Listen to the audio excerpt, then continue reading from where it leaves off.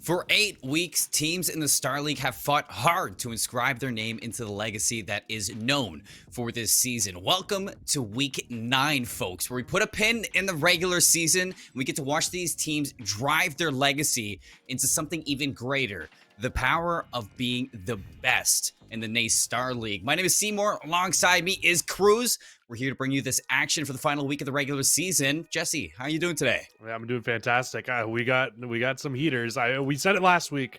We said if you enjoyed last week and you enjoyed all the implications of the matches and all the little things that could happen, you're gonna really enjoy this. We got some great matches coming up tonight.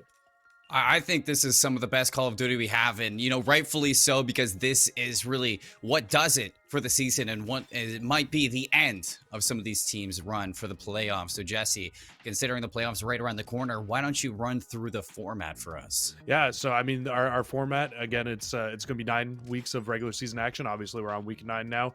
At the end of 9 weeks, it's going to be the top 3 teams from every single conference will then make it in towards a conference play-in, and where the 3rd seed will play the second seed, and then the winner of that match will then go on to play the 1st seed. Winner of that match will then qualify for an 18 bracket. There's only 6 divisions, though, so with only 6 divisions, you're like, why is there only 6 teams in an 18 bracket? 2 teams will then get invited into either our last teams in that 18 bracket. So, like, if you get a close game 5 and you're playing and you're playing the 1 seed and you end up losing, you still have a chance to make those playoffs.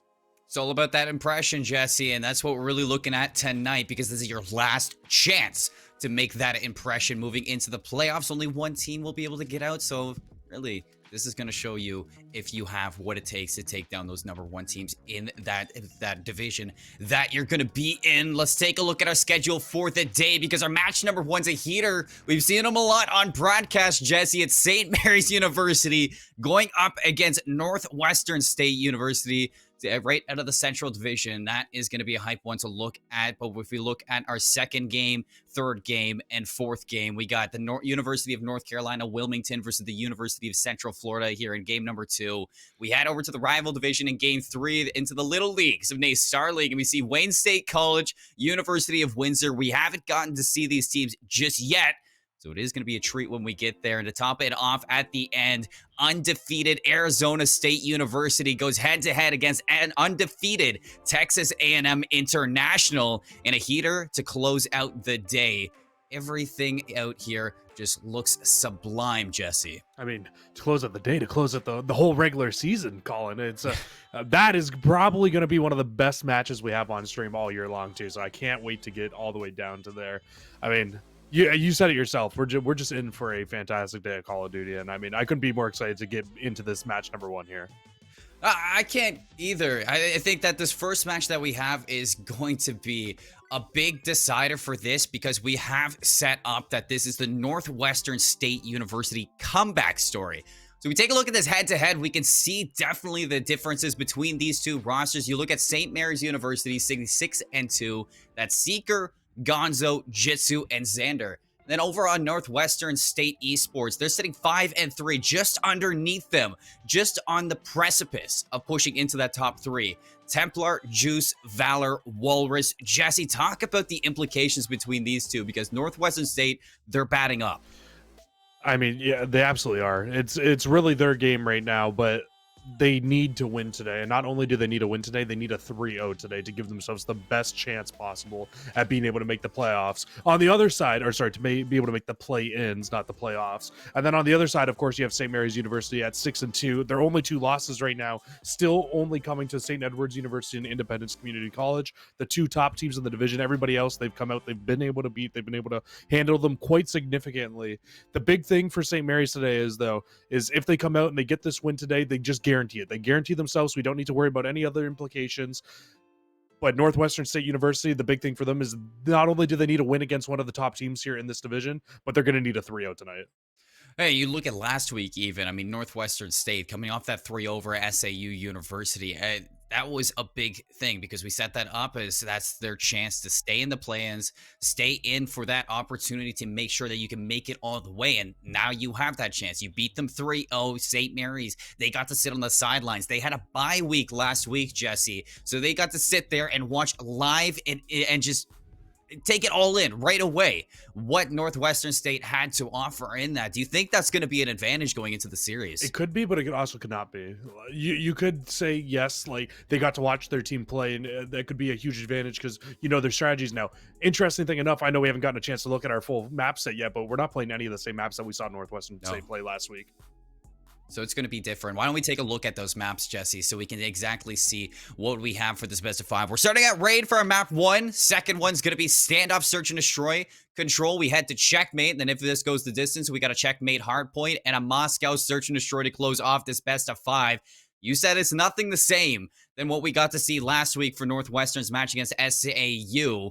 Well, talk to me about this map setup. What do you think's the favors going into this? So my apologies, a little bit of a correction. The last 2 maps are still the same as what we saw last week, but Northwestern State obviously didn't end up playing those 2 maps because of the 3-0. So those are the only 2 maps that come through that are still the same. But like you said, we start off with that raid hard point. It's going to be one of those maps where it's going to be very fast hitting. You need to make sure that both these teams are going to be needing to make sure they come out with a map 1 victory here to kind of just set the pace. But I think even more so for the likes of Northwestern State, they need to make sure their hard points are really on pace right now because St. Mary's, they're one of the best S&D teams in this division right now. They only lost 2 S&Ds throughout the entire season so far, and that was to both the 2 top teams still. So it's going to be very tough to take a search and destroy off them. That's why this respawn really needs to be the point of attack for this Northwestern State team. I think both respawns are going to be good because if that's the implication, you don't want to go to a game 5 if you're Northwestern. You need to close that out in at least 4 because if you go to Moscow Search and Destroy, I mean, even last week, I know it's a different game mode, but in that map number 1, Moscow hardpoint that we saw from Northwestern, it was Juice, a team streak coming out of the artillery barrage that not only takes him off the map going into the last hill fountain, but also takes a teammate off of that, really making it a dash to the last end. So if you're going up against a team like St. Mary's University, Northwestern, they need to make sure this isn't sloppy. They need to come out pulling all stops into this game 1 because not only is it going to be a hard search and destroy, but St. Mary's, they're an aggressive respawn team as well. St. Mary's is a very good respawn team. That's why we're saying that it's going to be very important for Northwestern to come out and take them, just knowing how good their search and destroy is as well. This could very well end up being a 3-0 for St. Mary's, and especially looking at how St. Mary's has faced off across any other teams that haven't been within those top 2 that they've played so far. They really have come out and 3-0'd pretty much everybody else. So we could end up seeing much more of the same today, but I don't think so. I think Northwestern State, they're going to put up more of a fight. They know what the implications are today. Well, enough chit-chat. Let's check it out. Last week of the regular season starts now with raid hardpoint. St. Mary's on the blue side, Northwestern on the orange side. Let's head to these Hollywood Hills and see exactly what we have. As soon as the action ends, it's all blue in the kill feed. St. Mary's are going to walk out with the starting, but you look at Northwestern, they're on the preferred side. That's a crazy break off. I mean, Northwestern, they looked like they had it all under control, and then Gonzo comes through and pops the 3-piece and gets right into the backside of Laundry, and he's just going to be a menace to deal with back here. And they're actually going to flip these spawns out as well for the time being. I'm not sure if the player number 7 is able to push far enough forward, and yeah, he was, to actually be able to break those spawns up. So it's really going to be up to Gonzo on 6 in the back to really try to hold down these spawns for his team and try to find some streaks. He's not going to be able to find those though either. So I mean, with the new rotation going towards this new hill, it's really going to be anybody's game to play for right now. In the front, Jitsu finds 2 in the kitchen. Through the back line, it's Seeker to close this out, but Walrus comes out with that one-on-one. Jitsu's going to close it out, but the damage has been done. You see St. Mary's now spawning up inside Laundry. Jitsu alone in the kitchen, waiting for the reinforcements on Northwestern. On the retake, through that window, it's going to be Templar. Valor in the back, pinch, set up. All 3 players, they find the collapse, and they clear out St. Mary's. It's a perfect break. One they absolutely need off the rib too, with how St. Mary's, how good they were off that break off there. They got, what, 25 off that first hill? They only end up getting 6 before getting broken there on the second hill, but they're going to try to break once again here from the back, but it just looks like everybody right now on the likes of Northwestern, they are completely ready. And you can see St. Mary's, they know with only 23 seconds left, there's no chance they're taking another shot at this hill. It's a lot of time and a chance that St. Mary's might have thrown away. Juice is going to get caught on this rotation by Seeker, taking that contact position. Not ready for Walrus, however. So it is still this forward position from Walrus to maybe block these spawns. He walks away with 2, and how is that going to affect the likes of St. Mary's? In fact, number 3, Jitsu, spawns all the way back in the kitchen. So now you're looking at St. Mary's, these last 2 players inside the hill to turn up big. Already Juice finding another one out in the AC. You look at these blue arrows, they are scavenging in a hurry to find this one. In comes the break from Northwestern, stopped at the front line. 3 kills for St. Mary's, all blue in the feed. And Seeker off to an uncharacteristically bad start here so far at 3-7. Look for him to turn it around as this map goes across. I mean, he's been one of the best SMGs in the league for this entire college season so far here. So I would expect we see him turn it around. I think he started off 2-7, so I mean, already on another 2 streak here, and he's already turning it back up. It's exactly what you like to see from the captain on St. Mary's. Nice little movement there. Hits the deck and finds 4 in a row now. Make it 5. Seeker playing for Shrieks. He's made his way all the way through that wheelbarrow. Might be able to catch Walrus here. Has the Craig in hand. Ooh, poor timing. Valor, however, on brink for 6. Laying down in the side. Not able to catch him off guard. 6 in a row now. 1 more. We give him that Shriek. Juice shuts it down. Big kill out of Juice in the back line. Now you look at those orange arrows looking to collapse from Northwestern. Walrus, with the help of Juice, they're going to take down Jitsu. 1 player left, but Gonzo, he sneaks in behind. He's going to be able to find this cutoff. Allows Xander to have a little bit easier time on that front line. Walks away with Walrus, hides inside that corner, but however, Northwestern, they still find that break. Not over just yet because St. Mary's, into the possession, it's Jitsu. Hiding behind those basketballs, hops up. Valor very low. The team shots come through. 4 in a row for St. Mary's. They break in like it's nothing. Northwestern only being down 30 points right now is honestly huge for a couple of reasons. I mean, one, they can bring this game right back into their favor at any point in time, but also they have shut down streaks on St. Mary's side 3 different times. Gonzo started the game 6-0 after falling 4 times in a row. He then goes on a 5 streak, gets shut down again, and they also shut down the 6 streak of Seeker as well. So doing a great job of, you know, a couple individual plays coming in, but not allowing it to get out of control and really keeping this game within reach right now for Northwestern. Exactly. 1 good hill, Jesse. That could be the making.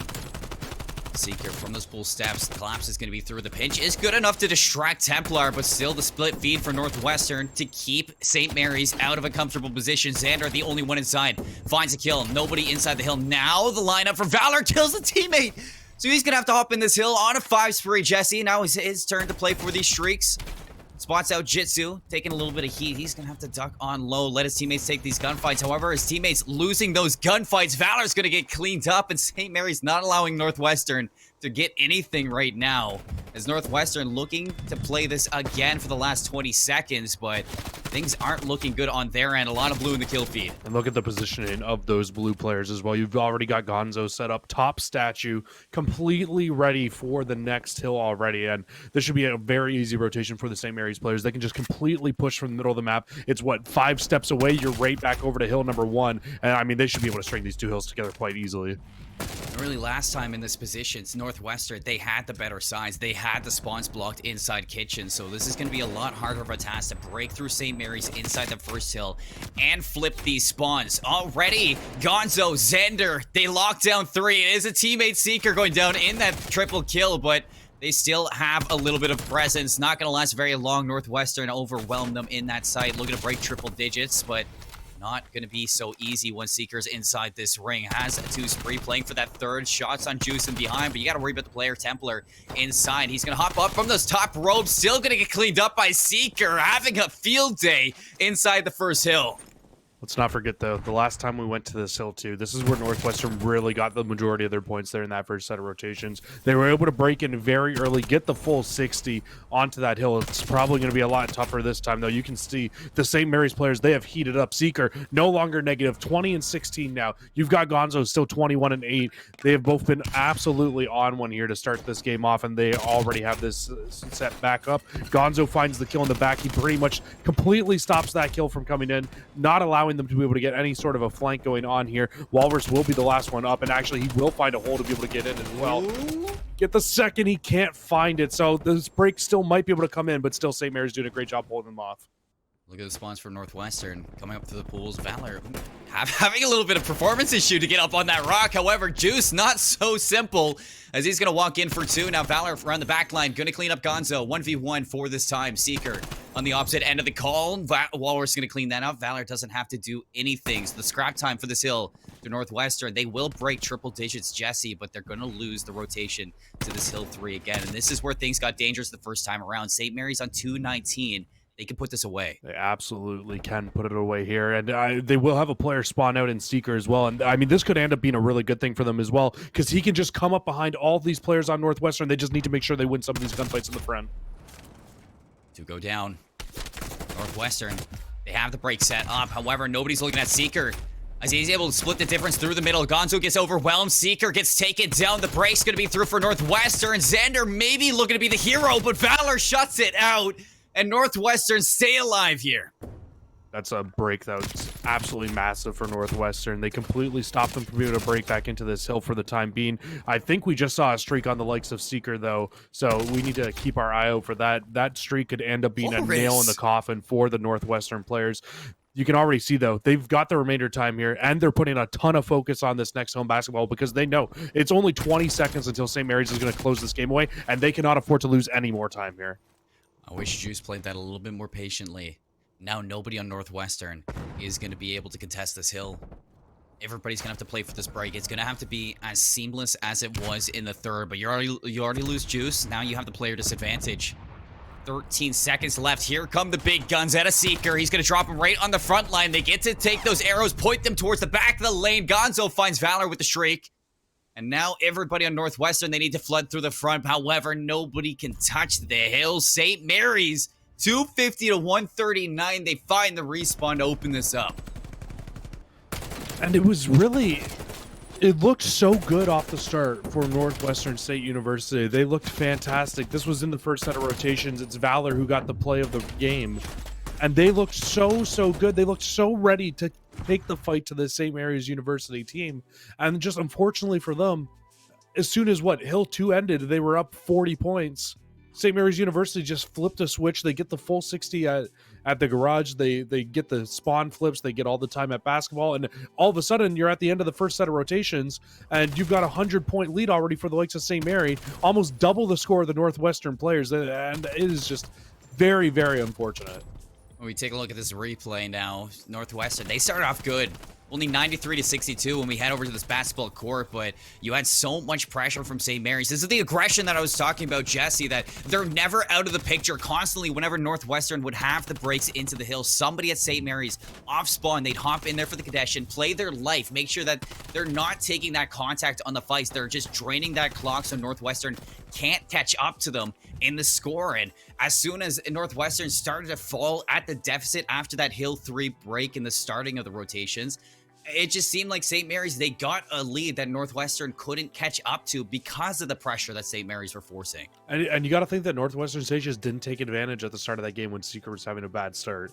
I feel like if you have a player to his caliber playing as rough as he did and having as rough of a start as he had in that map, you need to be up 80 points at the start of that game. You need to be building as much as you can to really give yourselves a good chance. And you got to also answer back with the fact that Gonzo really did give St. Mary's a good chance to really stay in that game off the start. He had, besides the bad start from St. Mary's, he had a 6-0 start to start that game and really kind of slowed down the Northwestern players. So you got to think maybe without that, Northwestern probably could have had a little bit bigger of a lead, but I don't think it mattered in that case. And if they found streaks earlier on, you got to think that St. Mary's probably could have put that game away even earlier on, and they were just never able to find those streaks. All right, Seeker representing the LATAM community for Call of Duty here for St. Mary's University, and he has shown so much growth already with this team. We saw him in the interview a couple weeks ago, Jesse, and he had the board up. You know he's done his studies for Northwestern State. So going into this now, you lose that win condition. You lose your map 1 out of Northwestern State.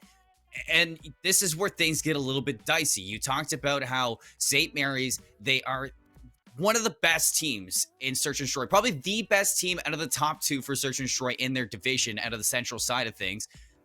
What does Northwestern State really need to match them with now heading into the standoff search? I mean, that's a great question. I think Northwestern State, to really be able to answer back to St. Mary's, I think they need to kind of pull a book or pull a move from the likes of the St. Mary's players. And I hope that they went back with how much we've had St. Mary's on stream and did some looking back at St. Mary VODs and seeing how these players like to play Search and Destroy so that Northwestern State can really come out and give themselves the best chance to be able to win this map. Well, standoff. It's our map number 2. We head over to the farmlands to exactly see how the search will go. One of the best teams in the division now. St. Mary's stopped in round 1. Xander's all alone. And you see, the hunt is on to catch their prey. Northwestern, we hop right into the action and we get to see them slay out the first round. Northwestern State just came out and said, we don't care that we lost map number 1. We're going to come out and we're going to drop all 4 bodies here at map number 2. Almost a clean round. I do believe that Templar fell right at the very end, but almost a flawless round there for themselves. Can't really complain about that. He was, what, 1 bullet away from a flawless round at the end of there. But, I mean, that's exactly the start you need there from Northwestern State. Give themselves a little bit of confidence, be able to, bring the fight to these St. Mary's players. But now we'll get St. Mary's. We'll see their Search and Destroy offense here for themselves. We'll see what they decide to do with this bomb in round number 1. It looks like it's going to be a very favored A-hit. And only 2 players right here right now for the likes of the Northwestern players. And that first bullet to Gonzo is huge. Walrus finds 1. Slides to the right. Seeker dives in. He's going to find the kill. The trade on out gives up the site for a plant now. You see the remaining orange arrows are going to be circling outside of this A and B site. Valor evens us up in a 2v2, and this bomb's going to be planted by Seeker. However, it's in the open. If somebody peeked, they could find it. Nobody's going to give him that option. So in this 2v2, it's all up to this retake now to take this kill. Templar finds 1. Gonzo alone behind that. He's going to even us up now. 1v1 against the 2. Templar knows exactly where Gonzo is. He gets the slide out. So he's going to play the advantageous position of knowing that bomb's planted for this outside take.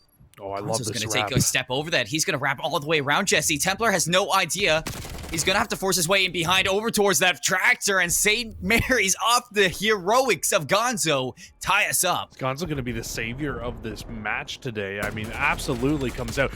You heard me go, in the middle of that round. I just want to know what the heck Xander was doing in that round there. There is no reason you're getting bombed down on the A side. If I am Seeker and I'm those St. Mary's players, I'm yelling at Xander at that play. I'm like, what are we doing? Why are we throwing rounds out here? But they end up closing the round out off, like you said, some heroics from Gonzo. They'll be able to close that out, but definitely way closer than it had to be. They could have just had an easy 3v2 on site. And speaking of Gonzo, heroics in the last round, this round he's going to be first blooded.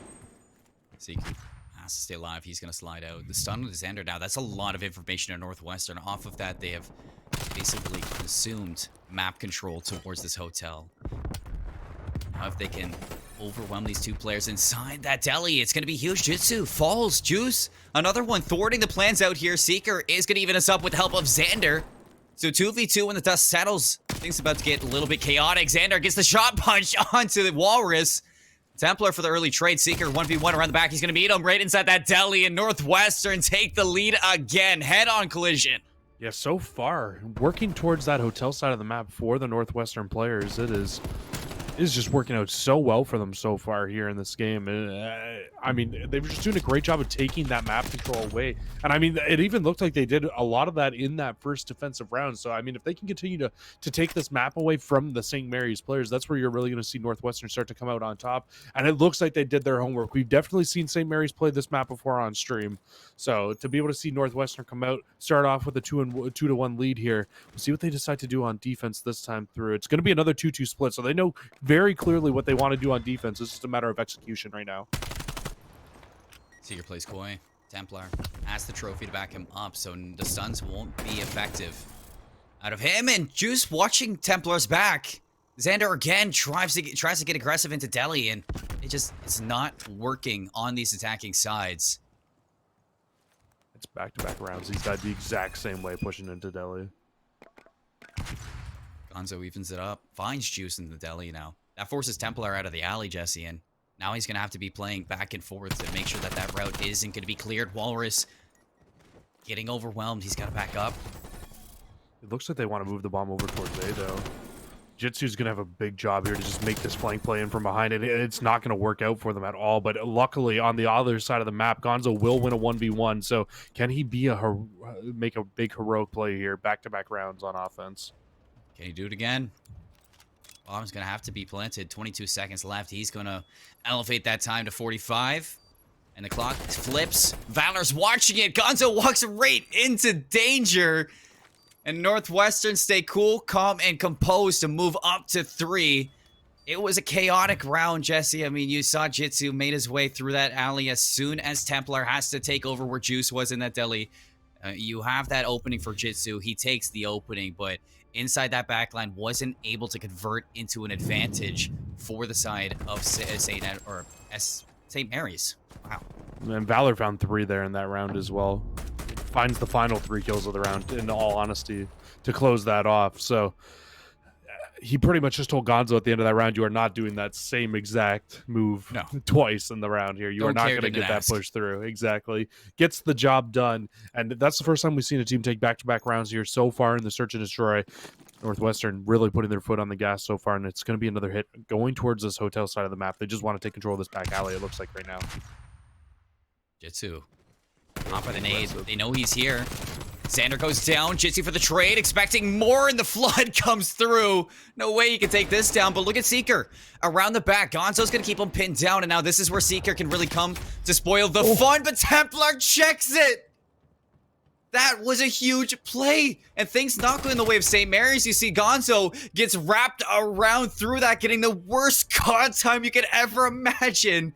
Northwestern 4-1.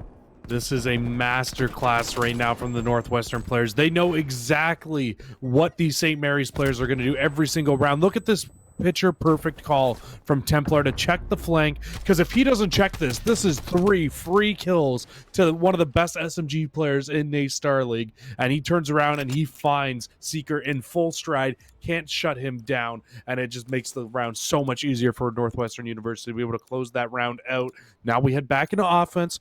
Back to St. Mary's University here. We'll see what they decide to do on offense. The A hit did not work for them on the last round. They've seen Xander throw his life away twice into Deli. We'll see what they decide to do this time. It's going right back over to A, and Walrus tagged him very early, trying to get away, but a nade from over the top from Valor will be able to help them completely shut down that site. St. Mary's still in it, but look at Templar. He wraps through Brown. He's got that backline pinned. Gonzo in the corner trying to stay alive. Walks out with the kill.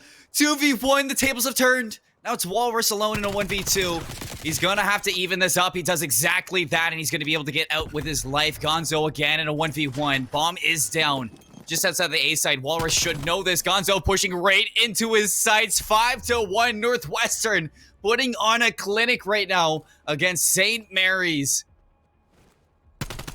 I just feel like an idiot now. I mean, we said that they needed to come out and they needed to win this. So the respawns to have a chance here because of how good St. Mary's have looked at S&D. But this does not look like the same St. Mary's that we have seen in Search and Destroy all season long.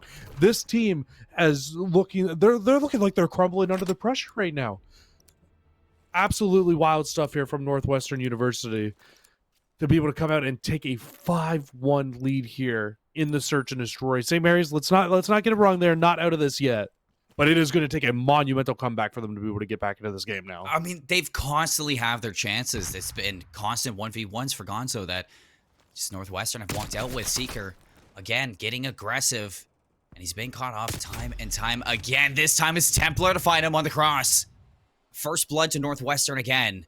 Look at the reaction. It's Gonzo into the back line. Look at it, even us up. Finds Juice. Now can he stay alive? That's the big question. The whole thing is that Xander is going to get pressured out into the back line, and Valor's going to find Gonzo on that tank, so it's all up to Jitsu to keep his team inside standoff. He's got to take this one-on-one against Walrus first. He does exactly that and avoids the nade. Only 11 HP to his name. He needs to try to just stay alive for a little bit longer. He didn't have the regen come in, so he was still one-shot forever in that round. And we're going to see an easy Northwestern State University game win here. I mean, it was 1-1. It felt like maybe 3 minutes ago. Those were some of the fastest rounds of Search and Destroy I'd ever felt like. And I that mean, was uncalled for. Who could have called that? Obviously not us. I mean, St. Mary's 7-2 in Search and Destroy walking into that. Now 7-3 at the hands of Northwestern, giving them an absolute whooping on standoff Search and Destroy. 6-1. Holy, I mean, if we look at these replays, a lot of it came down to the ice that we were seeing out of Northwestern too. I mean, these 1v1s just constantly going into the way of Northwestern with some pretty unlucky timing for St. Mary's. I mean, even that Seeker 1v1 at the end there, just that head-on collision, not expected to be so early. Valor here turns up big with a 1v3, making the proper play, expecting Gonzo to play that post plant towards their own side. And I think that Northwestern, they must have done their homework against this squad because they came out and picked apart one of the best maps that we've seen St. Mary's on. Yeah, it absolutely was kind of like we were saying in the middle of that game, but just a masterclass from Northwestern State on that hard point, or on that Search and Destroy there, I should say. I mean, it's just one of those things where if you're St. Mary's now, you need to just kind of forget about that map and just shrug it off, go into the next one. You got bested. It happens. Checkmate control should be your next focus now if you're St. Mary's University, because for them to be able to take this series, they still need to put their full focus on this. You don't want to have a three-way tie end up being what ends up happening at the end of this, because yes, we said Northwestern State University needs to win this by 3-0 for them to have a chance to make it in, but we don't know that for 100%. There's still a ton of different implications, a ton of different tiebreaker implications that could end up knocking St. Mary's out of being able to take this final spot. We don't know for sure 100% here, and with that map win coming in from Northwestern State, the only thing that we know for certain is if St. Mary's wins, they will get that final spot. That's the only way. There's no questions. That's when things get interesting now, because we were looking at this like a pretty easy series for St. Mary's University, that they were going to walk away with this win over Northwestern State. Looks like they got to fight for it. Checkmate control is going to be on the radar, a map that we don't usually get to see come in this third game mode for a Cold War, especially towards the end of the season. Haven't seen too much Checkmate. I mean, Jesse, what are some of the highlights into this map we could talk about when we get in there? I know it's big in spawn traps. It's big for the defending team, but I think this is going to be a hard time for St. Mary's now moving into it. Let's take a look at Checkmate. Let's take a look at this control map. Let's see exactly if St. Mary's can take back their lead. I'm definitely with you. I think this could be a tough map for St. Mary's as well, because I mean, the way I look at St. Mary's is they are more of an SMG heavy team. They do very well on those maps like Raid and your garrisons, and I think that's why we end up seeing this map end up coming through here from the Northwestern players. This is a map that they're going to feel a little bit more comfortable on. They have a little bit better ARs. They know that they can take the fight to the St. Mary players at these long-range engagements, and this is where they really want to take their chance of being able to come on top, and that's a huge kill from Walrus just to be able to find one on the hill, and now they can put their full pressure on Gonzo in the back. They will find a couple kills, though. If you're St. Mary's, you can keep the pressure on the A. This should at least be one zone in progress. Look at player number 7 in the back, takes a long way around through yellow. Seeker is going to take down that one player, but now Valor in the back line has a chance to strike. He's going to find Gonzo on this hill. Jitsu all alone. The slow progression at A might be a little bit costly. Jitsu being forced into Valor's gunfight now, and that is a perfect break from Northwestern.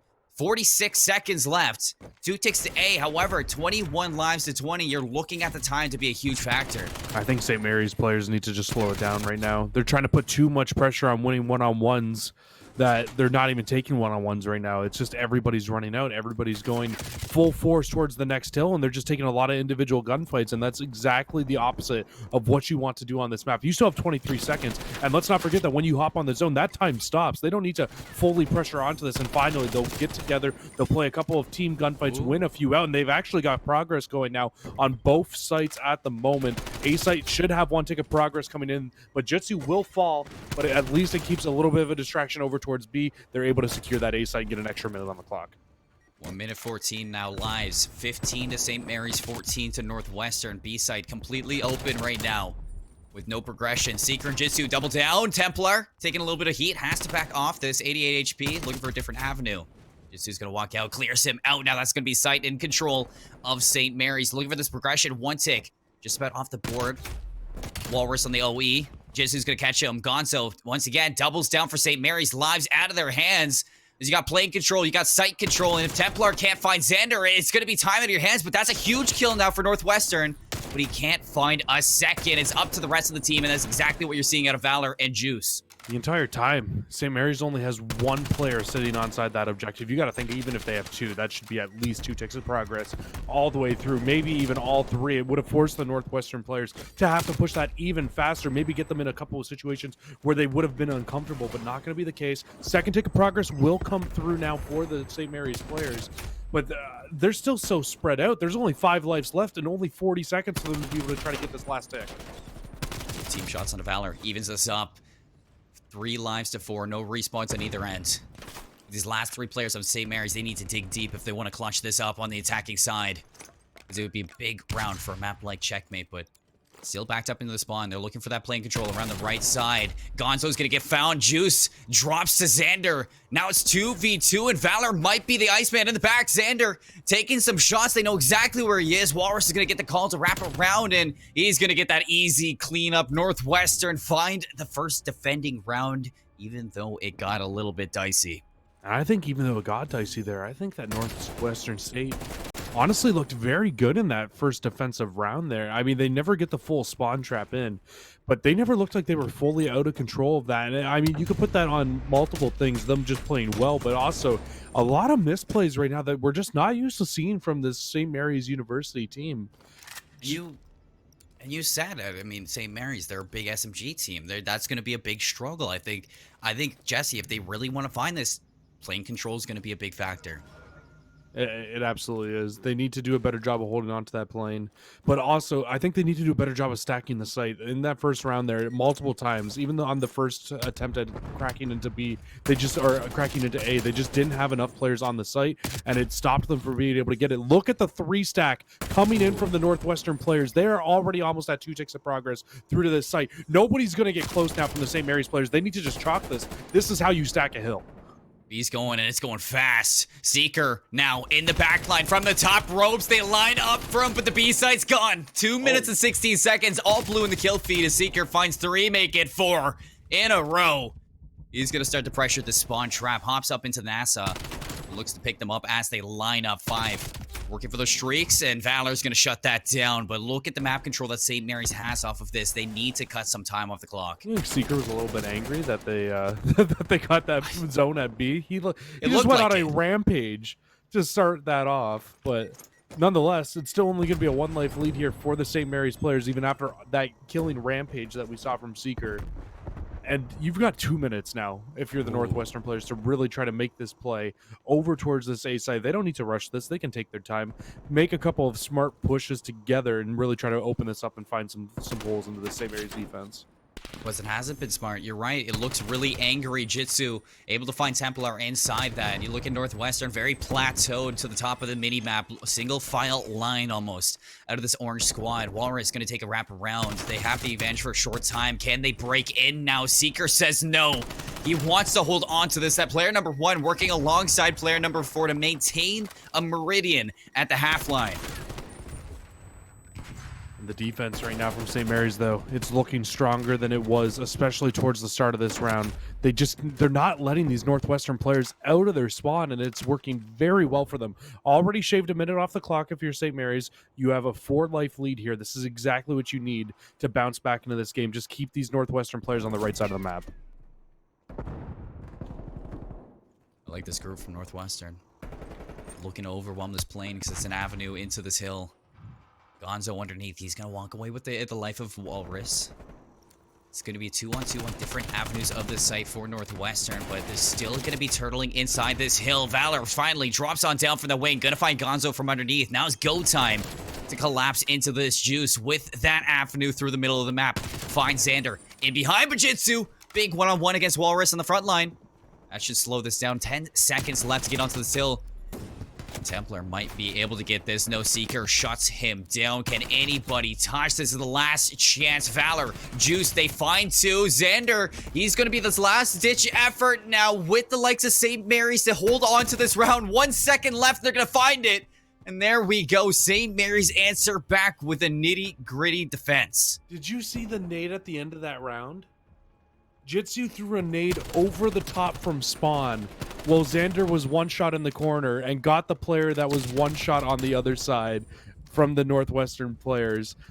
If he challenges that, he probably gets the kill onto Xander and is able to push through and get a little bit of more map positioning. But the nade over the top from Jitsu helps close that round out from the St. Mary's players. Sometimes it's all it takes, one nade, to be able to close things out like that. Just having crazy stuff coming through there from the first defensive rounds. And these are two very, very close defensive rounds that we've had so far here in this game. And the St. Mary's players, they're looking to have a better offense here. And they're already putting more focus on this play than we saw in that round number 1. 3v2. Right in the passenger seat. Seeker finds Templar. The crossfire from Juice actually is going to catch Templar on the cross, but still going half and half. St. Mary's have that life advantage to get onto the site, stop that clock.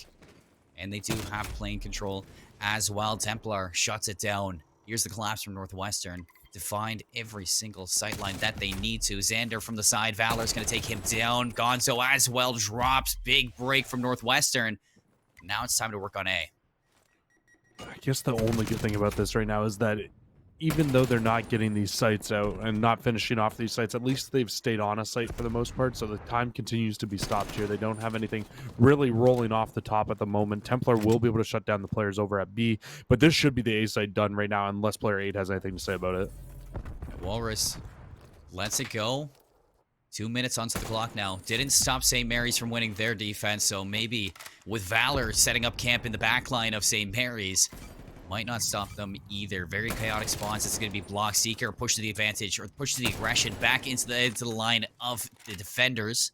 You see St. Mary's yet to get on the B side, looking to just clear out these openings now. Make sure that they can maintain this map control and keep Northwestern spawning on the defense. Valor keeps him in it with Templar. 20 lives to 19, Jesse, just as even as that first round. I think arguably, too, St. Mary's has an even harder job here because they need to get this B site as the second site. It's very, very tough to be able to break into this site, to be able to get onto the B site and stop the players from spawning up because the spawns are so close. That's why you saw Seeker trying to put the focus on through the northwestern side of the map, trying to just split those spawns up, send them in different directions, because once you come off spawn, it's literally 10-15 steps and you're already back inside the hill for these Northwestern players. Xander will finally be able to get inside the site now. Ooh. But it's just a massacre from these Northwestern players. They have every angle watched. They're doing an absolute dreadful job at taking Valor down in the backline. Constantly, player number 7 is back in the spawn of St. Mary's, and you need to start dedicating some players to take him down, and that's really what is thwarting you. As soon as he comes through, he's gonna find 1, maybe even 2 to shut down this attack. But they've gotten rid of Valor now. Northwestern has almost double the lives of St. Mary. It's gonna be a clean 4 down that St. Mary's need just to take this B site, and hasn't looked so clean just yet. Seeker pushing to the back of the plane. Templar turns around, catches Seeker on the rotation. Now inside the plane, a little bit of cross in the night. Xander still going to clean him up. 2 go down, make it 3. Can you get on the site and stack it? As Valor now the only one in a position to really find a kill. Still a 3-life lead here for the Northwestern players. but one tick of progress will come through, and those kills are just going to make it that much harder now for Northwestern to be able to break back into this hill. And St. Mary's, I mean, they're doing it so far. The second tick of progress, it should come through. It absolutely does. Gonzo is still alive on that hill. Xander needs to help him. Xander needs to get down there. He's only sitting in this plane. He's allowing these players to rotate around. He only got 3 lives for St. Mary's. To the 4 of Northwestern again. Seeker's going to be found. 2v4. Jitsu makes the last rotation around. Is going to find Valor. 2v2 into the side. Can anybody touch? Juice is not going to get there in time. And St. Mary's, they find the attacking round from the objective. They steal the round away. Even with the man disadvantage, they just keep a player on that hill long enough. They keep ticking away and ticking away at this hill. And you got to think most of this goes on to Gonzo in this round. I can't remember a time where Gonzo was not on that hill trying to close that round out. And I mean, you got to think, if you are Northwestern State University and you're trying to make these playoffs and you end up missing, that could be a round you look back at and say, damn, we really threw that one away. This is the best control that we've had on stream in the NACE Starleague just yet. I mean, constantly, St. Mary's and Northwestern, neither of them want to give it up. You have St. Mary's who need to win this game, or this match, to get that play in. And Northwestern, they need to cleanly find a 3 wins inside this just to take down St. Mary's. They can't allow St. Mary's to even push this to a game 5. Oh, but that break off from St. Mary's, that is a disgusting break off. They find 4-1 kill for Northwestern there, and they already find themselves with a 3-man, making a 5-man life lead for themselves as this round continues on, and they have full plane control, and they are pushing into the spawn right now, these Northwestern players, just trying to put them in the dirt. Back and forth we go. Now, finding this attacking round is definitely going to have the advantage because that's the tough part about checkmate control. You can see Gonzo in the most comfortable position we've seen a player for St. Mary's. He's going to find Juice in the exit. Doubles down on Valor. 3 in a row for St. Mary's. And again, Northwestern sent packing. It's Templar. Now, if he can find Gonzo, then they'd have an exit strategy. But caught with the nade in hand, and Jitsu's going to clean him up. They're in the blender. Absolutely having the hardest time of their lives getting out of this. And I mean, if you've ever played League play or any Call of Duty competition in Cold War, you know how tough this spawn trap is to break out of. But they find a way. Northwestern, they have such minimal lives. They will get onto this A site for the time being, and Juice will stop the clock, at least for the smallest bit of time here. It almost feels like a do or die right now from Northwestern to find this control, to have a lead going into this hard point. Juice still staying alive. They have 2 players in for the progression. Jitsu's gonna find Juice. Only 1 player left. Here come the streaks, Jesse, and Gonzo finds 2 with them. There she goes. 7 seconds left, and you might say when the going gets tough, St. Mary's, they get going. Map number 3, checkmate control, is gonna finish in a 3-1 fashion from St. Mary's picking up that attack to them dominating the next defense. To take a look at Gonzo here in the last chance, I mean, this is really where things got tough. As soon as they got 3 down, they could take all the map control that they wanted. With how close that checkmate was, you know that if this was a matchup that was on land, you would have had both teams standing up. Maybe not NSU at the end of that map, but St. Mary's would have been standing up in their faces, screaming at the Northwestern players. Crazy checkmate control. I mean, what the first 3 rounds came down to 1 to 2 kills right at the very end of them, and that last round was a little bit of a blowout for St. Mary's, but that's in cooperation with them finally being able to take an offense there in the second attempt. I mean, just a crazy round. St. Mary's looked fantastic though in that control. You have to really think about that round number 3 that we had. It was a 2v4 for St. Mary's. A 2v4 in control. We don't normally ever get to see a team clutch up like that. We got to see it firsthand at St. Mary's, and coming out with that, they now lead this series 2-1. 1 map win would guarantee St. Mary's for that 3rd place spot for play-ins. We're going to cut to a break, and when we come back, we have Hardpoint just for you.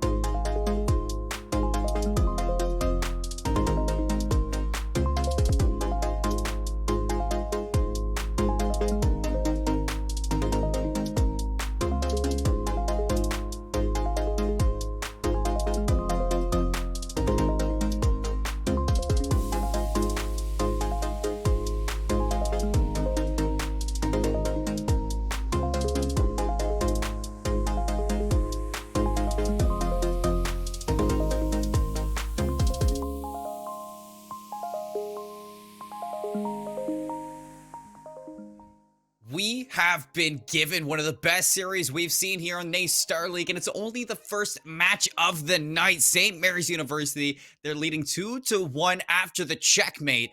We're heading back to checkmate hardpoint this time. Jesse, this is where things get spicy. Yeah, and this is another one of those chances now for Northwestern State. We said they need to win their respawns today. They come out, they win a search and destroy. I mean, who could have guessed that?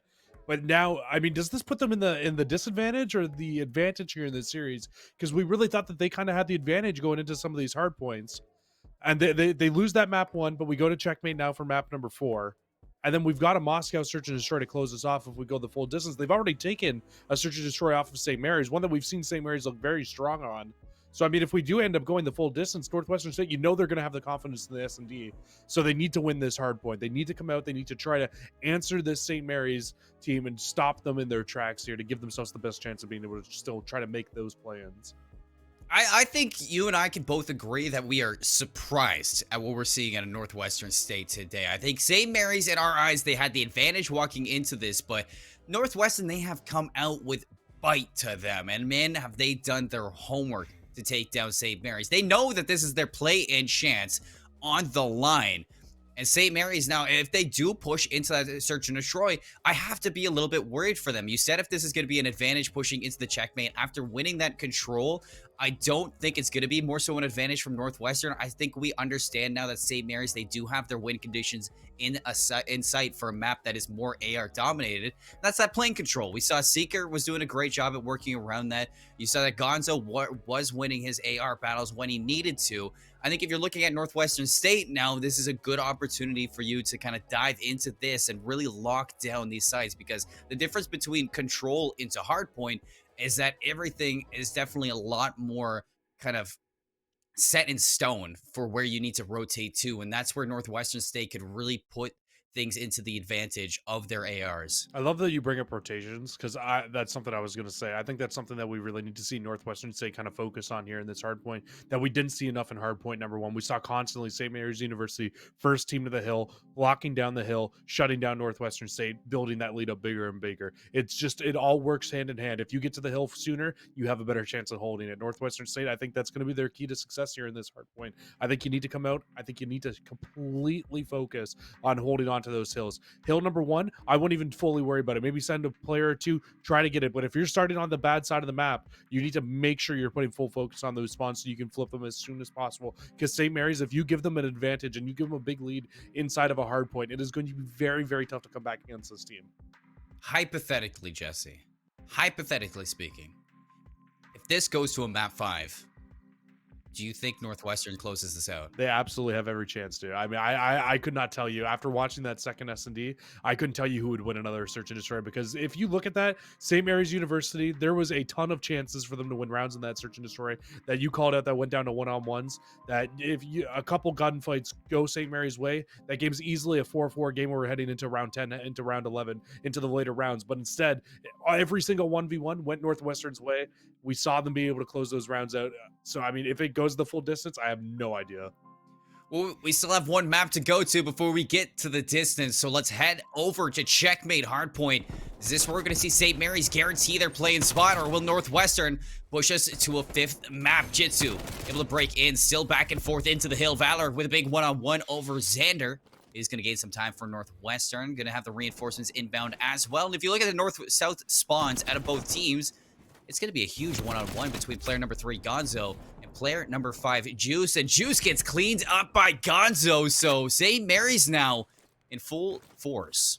And not only in full control of this hill number 1, but also look at the spawns. Look at where these players on the Northwestern side are spawning. I know the little lock's not up at the top right side of the screen now, but it will pop up there right now. That's where our next hard point goes to. And St. Mary's, they are in full control of that side of the map at the moment.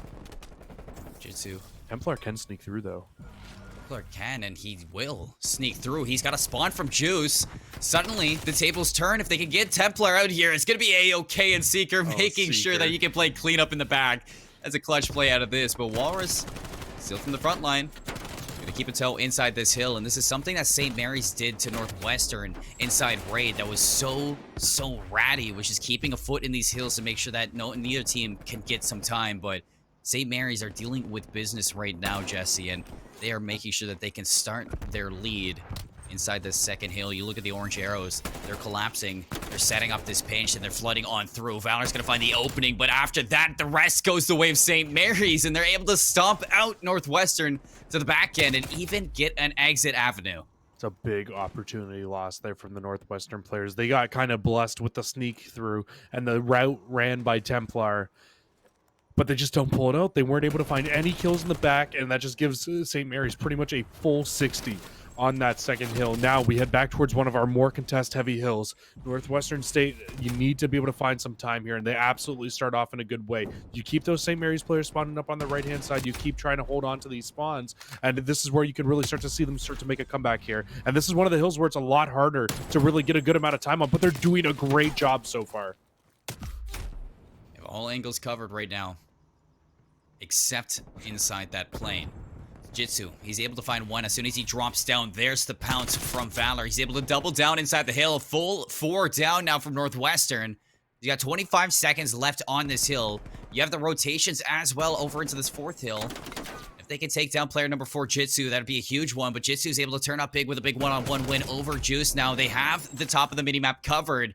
They just need to focus on maintaining this collision, this crash course into the back line. It's Walrus against Jitsu. A 1v1 against Gonzo. But Gonzo's found his way around Jesse, and he's making sure that Northwestern just can't comfortably set up. This is big plays out of St. Mary's. I don't know how St. Mary's found those routes. With 10 seconds left to go in the last hill, it looked like Northwestern were going to be in a great spot to get a good amount of time here on this hill. But no, St. Mary's players, they find the routes. They sneak their way through, and they're able to get into this hill. And now it's putting Northwestern back on the back foot. They need to find a way to break past these players. But everybody on St. Mary's, they're set up in powerful positions. It's going to be very, very tough to break into this hill. Here comes Templar, but Gonzo's got something to say. He's 5 in a row before he gets shut down. St. Mary's keeping their lead, and they are keeping an edge over the Northwestern Sword. You got player number 2, Xander, set up to play Ikoi. So these players rotating out, and he can really stomp the fun out of here. However, you see Northwestern, Valor putting some shots down on Gonzo, and he's going to keep him hot on his foot. The nade's going to land. However, Valor not going for the kill. He's going to push the backline right into the pool of players that are waiting for him. I really thought St. Mary's had a great chance there to rotate the 2 hills, but Northwestern, they do a really good job of just kind of breaking out of that little spawn trap that they were going to be in the back. They were spawning very far away from this hill, giving themselves a good chance now, though, to try to break in. But Seeker, of course it's Seeker again. He sits inside the hill. He contests it for at least a little bit of time, and it gives his team enough time to come off spawn, get back inside the hill, and continue to at least contest and give no points to the way of Northwestern. You imagine this is so frustrating. A little bit of last-ditch effort out of Templar and stopped at the gates. It's Jitsu, Gonzo, Xander save their name. It's St. Mary's looking for that play-in spot, Jesse. 22 seconds of scrap time. They have it locked tight inside that hill number 5, and look at the mini-map. They're even looking to flip these spawns over for the next rotation. It just feels like every time we see a team fight where it's just trades going down constantly, back and forth, it just feels like St. Mary's constantly just comes away with that one extra gunfight win to be able to close out the trades and be able to close out those big team fights, and that's where you're seeing this lead come in. Almost double the score again of the Northwestern players are St. Mary's at the end of the first set of hard points, and it is looking very similar to map number 1 right now. Yes, it is. Look at Seeker. He actually spawned out of here, so if he plays this right, he could get in very fast to contest this hill. Crosses right through the gates. Valor doesn't catch him in time. Still going to walk away with the kill, and the trade's going to favor Northwestern to lay their feet inside this first hill to start collecting this time. And now it's Xander on the flank getting that spawn out. He's going to work with Jitsu to clinch these players out. Last 24 seconds in good hands right now for St. Mary's. Northwestern, they need to start putting some pressure on the backline. They find Gonzo and Seeker, and now that might be the opening to flip these spawns. Juice turns around, finds Jitsu. Gonzo still gets the spawn up in the back. Still 2 players back there. He's going to stay alive, take down 1. Now Walrus maintaining this map control for Northwestern. This is going to be huge if they can overwhelm Seeker, and they do. Huge break from Northwestern. Now they can try to answer back with a full 60 of their own, and you have Valor in a very annoying position, but he really hasn't found anybody, though. He might just be catching the worst timing ever, because 3 players now have snuck through from St. Mary's. I don't know how he doesn't see any of them. Doesn't Gonzo, though. In behind, finds Walrus. You see St. Mary's set up right through yellow. Jitsu's gonna find Templar. One player left in the back line. Can Gonzo spot him? Is Valor somehow sneaking his way through?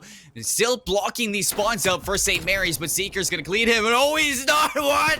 Valor almost finding a second one, but St. Mary's, they clean him up. They find him. Now they gotta take their arrows, point him to the front line because Walrus inside NASA. Still on that tail end. Seeker's gonna be able to clean him up. They know where Juice is. He goes down full force from St. Mary's. Full control for Hill 2. It was looking like a great situation for Northwestern State, but it just does not matter. St. Mary's University, they just keep putting this pressure on, and the new hill pops, and guess who's the first team around that new hill? Yes, they're in the top of it right now, but you know what they're doing. They're just trying to set up underneath. They're trying to get everybody set up in a position to give themselves a powerful chance to be able to get a good amount of time on this hill once again, and there you go. As soon as they need to jump into action, 2 kills going their way. Yes, they will find a few now if you're Northwestern State and be able to answer back, but St. Mary's was doing everything right in terms of setup there.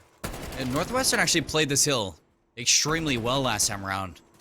They know where Jitsu is. They're going to have that information, but do they know that St. Mary's actually have been flipped out back to that hill number 2? Not going to matter inside this hill. It's still time contested. St. Mary's going to be working them in this kill factor. They need Valor now. He finds a nice double kill to get Northwestern back into this hill. You look at these orange arrows in comparison to the blue ones, and these last 2 hills, hill 4 and 5, can bring them right back into it. You just feel like you're one big hold away from Northwestern being right back into this game, right back to a tie game, and they just can't find it. There just seems to constantly be that little bit of contention needed from St. Mary's to either keep this clock moving or keep these Northwestern players out of the hill. But to go down, this is probably their best chance at a good hold that we've seen in quite a while for Northwestern. Top ropes, Valor finds one. Nice double down with Templar. Blue arrows still got playing control. Gonzo up top, looking for the pinch now with Jitsu. Able to find one before dropping, but the connection now in the flip, but Templar making sure Northwestern still have a chance at holding this down. Very minimal lead right now for St. Mary's. They've been able to cut this down extremely, but Xander comes out big with 2, maybe a third. No, Valor shuts him down. But scrap time still to St. Mary's. And this is scrap time that Northwestern cannot afford to give up. If you let St. Mary's get this time and walk away with it, that is going to be the masking that 200-point mark. But they don't. They find Seeker inside the hill. But look at this. It's the battle for hill number 5. Once again, you have the St. Mary's players set up inside of this little office area, this back alley. And Jitsu finding that kill, not only being able to just be the sneaky player back there, but find the kill opens so much up now for the St. Mary's players. But they will actually get a deep spawn out even with them contesting spawns in the back. How is Jitsu back here? Well, you know he gets the spawn, but nobody sees him. Valor is going to be questioning on how he hopped up that ladder, where he came from. Where'd you go, Cotton Eye Joe? Well, he's in the back line right now. Juice around the corner. Oh, almost finds Seeker. And now St. Mary's inside the hill with the last 30 seconds left. They can put themselves in striking distance of that play-in spot now. Gonzo looking to play that crossfire, but he's going to drop now. Valor inside this hill. It's the last 20 seconds.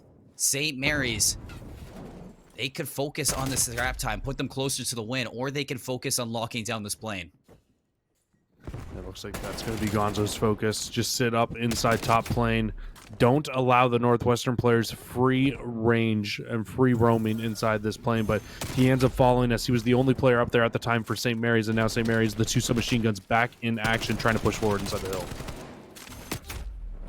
Xander, Templar, so many back and forth kills from Northwestern and St. Mary's. It's always those 2. Make sure that they're keeping the difference of each other. And constantly you tell me, Jesse, that this could be a money hill in the second time around for either team. You just need to find the proper rotations into it. But Northwestern, with their start getting broken almost seamlessly, Jitsu using the utility in the gunfight to his advantage. The break from St. Mary's, now they can put this away. They can win on this hill. They actually get the force of the spawn out as well, so they don't even need to focus on winning this hill here. They just need to contest the time and wait for the new hill to pop, if anything. But those 3 kills, 4 kills for Northwestern, it gives them a chance now. They can try to push forward this huge one-on-one in the middle of the crate. This could end up deciding the game right here. Jitsu's had his number all day. Goes for the punch, but Gonzo and Jitsu with that crossfire. St. Mary's may have just punched their ticket out. Last chance for Northwestern to touch into the hill and get a chance out. But Xander finds it. St. Mary's, they make their way into the second hill. They win map 4 of the series, and they guarantee themselves a spot in the play-ins for the Central Division. They do it again. Anybody outside the top 2 in their division, they have been able to take down in considerable fashion.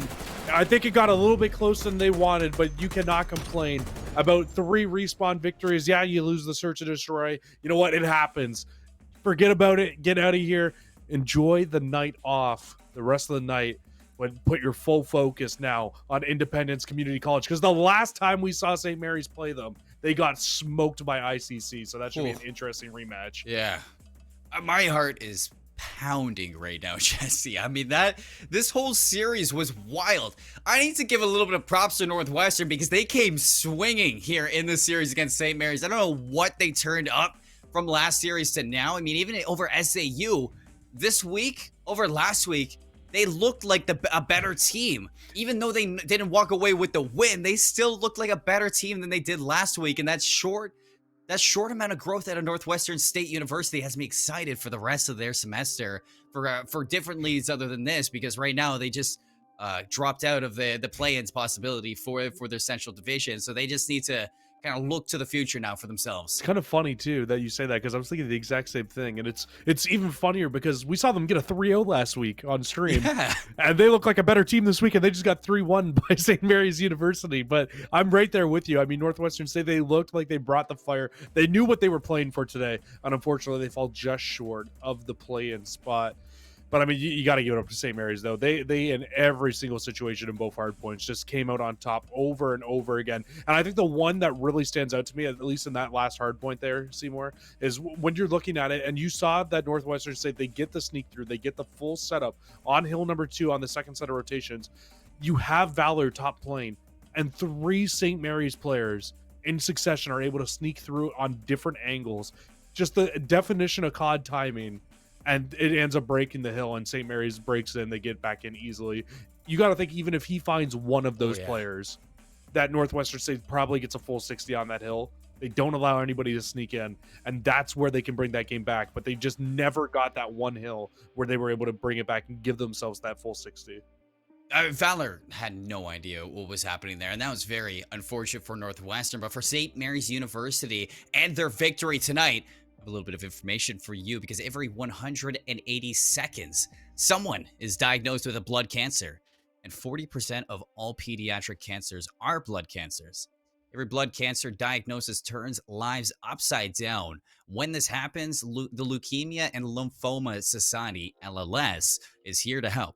Since 1949, LLS have invested more than $1.3 billion in research, pioneering many of today's most innovative approaches. They work tirelessly to find cures and ensure patients can access the life-saving treatments they need. When someone experiences the fear and uncertainty of a cancer diagnosis, LLS provides hope, compassion, education, and support. So just like LLS is making an impact in the cancer community, the LLS Hero of the Game represents the player who made the biggest impact in the match played. Whether it was a clutch play, a sacrifice, or provided strong leadership when it mattered most, today's LLS Hero of the Game, rightfully so, covering all bases, is going to be Seeker. So I want to welcome Seeker into the booth for the interview. Congratulations on the win tonight. You guys just secured yourselves a play-in spot. How you feeling? Feeling great. Buys are all-time high, and I told you, like, Game 4, I think it was, against UH, we're going to end the season 7-2, and we just achieved it, so pretty good. I mean, you did. You told us He did exactly tell us that. It's your fortune teller at this point, Seeker. Now, I'm going to start this off moving into this one. I mean, you guys had a bye week last week. You were able to watch Northwestern State play on stream. Was there anything you guys took out of that you carried over into the season, or were you starting from scratch?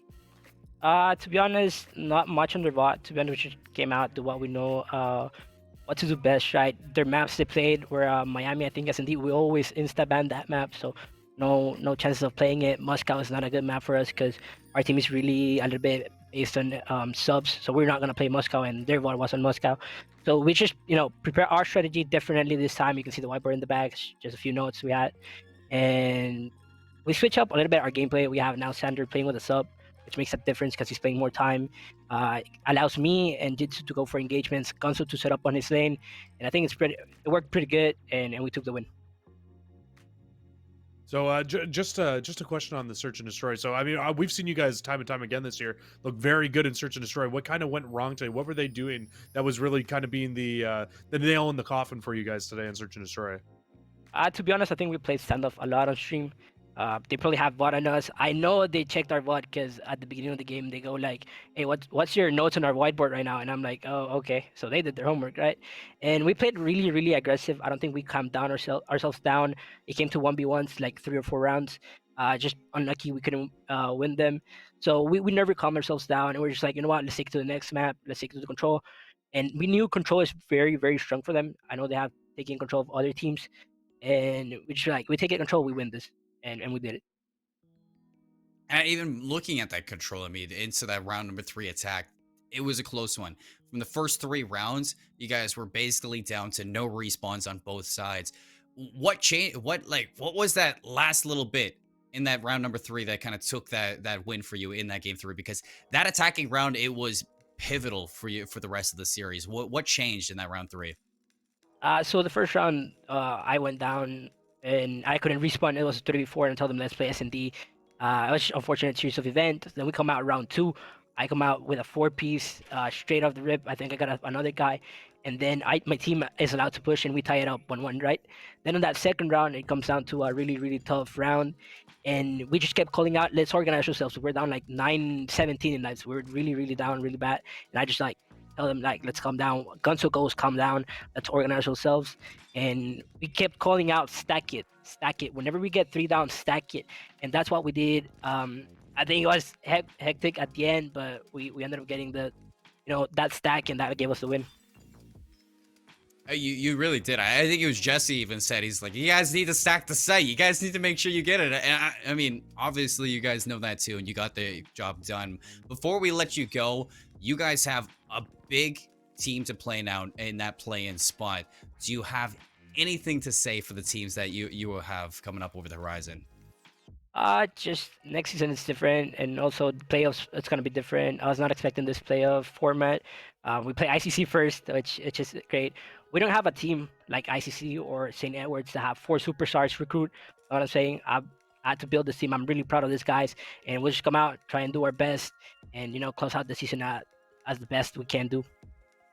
Oh, we're excited. I can't wait to see you guys. Yeah, I can't wait to see what happens in that game. But we're gonna let you go. Enjoy the win for tonight. Go plan out what you have for the play-ins. Celebrate that you guys got into the play-ins, because that is it's a great way to kind of go through this season now, and you guys definitely earned it. I love the growth out of you guys, Seeker. Thank you so much. Thanks so much, guys. And just real quick, shout out to my teammates and the program itself, and anybody that supports us. It's been amazing. All right, well, have a great night, Seeker. You did great. You too, guys. Have a great night. Jesse, match number 1 done. We have our first official play-in spot locked in for that 3rd place here for St. Mary's. I think that's gonna kind of wrap up the Central Division in all now with the 1, 2, 3 spots. So they know they're playing ICC next week. That's gonna be an interesting one. But I think what's interesting even more is, I mean, now both of those teams, if they win, they have to play St. Edwards University, and they're 24-1 in the division. Nobody wants to play St. Edwards University. Let's be honest. I mean, maybe ICC wants another crack at it, but I don't think anybody wants to play St. Edwards University. That team is just on another level. We've seen them in multiple collegiate tournaments so far this season, and I mean, they have just hit a different switch here in Cold War. Who knows? Vanguard might be different, but when it comes to Cold War, they definitely look like they might be the team to beat here in the NACE Starleague. Well, I mean, for you in general, I mean, we see St. Mary's today, and we talked to Seeker now. Is there anything that really shows to you that they've been changing, that they've been improving on, that like you can really highlight from the squad? I mean, it's tough, and he said it himself in that interview. There's a lot of star power on the next 2 teams that they have to go up against. And I mean, beating ICC is one thing, but then going up against St. Edwards is going to be a completely different thing. Both times they came up against those 2 teams, they kind of got knocked around. It was a very, very tough matchup either way for both their teams. So I think if you are St. Mary's University, I think the best thing that you can do right now is to play your game. You need to come out, you just play to your strengths and try to come away with the map wins. Because I mean, we say it all the time, but it really is any given day in Call of Duty. You can make upsets; they happen all the time. They just need to win 3 maps.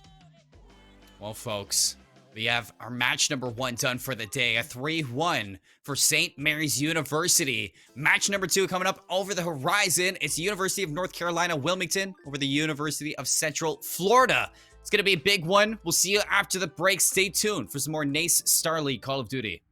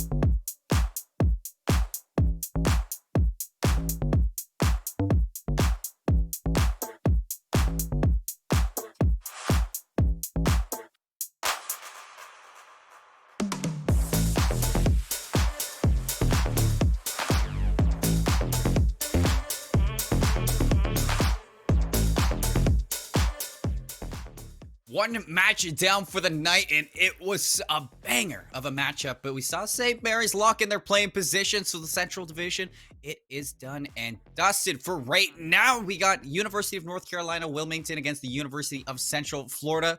My name is Seymour, and alongside me is Cruisin'.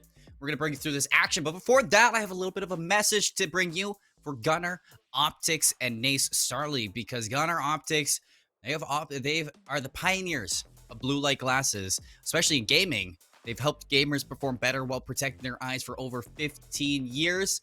Gunnar glasses, they offer improved performance and protection for all eyes, adults and youth, from the ages 18 to 12 and 4 to 8, so it covers all the bases that you could ever look at. And even if you don't like the tint that they do have, they have extra tints and they have options that you can look at: clear, amber, sun, amber max. So there's plenty of options to look at for Gunnar Optics on top of that. If you look at the Gunnar difference, I mean, Gunnar's unique patented lens technology also combats symptoms of digital eye strain, which helps improve your visual performance, which for most competitors, they just block out the blue light. So if you want that Gunnar Optics special, if you want the Gunnar Optic difference, you can improve your performance, Jesse. And I mean, if you look at the rest of that, digital eye strain is caused by staring at a digital device for too long, causes headaches, dry eyes, blurred visions, and even gritty eyes. If you look at all of that, blue light definitely hurts. So you look at blue light from digital screens, does not cause digital eye strain specifically, but it is scientifically proven to disrupt sleep patterns. The science equals that digital devices emit harmful artificial blue light that disrupts melatonin production, and in turn negatively affects the circadian rhythm, the body's natural sleep cycle. With poor sleep, we enter an endless cycle of headaches, poor cognitive performance, and memory loss. So if you look to fix all that, look for Gunnar Optics. It could be your option for gaming, Jesse. Now, beyond that, let's talk about this game. University of North Carolina Wilmington, University of Central Florida. You look at both of them, they have stellar records. Let's get into the nitty-gritty. Yeah, I mean, you said it the absolute best that you probably could there. I mean, both these teams have been fantastic all season long. Let's not get it wrong. You've got the number 1 seed going up against the number 3 seed right now in the division. I mean, this is probably one of the most stacked divisions in terms of you have 3 teams, 1 at 8-0, 2 teams at 7-1 right now. I think the big interesting thing when you look at these two teams, though, is University of North Carolina Wilmington. They're sitting at 10-1 right now in terms of just overall hardpoint record. When you're looking over at the University of Central Florida, they've only lost 1 map in general, so which was happened to be a hardpoint map. They're 8-1 in hardpoint, but everything else they're 8-0 and 8-0 in. So it's going to be a very tough matchup here for the University of North Carolina Wilmington to be able to come out on top. I think the only big thing that you can really compare these two teams on is their matchup when both teams took on the University of Tennessee Knoxville, and I mean, it was a 3-0 win for the likes of the University of Central Florida. Whereas when you look at the other side of the University of North Carolina Wilmington, it was a 3-0 loss. So. Definitely some things to take away from that. You can definitely tell that University of Central Florida could be the favorites coming into this one. But I mean, I don't think you can ever count out this UNC Wilmington team. Oh, you can never count them out. I think something that I talked about off the top of the show, Jesse, that really applies to these two teams is that this could possibly be the rematch when you're looking at the playoff spot out of their division, out of the Southeast Division. So if University of North Carolina Wilmington can really show a strong advantage against University of Central Florida today, I think it's going to lay a good impression moving into those play-ins. But I think this is going to be very telling of the series, and I think University of North Carolina Wilmington really have more to show than Central Florida. Yeah, and it's tough too, because as much as we're building this up to be a big match where we're saying University of Central Florida can get knocked down and out of that top spot, I really don't know if it's possible looking at overall map counts.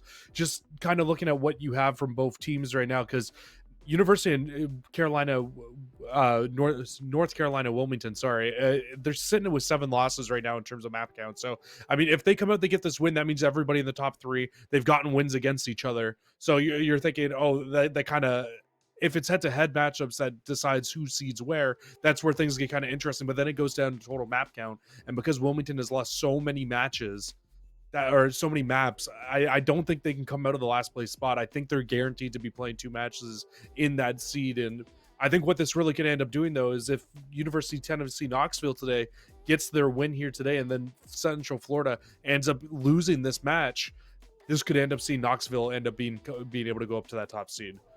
That's going to be a big thing. Let's take a look at our maps now, Jesse, for this best of 5, because we got a trilogy to open this up. Raid Hardpoint, Raid Search and Destroy, Raid Control. If it goes the distance, we get to see something different now. You look at a map 4, Moscow Hardpoint, and map 5, Express S&D.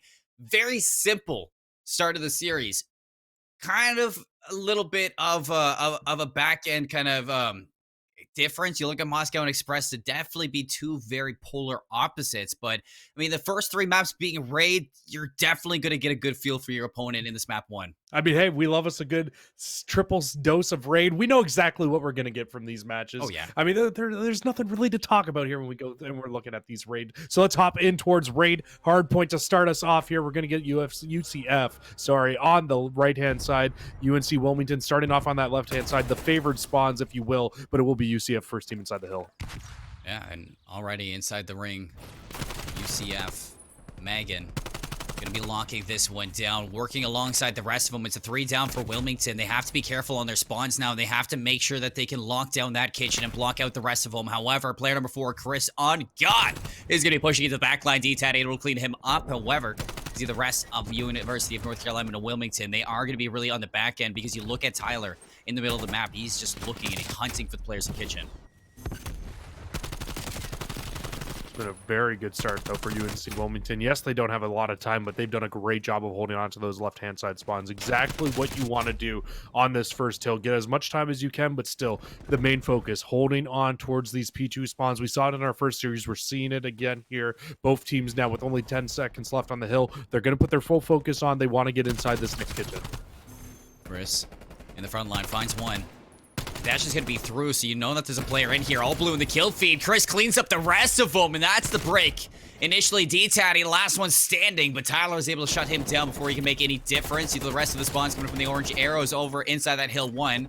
They are going to have an early recontention right through the middle of the map, but they have to be careful because that flood is going to be dangerous. You need to time this right with Alpha, who's coming through money window. And the pitch is going to be through the contentions right in the front. Alpha and D-Tatty find 3. Tyler has to rotate on back. That's perfect from Wilmington.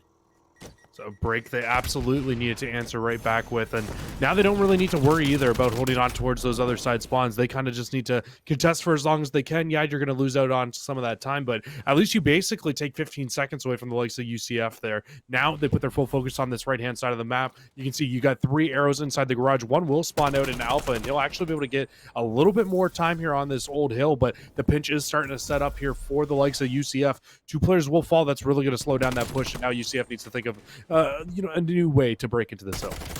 They know they can clean up Alpha, but he's still going to get that spawn on that back AC. The whole setup from Wilmington, they have every avenue covered. Chris is going to find Megan. Red guy able to find Alpha, but the damage has been done. 3 out of the picture for UCF. Tyler's the closest one pushed up, and he's really got to wait for these reinforcements out here before they flood on in. D-Tatty, easy cleanup from behind. Looking to transfer to the second one. Megan getting the better of that too, but the damage from Wilmington, it's too much to handle. UCF are going to have to rotate. And that's a full 60 now from UNC Wilmington. Exactly the answer they needed after not being able to get very much time there on the kitchen hill.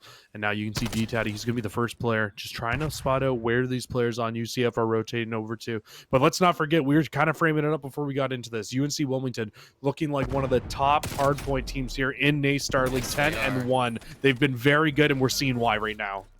You can't blame UCF for struggling against a team like that. Tyler's going to go up big. Has the backup from Red Guy. The team fight is going to be going in their favor, but Percy, with the excellent angle onto Tyler, is going to get that break now.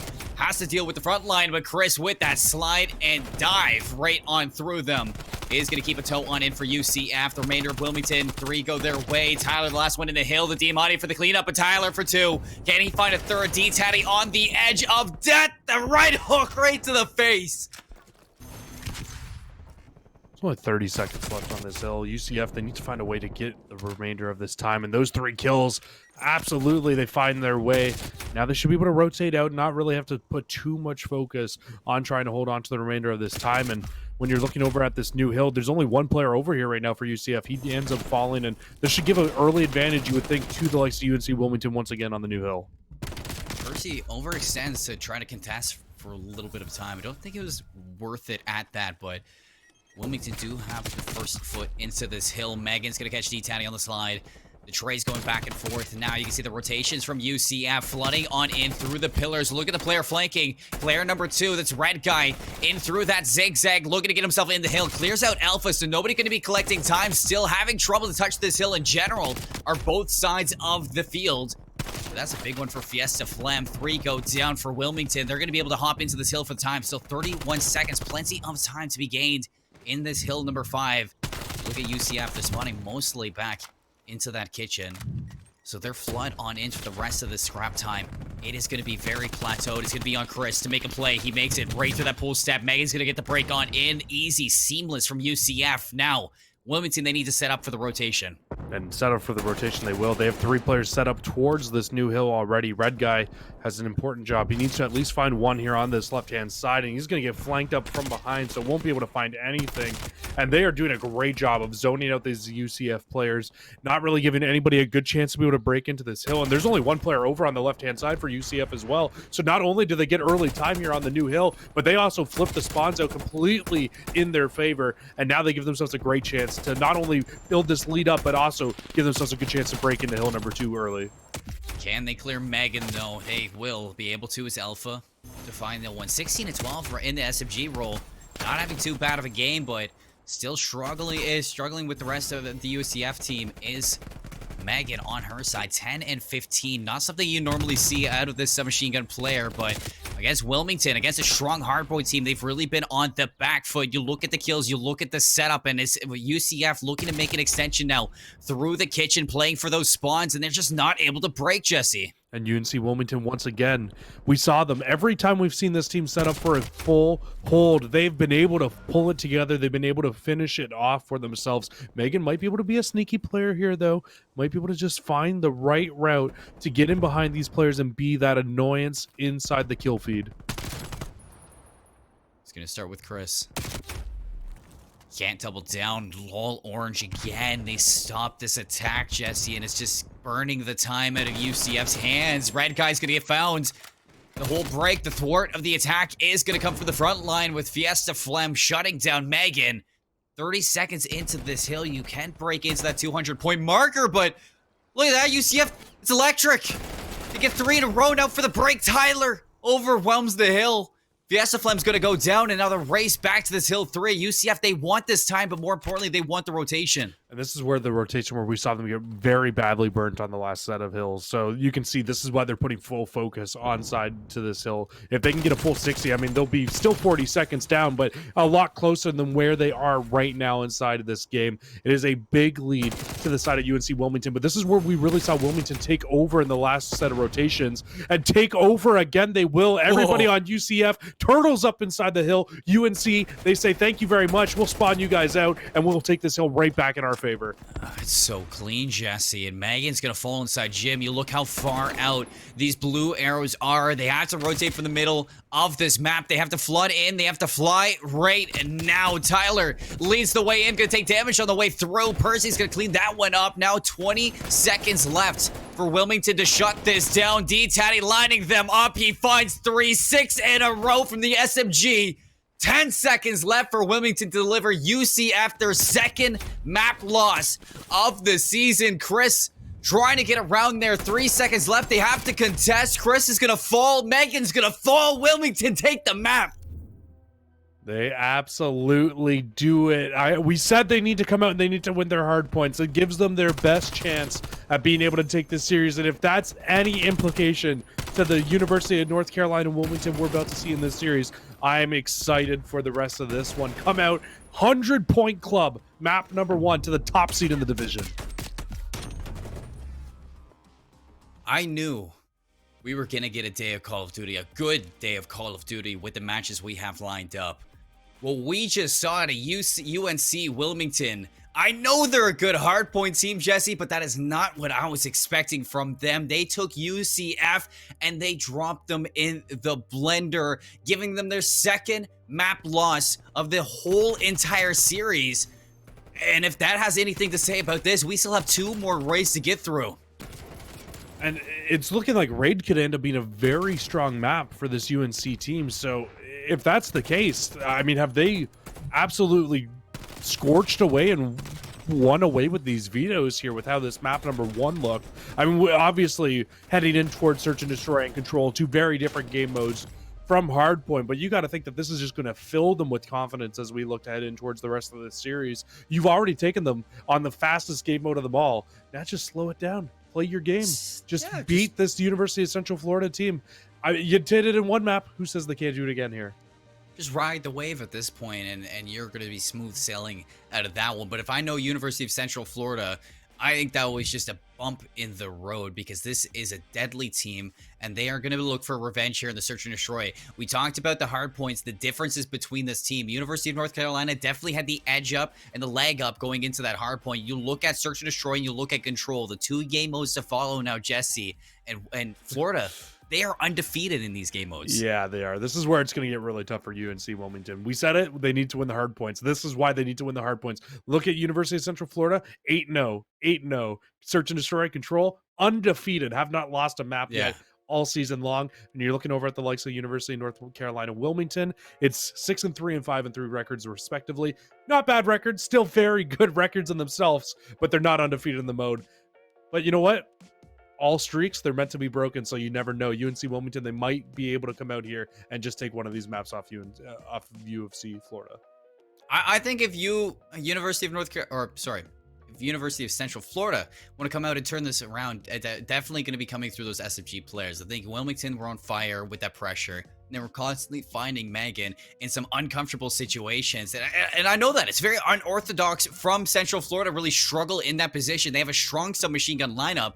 So as you say, North Carolina, they need to slow this down. Central Florida, they need to double down and they need to figure things out, because this is not the same Central Florida team that we are used to seeing. They have the strong submachine gun lineup. They have a strong AR lineup. They just need to start showing their cards now, because I think that is a fluke in what we've seen for the past of the season, Jesse. I think something else to kind of really look at too is D-Taddy. I mean, we've seen this University of North Carolina Wilmington team a couple of times now on stream. And I mean, he started off very kind of struggling in that map number 1, but as soon as we saw him turn the jets on, he finished not double positive. He finished positive towards the end. He was on 6 or 7 in a row right at the very end of the game there. If we can see him continuing to play to that level, though, that's where we can start to see maybe this UNC team start to upset this University of Central Florida team and taking a couple of these maps that we're not expecting them to take, those slower maps. Because we know this UNC team can fly, but can they walk? Can they slow down the pace into a Search and Destroy to really be able to answer this University of Central Florida team? Can they walk? That's a good thing. That's a good thing to look at, is that you can run. Lots of people have trouble slowing things down when you do look at this. So I think if you're looking at Central Florida, they have the better chance to slow things down inside the Search and Destroy. We've highlighted what we want to see. Let's take a break and let's hop back in with this map number 2 when we get these players ready. Stay tuned for some more action.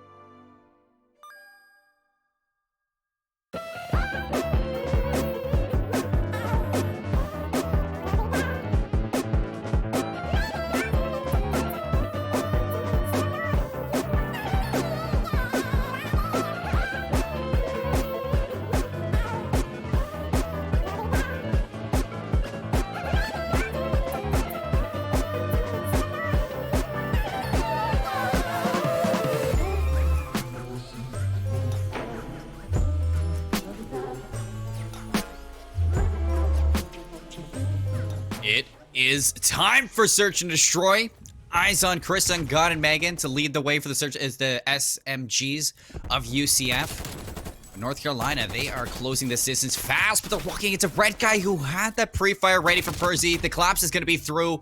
Megan gets caught off, but still UCF with the player lead. Oh, I thought they were about to get trapped inside that hill, but a beautiful kill through the middle of the mast from Fiesta Flem comes through, and they can try to now push this bomb over towards the right-hand side, but I think they know that the players are coming from the garage side of the map. Chris catches Flem. Alpha all alone, 1v2. Tyler has cut it off from the side and through the head. UCF find their first round. An interesting thing to highlight is that University of Central Florida, Jesse, they're going for the triple AR setup on defense. Yeah, and I mean, it kind of makes sense on this map, too, to do that. You can lock down so many long-range lanes of sight. You can put somebody through the middle in kitchen. You can leave one over at B. Put a player through A, and we absolutely saw that towards the end of that round there.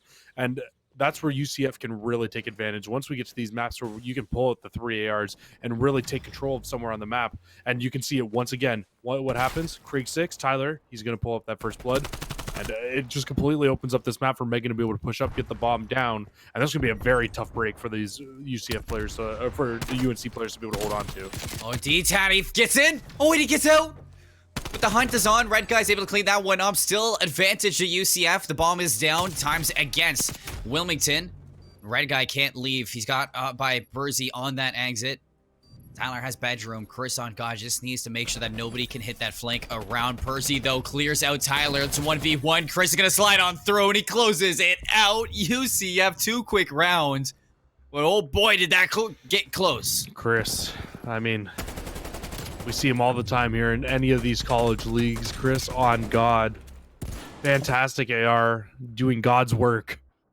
Finishing off those last 2 players and starting this game 4-0. Little Toronto lingo for you there, and we'll see how they decide to play off this next round. Their last defense, they just sat back and let the UNC players come to them. It worked out so well. This time it looks like very much the same. They're just going to look to hold down these long-range gunfights. Red Guy will be, again, the only player over towards A defending, but look at this. No map position in the middle of the map again for UNC Wilmington, and that just opens up so much room for Megan to be able to get in through those pillars. Surely they're ready for Red Guy this time around. Will they be expecting Tyler, though, to be there beside him? Last time they were able to catch Megan inside pillars, so Look at UCF playing crawling to the bomb. UCF playing a lot more patient, and so are Wilmington. D-Tatty's actually snuck his way through. In behind, nobody's watching it. Red Guy, free kill for Wilmington. They can get this bomb down now. The hunt was on. It was a very slow crawling hunt, but he finds the first blood, and it actually opens up so much for UNC Wilmington. D-Tatty, I think he might have hopped off the bomb there as they were trying to get it down. But nonetheless, this bomb goes down, and it's just Chris on God left alive here, and they know exactly where he is. How does he live from that? Almost unkillable. Maybe they don't know where he Plains is. still on the shriek. 4-0, Jesse. This could be, if you find this all, this could be an artillery strike at the end. If you can clutch up, but you walk out into 2 and you're dead to rights. Wilmington put themselves on the board. I would have loved to have seen him just play for that artillery as well, not just play for the round win there. It was a 1v3. Very unlikely that you're going to be able to take that round out. I mean, yes, you are a very talented player. Don't get me wrong, but the likelihood of being able to win that round, maybe just sit back, play a couple of streaks, try to find a couple one-on-one engagements, and, you know, never know. Maybe you could have won that round out, but it's just such an unlikely scenario, and you could have found yourself maybe 5-0 at the end of that round. Not going to be the case, though. Now UCF, they're going to be heading over towards this A-bomb once again. And Megan, he'll be the player leading the charge. Just gonna fall. 3v3, Tyler, warning shots through the window. Megan gets the bomb planted, and Red Guy has her back. 3 in a row now for UCF. They shut down the retake from Wilmington. Percy all alone, in and out with a kill onto Red Guy. Able to shut this down to a 1v2, but with this post plant setup, you can see Megan has rotated deep into the alley of that laundry room. You have player number 7, Tyler, sitting inside the ring. Not sure if he heard Percy. Doesn't seem like it. But on this drop, Megan's going to catch that one. UCF pushed their lead back to 2 with a very clean attack. one that they really needed to answer back with. You don't want to let UNCW get back into this game. If you're UCF, you want to get this game over and done with as quick as possible. You saw what happened in that map number 1, UNC Wilmington. They just kept chugging away, kept building and building that lead up. It felt like the longer the game went, the better UNC Wilmington looked. But so far, so good for UCF here in the Search and Destroy. But Wilmington, once again, back on offense. They're going to take this bomb back over towards this A site. We've seen them hit this A site for both their offenses previously. And that's a huge first blood through the middle of the map for Fiesta Flem. He does end up getting traded out, though. Things slow down instantly. Wilmington, they take the back end of the ring. Still fishing for an advantage out here, but if they wait too long, Red Guy's going to pounce, and he does. Not able to find a kill, though, so still even 3-on-3. Red Guy just lets them know that there's some presence there from UCF, and in reaction, you can see those blue arrows half rotated from B to cover the middle of the map and back up Red Guy here. D-Tatty again, looking to slip on through. Red Guy this time with the change is going to spot him out. Chris reacts to that, snaps around, but the bomb gets down in the back line. Alpha needs to win this fight and collect that bomb. Chris gets the better slide onto that one. Diamati's not going to win you that fight. For Alpha, at least. For Chris, that's a different story. You can see player number 4. I was about to say, you can see player number 4 deep into that ring, had a little bit of natural cover, but Tyler didn't care about natural cover. I was hoping we were going to get to see Tyler at the very end there, that final kill, because you got to imagine that these shots were pretty toasty. I mean, you can see just from that little peek from Chris on God there where those two player names are. That is a long gunfight that Tyler just won through the middle of the map. I think he was water steps, taking the fight on the player who was up top statue or in around that area. Huge win coming through from Tyler. Finds himself on 5 in a row now as they continue just to try to get this game in and just kind of slip away more and more if you're UCF here. Megan off to a very slow start, though. Very lucky right now that they have Tyler and Chris on God pulling their weight. Well, seems like it doesn't matter, though, because 0-4...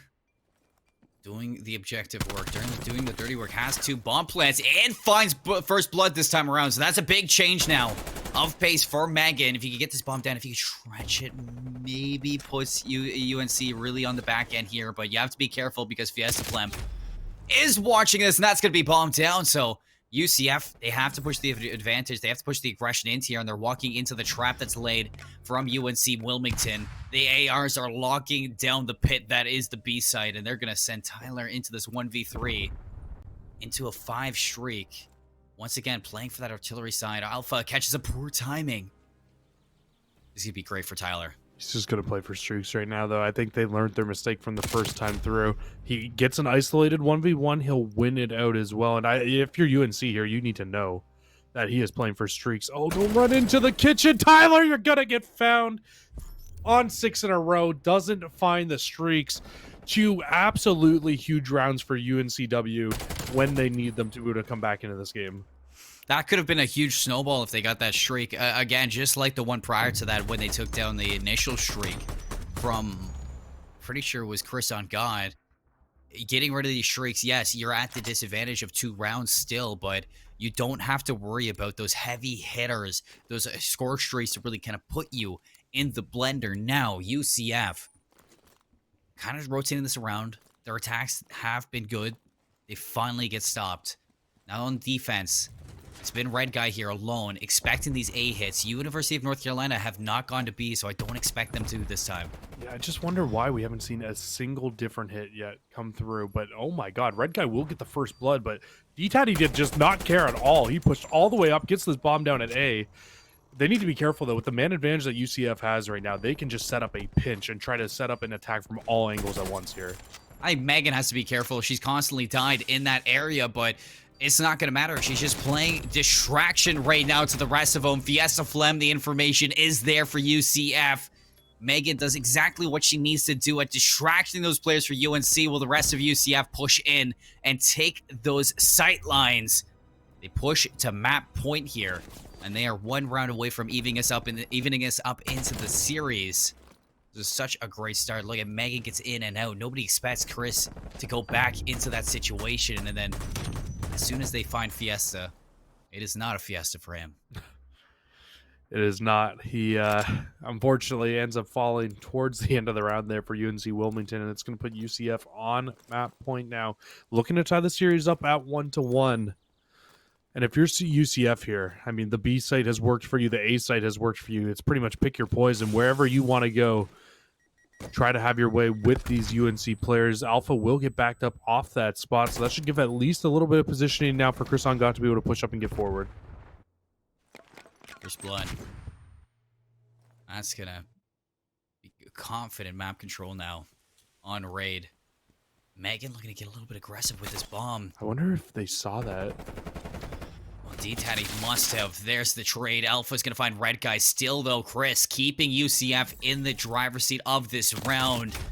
They have to be careful of North Carolina because D-Taddy dropping that bomb. Megan gets caught from behind. Chris in a 1v1 shots. 18 HP for D-Taddy. He's pushing right into there with the Diamante. Knows he can clean it up from the top ropes.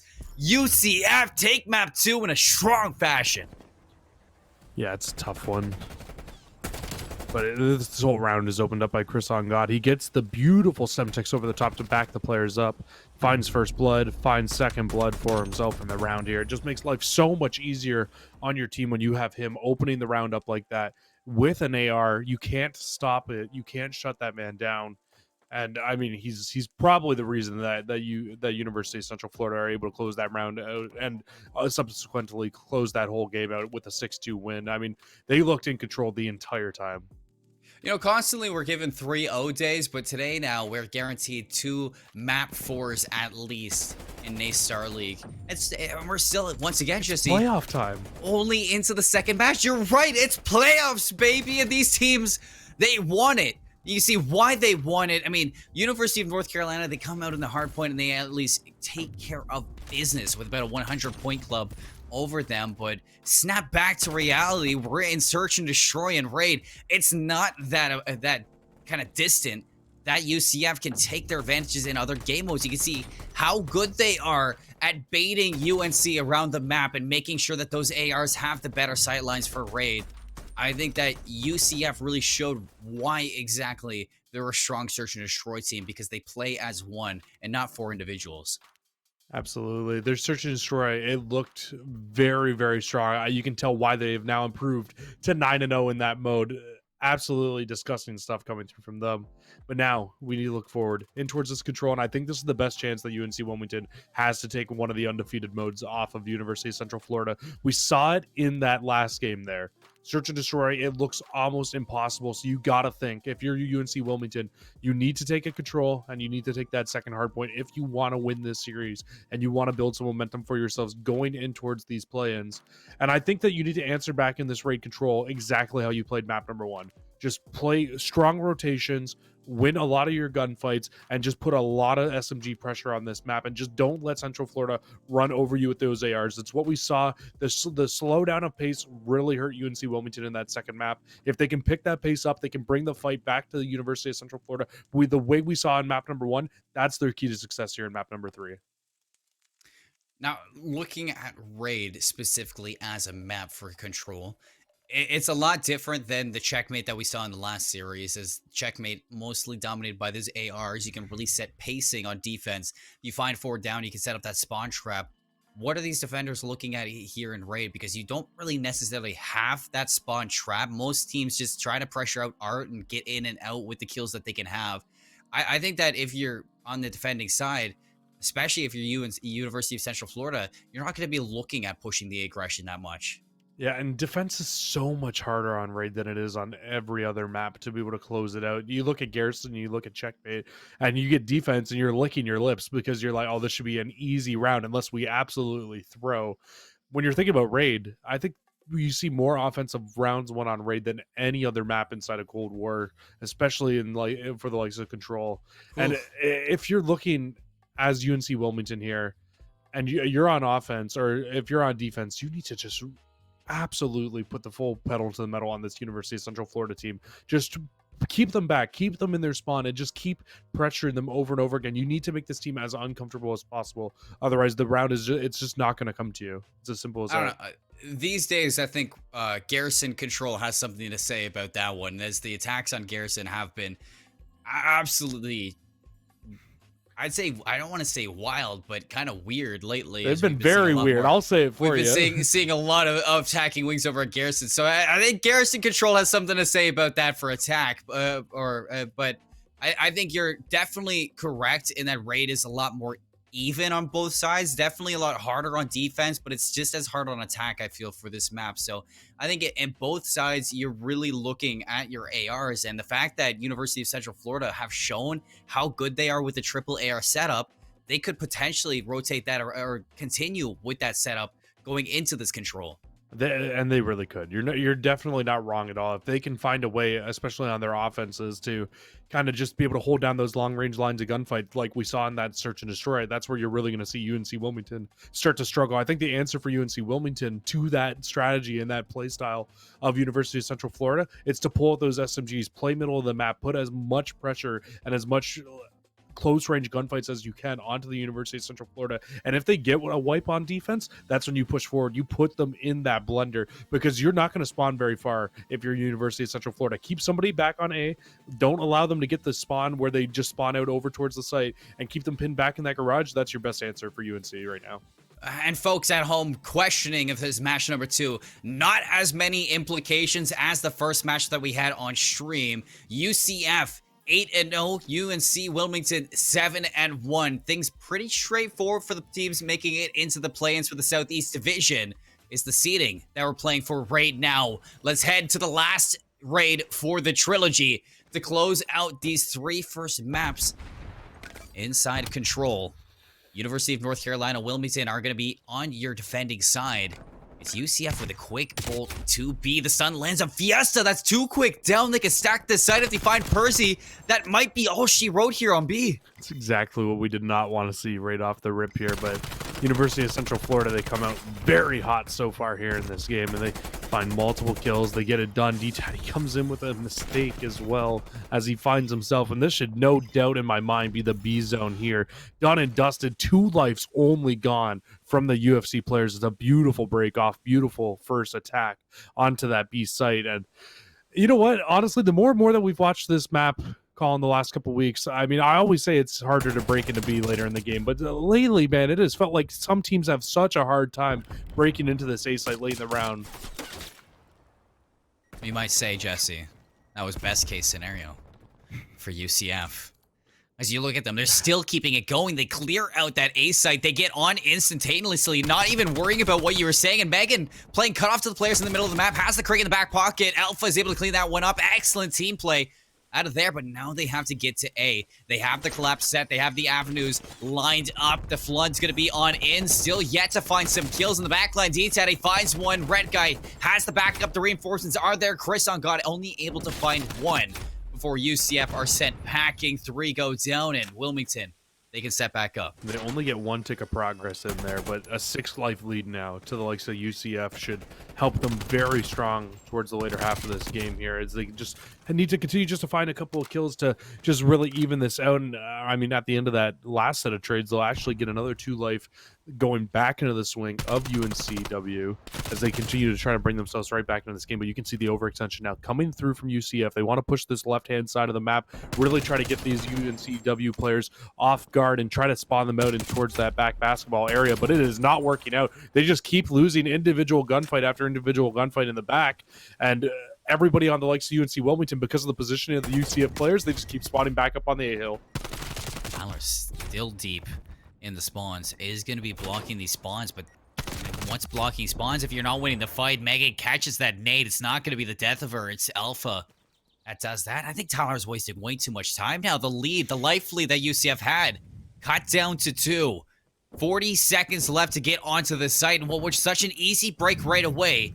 Wilmington have not let go once they got that retake back. Megan's gonna open this one up with the first blood. Chris finds the second one. Still Wilmington finding kills back and forth, and here comes Tyler inside that window. Alpha wins a big one-on-one and wins a second with the backup of D-Taddy. So again, UCF, they need to go back to the drawing board for this A site, and they're struggling to get past these assault rifle players. Alpha's on 5 in a row.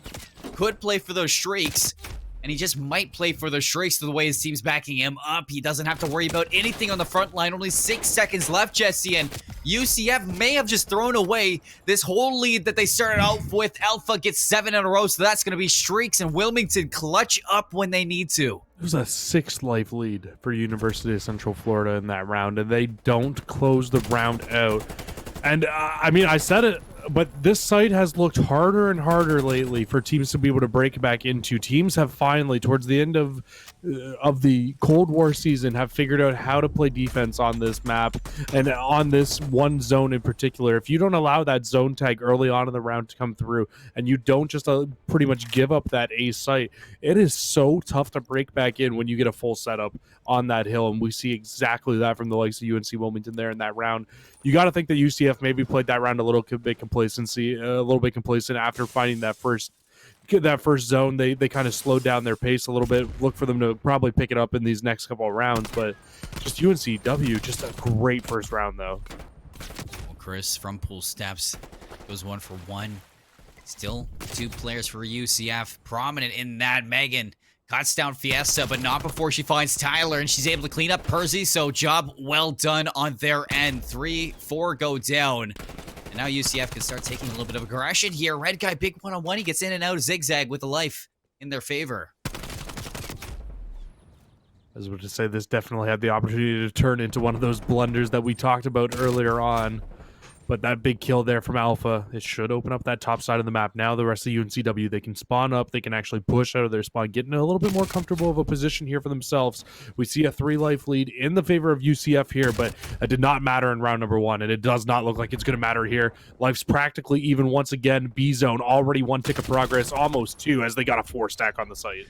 All eyes on Megan. She finds D-Tatty. Alpha's going to get the trade inside money. Tyler, the shots are shaky, but he walks away with it, and that's going to provide the collapse from UCF. But this is what we see all the time in Raid. As soon as you knock them down at B, they're just on the doorstep of A, so you might as well say goodbye to that site. They had to put so much pressure on the B site to stop it that at some point, you got to think, hey, you know what, maybe we should have just chalked it. It's what UNCW did in the first round, and it worked so well for them. They were able to get right back into the game.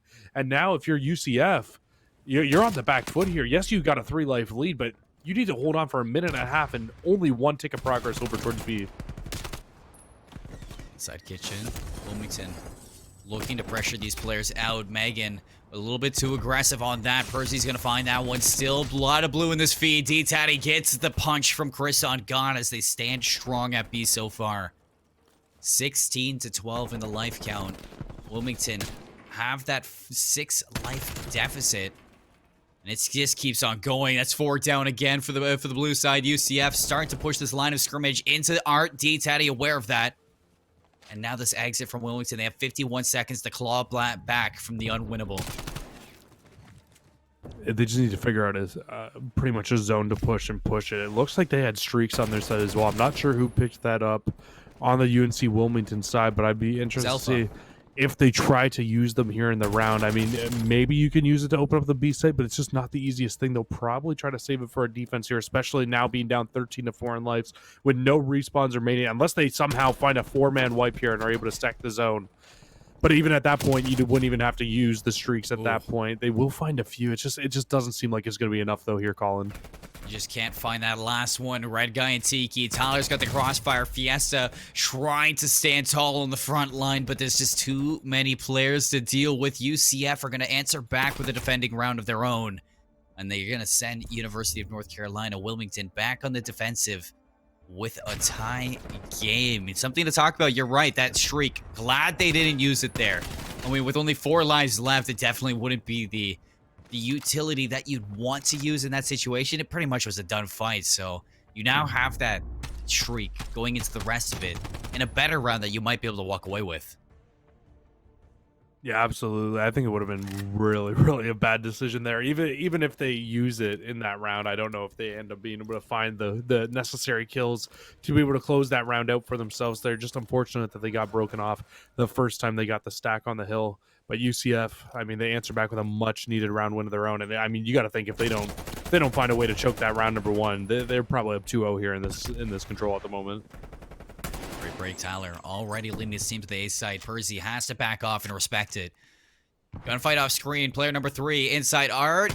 It's a little bit shaky. Tyler needs to take care of D-Tatty. They know somebody's behind them, and too many players turn around. It's going to be the overwhelming pressure from Wilmington on the front line that is going to take over this A site. And you look right off that spawn. UCF, they're not going to waste any time at all. They're going to cut right to B, and this is Percy's chance to turn up big. And honestly, a big adjustment right now coming in from UCF as well. In the first round, everybody just went towards B right off the rip. They got the full site. They finished it off this time through. They knew how hard that A zone was for them to get the last time. That's where they want to put their first bit of focus here in this game. And that's a huge one-on-one on the right-hand side of the map from Fiesta Flem to be able to come away with that win. And it's just going to continue to slow down and stagger this push from the UCF players as they look to head over towards this B site once again. In comparison to defending rounds, Wilmington have looked a lot more comfortable on the defending half. I mean, you look at their life lead even into this one. And considering they have a streak, they've only given up one tick. This is pretty much a perfect situation for Wilmington to be in. 27 seconds left on A is going to be player number 2, Megan. She's going to stop that clock at 24.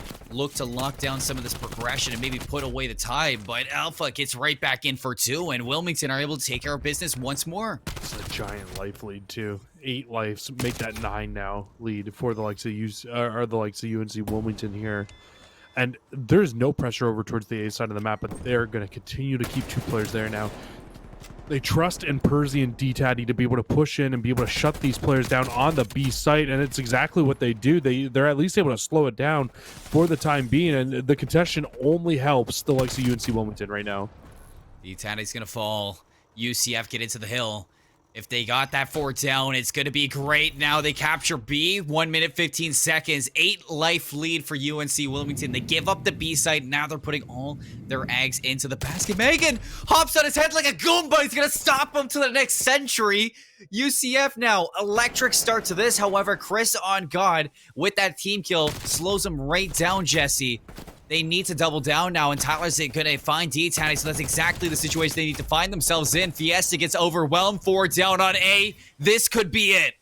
This is where we saw them struggle the last time, but this time through, they get the full rotation on. The streaks are going to come through too, but they're not even going to hit nearly in time. And UCF, they come away with the round win when they were down so deep in the dumps. So what does this call it? If you get the man advantage, apparently, when you're UCF on offense, you're going to lose the round. But if you're getting outslayed by 8 kills, you're going to come back and you're going to win the round for your team here. Crazy scenes coming in here from UCF to start this game.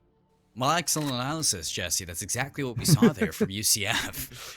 Somehow, some way, they find that round win, and you said it yourself, UNC Wilmington. Well, you didn't want them to throw away those streaks back in round number 2. Well, they threw them away in round number 3 in a winnable situation. So, a must-win round right now from Wilmington to send this to a round 5 in control to hopefully keep their sights alive here in game number 3. With Megan and Red Guy, with the helps of Tyler, they shut the rest of them down, and you can see player number 1, Chris on God, is going to be making the wraparound to money to hopefully catch these players off rotation. Oh my god, and that nade comes through and just slows down that rotation even more. Not only do you have to worry about nades, but you got to worry about Megan through that water cut.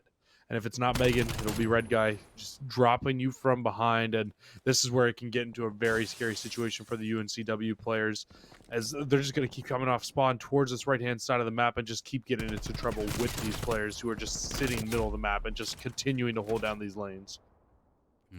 Look at the blue arrows compared to the orange arrows. I mean, Wilmington on each other right now. Tyler in this pillar with the AR could catch them as they flood into the site, as he's going to be setting up the crossfire with Megan. Tyler, though, Vesta's going to find him. Percy has the opening. Red Guy with the disengage gets right back in there to find Percy. And the 3 players of Wilmington left standing on that A site. They're going to look to stack this and take them down, but they are losing players fast as Tyler's going to catch one. Just standing there, he doubles down onto D-Taddy. Make it 3 in a row as they're walking right into him. The collapse from Megan, not going to be able to find Alpha, but the damage has been done, and Wilmington no longer on that A site.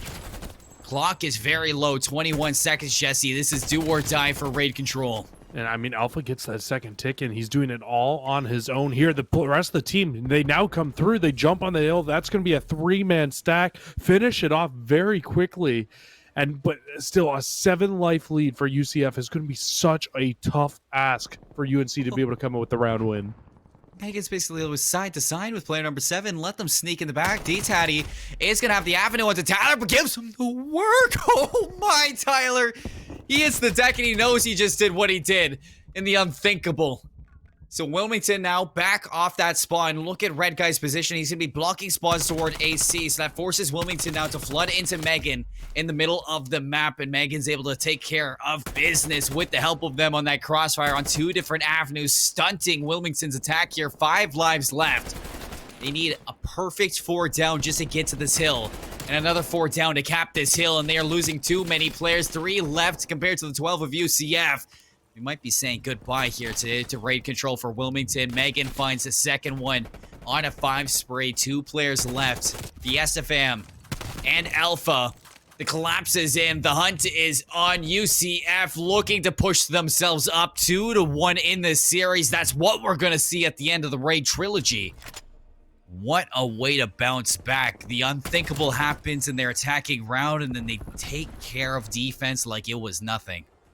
They really did. I mean, that offensive round that they won, they had no business winning that round out for themselves, and they found a way to close it out.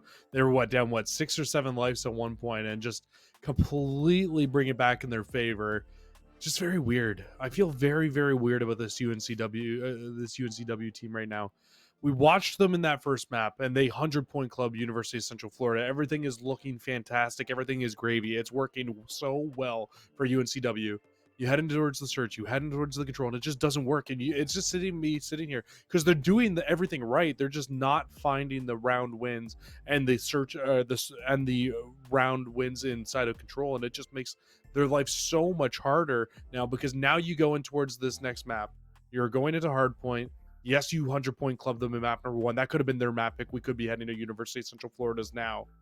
And you got to think that Central Florida are in the driving seat. We're guaranteed that final search and destroy now. And you saw how map 2 looked, and UNCW looked so uncomfortable in map 2. It just worries me now heading in towards the back half of the series. Well, hopefully Wilmington can mimic map number 1, because to send it to a game 5, they have to win another hard point over this team. Looking for the ice. We're going to cut to a break. When we come back, the continuation of this series. Stay tuned for Moscow.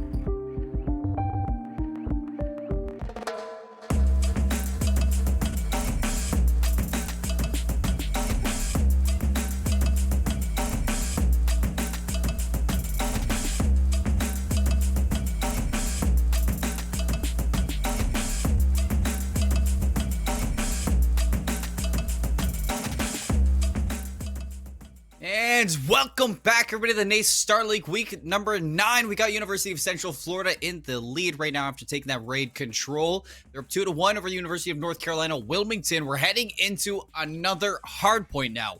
We move over from the raids, we head to Moscow, and into this next hard point. The big question is, can University of North Carolina mimic their map 1 victory? You know, I'm just disappointed in you, Colin. You didn't want to dab with me off the start of the bringing the show back in, but it's fine. Really? No, I'm bringing. You're gonna bring that up now? I am gonna bring that up now. I'm very disappointed in you with that, but nonetheless, Moscow hardpoint, like you said, that was a great intro. I'm not gonna lie, it was still a fantastic intro. But University of North Carolina Wilmington, it's all to play for here. They did it in map 1. They can do it again. It's going to be very tough, though, onto this Moscow onto this Moscow hardpoint. I'm all over the place now. But nonetheless, Moscow hardpoint, you got to think, with how strong the AR battle looked from that raid in the last 2 maps, it's going to be very tough for them to be able to take this off the University of Central Florida heading in towards this map. I mean, it's basically been night and day into from the hard point to the search and the control. I have to say that I think University of Central Florida have really come into their own now. Even the slow start from Megan that we did have in games 1 and 2, it seems to be thrown out the window. She showed up in that control, and now heading into another respawn, you have to imagine that she's not going to have that same slow start that we saw in the early raid.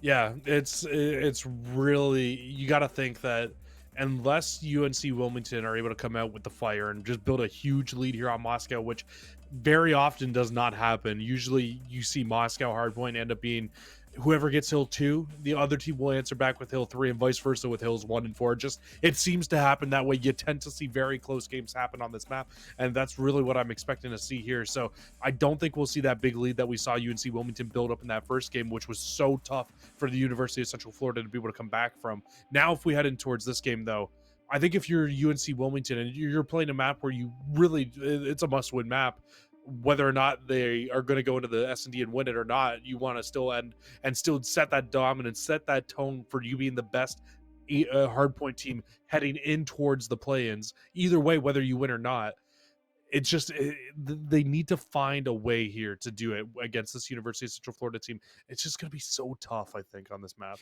And I know, like, the implications doesn't mean that Wilmington can take over first place from University of Central Florida, but you have to think that Tennessee Knoxville, they're like waving the Wilmington flags. They're like, yeah, let's go, team, beat them. Maybe we could take that first place spot, and then we could be up there in that top position for that play-in game that's going to be happening in a couple weeks. But it all is going to start right now with this hard point. Is if Wilmington can win this hard point, then they might have a chance for the search and destroy, but it's going to be a tough one indeed. Off the break, 2 quick kills out of Wilmington. If they can take care of Eskies, they have control of checkers, and my eyes are going to be on Percy, player number 8, to push that boulevard and try to find some kills to flip the spawns. Kind of go back to your point really quickly, too. It could be kind of crazy if you really think about it, because if UNC Wilmington does find a way to pull this series off and win this series out, and the standings do end up changing, you see University of Tennessee Knoxville end up getting that top seed, this would be the first match, a rematch in the play-ins as well. So that would give UNC just so much confidence going into that. Nonetheless, I mean, a very good break off for UNC Wilmington off the rip here. They get the first 20 seconds on the hill. They should be able to get this back 14, because the way that UCF is playing this, they know they can't contest that hill once again. They need to just make a full push towards the back and try to get in towards this police building. But, I mean, so far it has been a great shutdown here from the likes of UNC Wilmington in this map. Ooh, Chris and Megan, they find 2, and you still have player number 4 in that back line, so Chris still can spoil the fun for Wilmington. A flawless start off for checkers. Finally, UCF put some time on the board. Chris gets overwhelmed by Alpha, and now you can see the comeback for the retake from Wilmington. They got to get through Megan inside this hill. Percy's able to take them down with the help of Fiesta. The rest of UCF flooding on in through screens. Red guy dropped by Percy. Hits the deck, 5 spree for himself, 5-0 into this game 1, or game 4. Can he continue this on? Percy finds a 6th one in the row, still 2 for 2, so Wilmington have control of this, and you can look at those blue arrows, they are giving up. I think the big thing there, though, is that they had a 40-point lead going into that hill, and they're only going to walk away with, what, 30 seconds tops from that hill if you're UNC Wilmington. So I mean, you got to think of that as kind of a victory there for UCF. They get a little bit of time. They shut down UNC Wilmington from being able to get a full 60 on that hill. But now if they can answer back with a full 60 of their own, they're right back into this game, even possibly with a lead heading towards hill 4. Oh, Megan just shut down the streaks. So Percy not able to get that artillery strike. Big for UCF, especially on a map as open as Moscow when you're heading into the Boulevard Hill. Up next, red guy in the back. What a snap to Flem. It's all over in the back line. Now the Blue Arrows can turn their sights over to the front of the hill. Megan gonna get in for the connection. Spots D-Towny. Here's the slide on in. Cleans it up. The rest of Wilmington through the middle of the map. Megan keeping up with Chris as UCF have Wilmington in a blender in the side fountain. This is Wilmington. They have to concede this. They have to respect this now. And it's a respect thing both ways. We saw it in map number 1. We're seeing it again here. But on that rotation from hills 2 to hills 3, what happened was UCF realized, hey, you know what? We're not going to win this next hill. Let's get the full set here.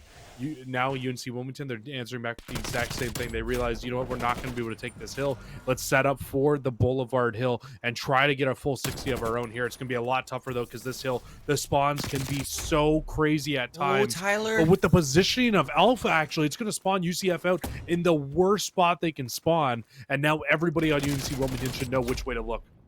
It's going to be about 10 seconds before UCF can even touch this hill. D-Tatty watching the offices. Chris takes care of business, and Megan makes the full wrap around to take care of them from behind. So, full setup now for UCF. This is crazy. Yeah, you thought it was bad, but it doesn't seem like it's too bad on there. And now Megan able to find 3 in a row. Finally going to be shut down from D-Tatty. As you see the orange arrows off respawn. Going to give it another shot towards the Boulevard. Fiesta from around back, able to force off from that stun, so not able to back up D-Tatty as he's going to get into this hill, and still UCF cutting down this lead after all of that. It's going to be mostly tied heading into the start of the hill. They take a bad situation and honestly turn it pretty good here if you're UCF, and I mean, we're practically at a tie game heading in towards this first hill, and they are now the team that's going to be holding on to the right-hand side spawns, exactly where they want to be heading into this round. I mean, you can see Percy's trying to make a sneak play through. We'll see if they start to recognize this in the back, because Percy could absolutely end up being a very big annoyance back here, but he might have just mistimed this. He's going to come out. I mean, we can't really see it on screen if you're looking down at the arrows. We're talking about player 1 and 8, but he's just going to sit in here. He has not made his move yet. Might have found the perfect timing now. Oh, yes, he did. The Blue Arrows of UCF, they're spawning back fountain, and you talk about comparisons heading into the second set of rotations. The front half compared to the back half, Wilmington had them on lock. The scrap time seems like it's going to be cleaned up mostly by UCF for the last 15 seconds, but the second hill setup, only 3 players are going to be here, so it's a race for that 4th player of Wilmington to back this one up. On site, it's D-Tatty, able to go 1-for-1. Chris inside the closet, making sure that he has progression towards that Boulevard. You can see it's a UCF flooding on in through that Boulevard. Wilmington in control of the screens half of the hill. This is going to be a bloodbath. Here comes the flood. Tyler finds the first. Megan, the second. The break going to be coming on in from the front line. The SMG has to dance around here. Megan taking a different avenue around the left side, making the right side. Percy from behind, not expecting it. But red guy able to help Megan out when they need to. So UCF minimizing the damage so far, but only for a few seconds. Oh my god, and D-Tatty finds a 3-piece with the final kill finally coming off screen there. And, I mean, besides Megan here, you got to think that this hill is pretty much locked down now for the likes of UNCW. But no, Megan finds another big one-on-one. And that could be a big 15-second swing that goes the way of UCF, because you got to think UNCW, they can't afford to put this much pressure on this hill with how badly they got locked out at hill number 3 the last time through. We have to remember, though, on the back half of these hills, UCF were able to tie us up going into the reset. Tyler alone inside the hill. It's practically the same situation. Ooh, Askies. Percy's going to be found, but Megan not expecting the second one, so still back and forth in the kill feed. Alphas gets in for the second one, able to hop this hill. Working on that time, 164 and counting. Tyler slides on in, but the backup from Percy, so good. So strong from Wilmington. They're taking care of UCF and even spawning them all the way back to Hill 2. It's exactly what UNC Wilmington needs, and they get the rotation now as well down to Boulevard. They don't really care too much about the remainder of this time. As soon as they realize they're not coming, they know that they need to make this push through. Megan might get caught off guard here, and D-Teddy wins another huge one-on-one. Now it's all about this rotation of the Boulevard. There's only one player down here right now for UNC Wilmington. It's Percy on the main AR. He needs to just hold his head strong, and unfortunately, the nade will clean him up. But nobody is going to be inside this hill on the initial pop. Megan secures bank spawns for the teammate. She's able to transfer to D-Taddy as well now. The rotation into the Boulevard going to be a little bit easier for UCF compared to the last time, but Percy as well getting blessed with these spawns, able to get in behind now. Finds Megan inside of gold. They can worry about the contest now. They can get into the site. D-Taddy through offices. Wins the gunfight. Tyler inside this hill gets cleaned up. 3 down for UCF. Megan needs to get into this hill. She needs to get in now, and she's cleaned up by Alpha. So things looking good for Wilmington. They have the site on lock, and they are putting us so close to that Game 5, Jesse. University of North Carolina, Wilmington, the hard point specialists. 11-1 coming into this map and back up to almost 100-point lead at the end of the second set of rotation. So close to being able to put this away, send us to a game number 5, and we're heading back towards where they have been the absolute strongest on this map mode combo. This hill 1 to hill 2 rotation, they have basically gotten most of their time here. It is going to be very tough now for UCF to be able to win this game with how they've looked on these 2 hills. Chris got stomped on the streaks as well, so Wilmington, they don't have to worry about the big guns. Fiesta hits that flank. Route man gets paid, able to find 2, relinquishes the pressure on Checkers, but they can't get inside of this hill now. UNCW, that could end up being such a big misplay from where they've looked so strong in this game. Now they need to find another route to this backside to be able to break back in. Suddenly now on the back foot, but still coming out in the kills. Wilmington break back in for the scrap. If they can take care of Tyler, that's going to be securing those spawns back in the Boulevard, and that's exactly what Percy does. Megan not far from the action. Still keeping this a race as you got the north and south spawns out of UCF and University of North Carolina. Chris finds the opening, and Chris gets the break. Alpha back on into the side. It's back and forth out of these 2 teams, and nobody can get strength into this hill just yet. 10 seconds away from Wilmington, sending us to a Game 5. They need one solid break into this hill, and they're just not finding it, Jesse. They can't get it yet, but it is still a long way away from a UCF win here. If you're University of North Carolina, Wilmington, I think you take maybe one more solid shot at this, and then you just give this up and go towards the next hill. You don't need to put your full focus on this. But they get the break nonetheless, and they just need to put every arrow looking towards this little alley here. It's going to be such a tough break now for UNC to get in. They cannot. And University of North Carolina, Wilmington, they send us to a Game 5. We have very rarely out here in the NACE Starleague received a Game 5 inside our season.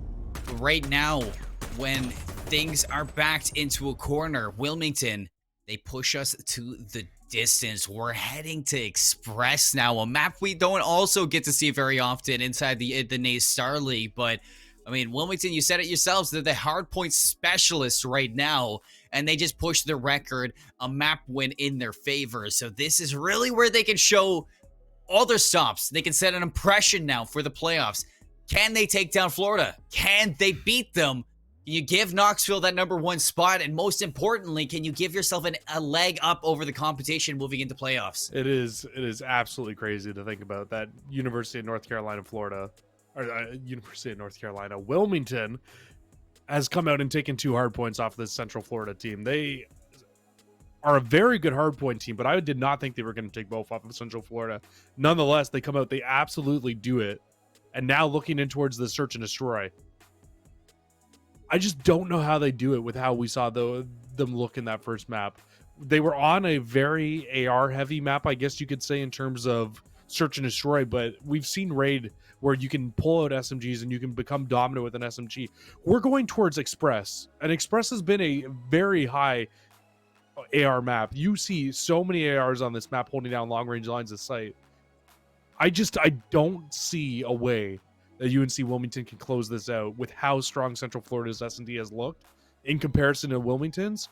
But I mean, I've been wrong before, so I would love to be wrong again. I mean, we were both wrong back in that last best of 5 that we had for St. Mary's. We said it ourselves that they were the more, I guess, sought after team when it came to search and destroy. But I think it is still two very different avenues when you look at the likes of University of Central Florida compared to St. Mary's University, because I think that's University of Central Florida being undefeated in search and destroy shows that they're not only the best right now in the series, but they're the best in their division at search and destroy. So that's going to be very tough to take over this site. I think if you're really looking at Wilmington, they have a chance when it comes to the assault rifle battle inside this game number 5, but it's mostly going to come through the team play because Express is a very team-based map. You're going to be seeing a lot of 4-on-4 hits.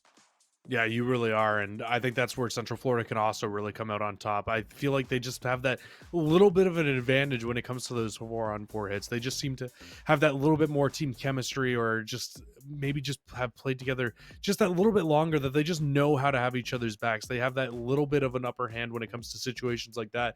But for UNCW, you got to think if they want to win this map, they got to come out with a 1 around very early on in this game.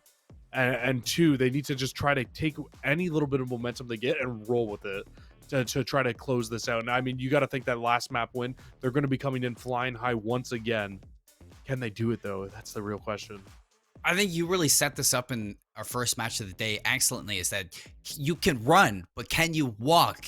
And that's the search and destroy right now, is can Wilmington walk inside against Central Florida? Because they really need to slow things down. If you play at the same pace as Central Florida, you're going to lose. Because I was talking about it after our raid search and destroys, that Central Florida play as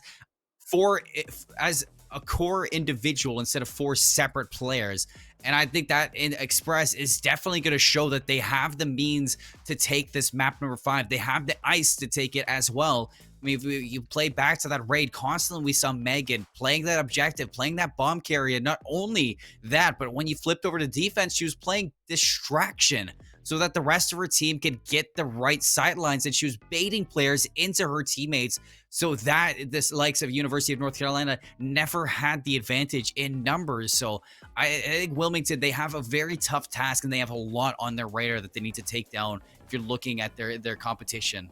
Yeah, it's going to be a tough one. It really is. I know we're building this up, and chat's probably losing their mind. They're like, no, UNC has a chance. But I mean, you know what? We never know until we know. Let's get in towards the search and destroy here. And I mean, you can already see UCF. They're going to take this bomb through the middle of the map, actually. And I mean, right towards this A site. And you can see there's a lot of pressure here still from UNC Wilmington as well. So absolutely the perfect start to a round here for UCF. They found 2 kills, and now they can get this bomb down over at A. Perfect, pretty much. Megan overwhelmed by D-Taddy. That's bomb down. Jinx. D-Taddy can't find the exit, though, so UCF, they find the round nonetheless, even though Megan gets picked up. That was a great start at a UCF and an excellent finish, even though Megan gets found. I mean, the rest of them, they just get in and they finish up business. It's Chris on God here to back up Megan.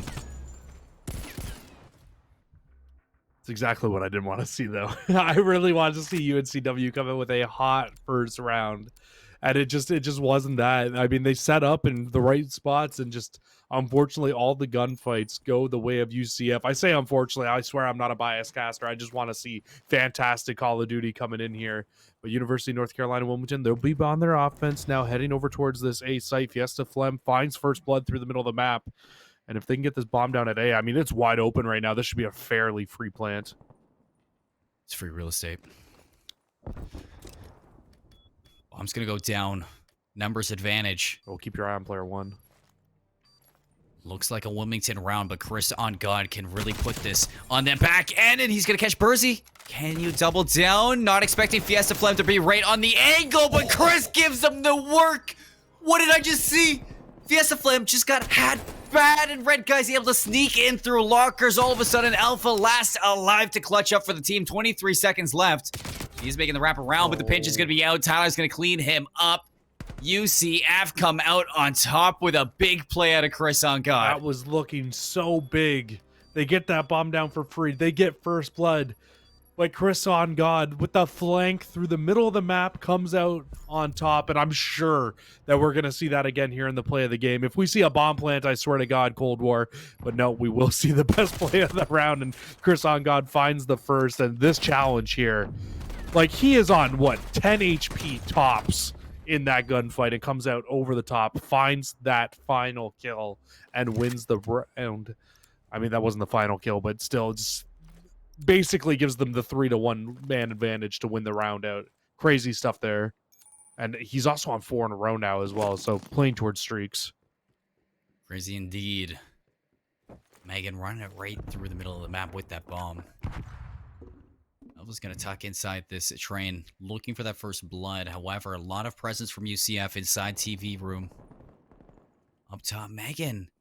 This is an interesting play because if bomb goes down here, it's so separated out of there. Percy's going to spot that. Shot comes out a little bit early. Calls for the backup. D-Tatty going to drop that bomb. Red guy into the mix. The Diamati's able to trade this one out. Still lives to UCF. And Chris on God's going to make the full wrap around. This is so smart.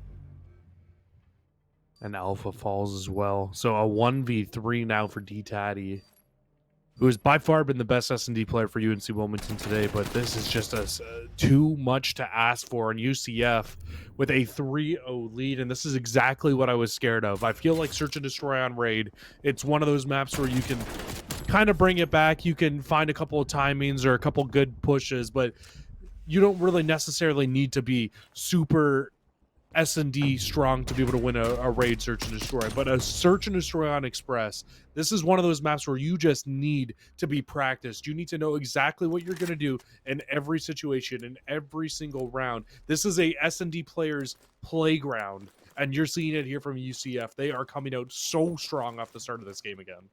Chris on 4 in a row, Tyler on 4 in a row. Watch to them because if those streaks get on board for this team, that's going to be something else. Tyler opens up with first blood. This bomb down. Now Megan looking to extend that lead, but D-Tatty gets the quick trades back for Wilmington. Now lives in their favor, 2v3. They have to recover this bomb, and they have to take down these two players. Chris is going to get cleaned up, and Tyler now 1v3.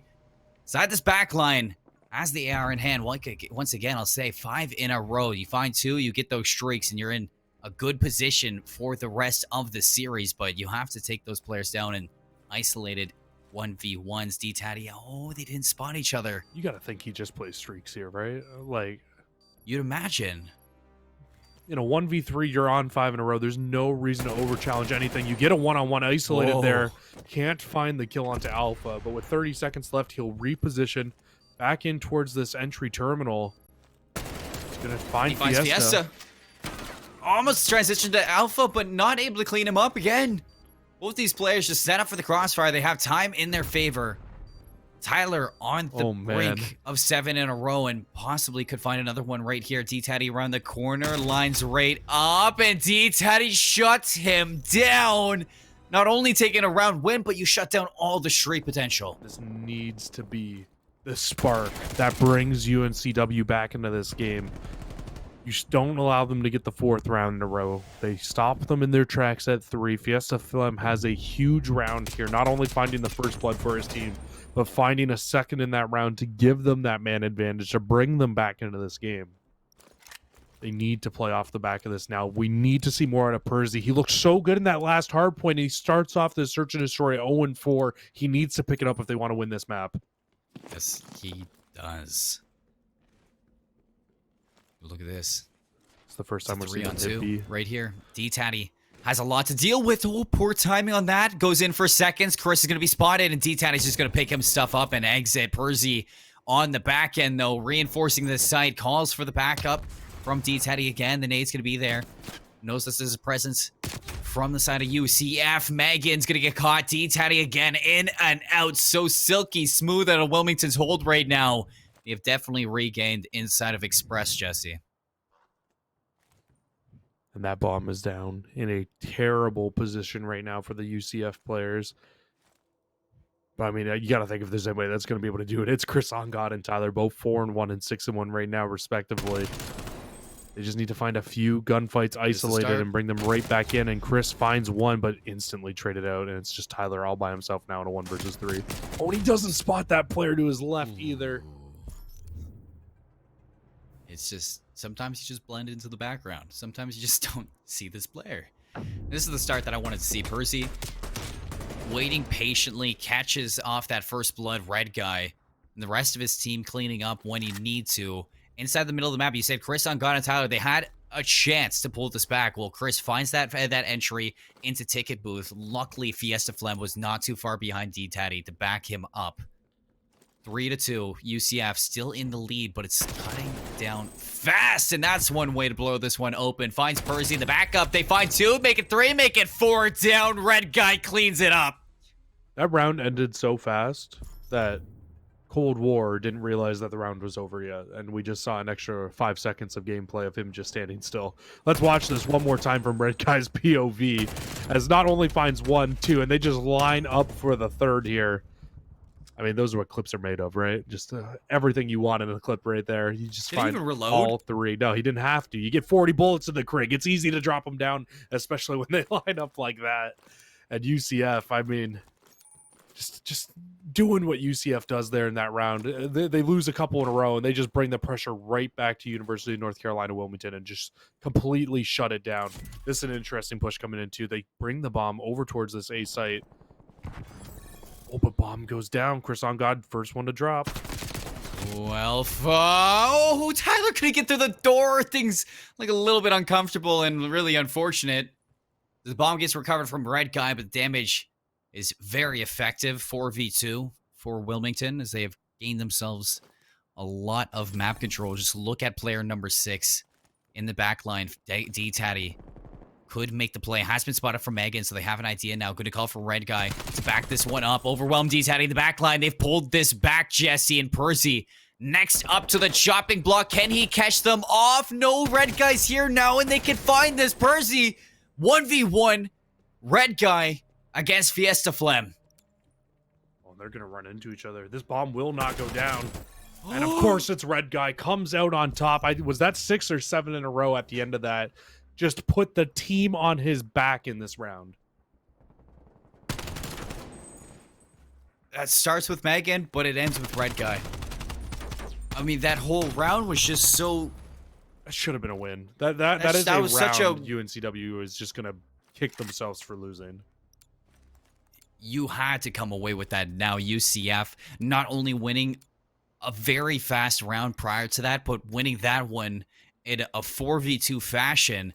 Megan finds the first to bring this back. Red Guy doubles down. You get the collapse. You win your 1v1s, and Red Guy is just getting good timing right now against Wilmington, and that is something you need to shake. Now look at this. Look at this full flood from UCF, Jesse. Yeah, if UNC doesn't realize this is going to be over before it starts. They will get a 1-for-1 trade to at least start this off, but this whole flank coming in here, they are going to completely pinch on the player. But another trade comes through, so definitely not the worst situation. Still getting the trade, so still in this to win it, though, Chris. Again, caught timing. D-Tatty caught looking the wrong way. Alpha 1v2 to keep your team alive here in Express. Keep your team alive in the series. He's going to peek out, gets caught with the stun, and Red Guy's going to give University of Central Florida the victory that they've been looking for. The search and destroys stay undefeated for the University of Central Florida, and they've never looked better in the game 2 and 5. There's definitely some rounds there that could have gone the other way, but you're not wrong. University of Central Florida just look like a different beast when it comes down to their 2s, 3s, and 5s. It is so tough to beat that team, now improving to 9-0 in each game mode. And sorry, actually 10-0 now in Search and Destroy. That is just a ridiculous, absurd stat, because there are some maps sometimes that you lose, and they are just the most random maps. I mean, when you look over at University of North Carolina Wilmington, we saw them playing, and what they've looked so good in so many hard points. And one of the hard points that they lost was to a bottom team, right? Their only hard point loss. So it happens. You lose these maps, but University of Central Florida still yet to lose on a Search and Destroy air control. And I mean, that just shows the practice and the prowess that this team brings week in and week out. We'll get to see it one more time here in the Search and Destroy. But this team, they are just on another level and have now finally secured that top seed in going into towards the play-ins, and they get that first round bye. And that level could be even higher, Jesse, if they clean up their act in hardpoint. I mean, I think that's definitely a weakness that they need to highlight when they're looking over this VOD. but every other avenue, their control, their search and destroy, definitely on pace for a championship win or a playoff win spot at that least. They are going to be now 9-0 in their record for the NACE Starleague, securing that #1 spot over the University of Tennessee Knoxville. So really, Wilmington now, if they can beat Tennessee Knoxville, and they can look at their own VODs, you clean up that control, you clean up that search and destroy, and definitely this is a different series if they run this back. Yeah, it really could be. And you know what? You never know. University of North Carolina, Wilmington, they might get their shot back at them. Because let's not forget, this is not the end of their road.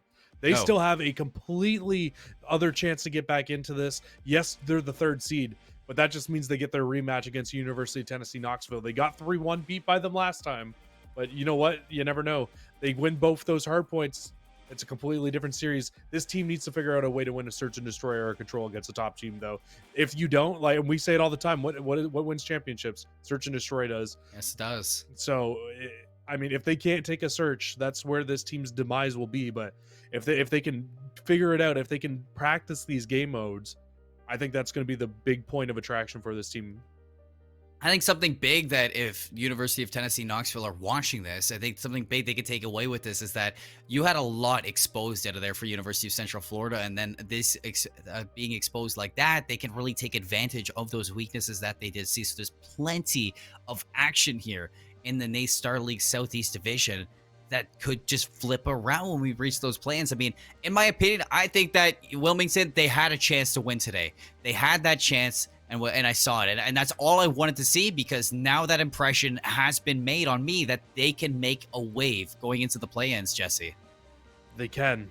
It's going to come down to, can they take a search? I think that's going to be the big question for them, and it's going to be a big story that we're going to be leading in towards the play-ins is, will they take a search and destroy? Because if they can't, that's where this team is just going to falter over and over again. In this game, in Vanguard, in seasons upcoming, you need to make sure your search and destroy is on point. You maybe even get a coach of some sort in these next couple of weeks just to come and help you out. Just figure out a couple new strategies, throw something different at these teams. Because, I mean, no offense to them, still very obviously a good team, but a 6-5 search and destroy record now at the end of this is just not where it is when you want to be playing these top teams. I mean, Vanguard comes out in like a day, pretty much. I mean, like not too long I'm very from now. well aware. I'm ready for it. I mean, if you're either of these teams, if you're any of these teams making it to the play-ins, Vanguard might not be the option for you. You might want to stick to your reins on Cold War, and yeah, enjoy yourself for when Vanguard does come out. But you want to make sure that you're ready to go for these play-ins. You don't want to give up on that prize at the end of the pool. We do have Tyler ready for the booth, Jesse, so we're gonna bring him in for the interview. A victory for University of Central Florida to stay undefeated. Congratulations on your win, Tyler. Thank you. Now tell me, was there anything into this game moving for University of North Carolina Wilmington that had you worried off of that? What were some changes you guys were making during that? Because you guys got pushed to the wire. Yeah, they came out firing in the hard point. We were just doing we weren't doing our like simple things, like we weren't holding pre-aim, stuff like that. And we were kind of just running at them, and we knew that, and we tried to fix it. Obviously, we got stomped in both hard points, but I mean, we found together, we got in the call and said, let's just slow down our comms, let's work together, and we should be able to win this, and it ended up working out.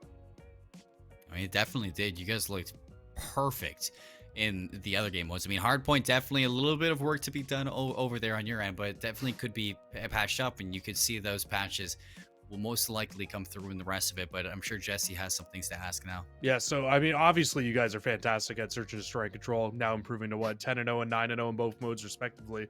My only question for you is, so now looking in towards the later half of this, obviously you guys are the #1 seed, you get that first bye now. There are some very heavy hitters going in towards these playoffs, and you're going to need to be able to win some hard points against those top teams. What do you think the next steps for you guys are to being able to take that next step in hard point?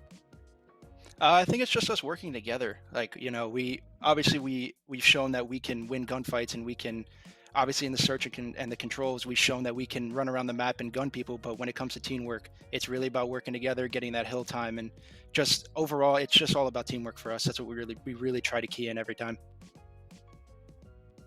You guys aren't too far away from that teamwork. I mean, we did see glimpses of that through the hard point as well. So I'm sure that you guys are right on that as well. But for the rest of your season, for the play-ins, for Knoxville especially and Wilmington, you're going to have to play one of those two teams again inside Mhm. those play-ins to make it to the playoffs. And is there anybody you'd rather go up against between the two?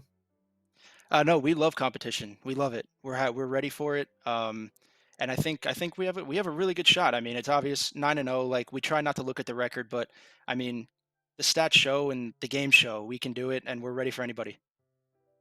I can't wait to see that. Anything you'd like to say to the stream before we let you go?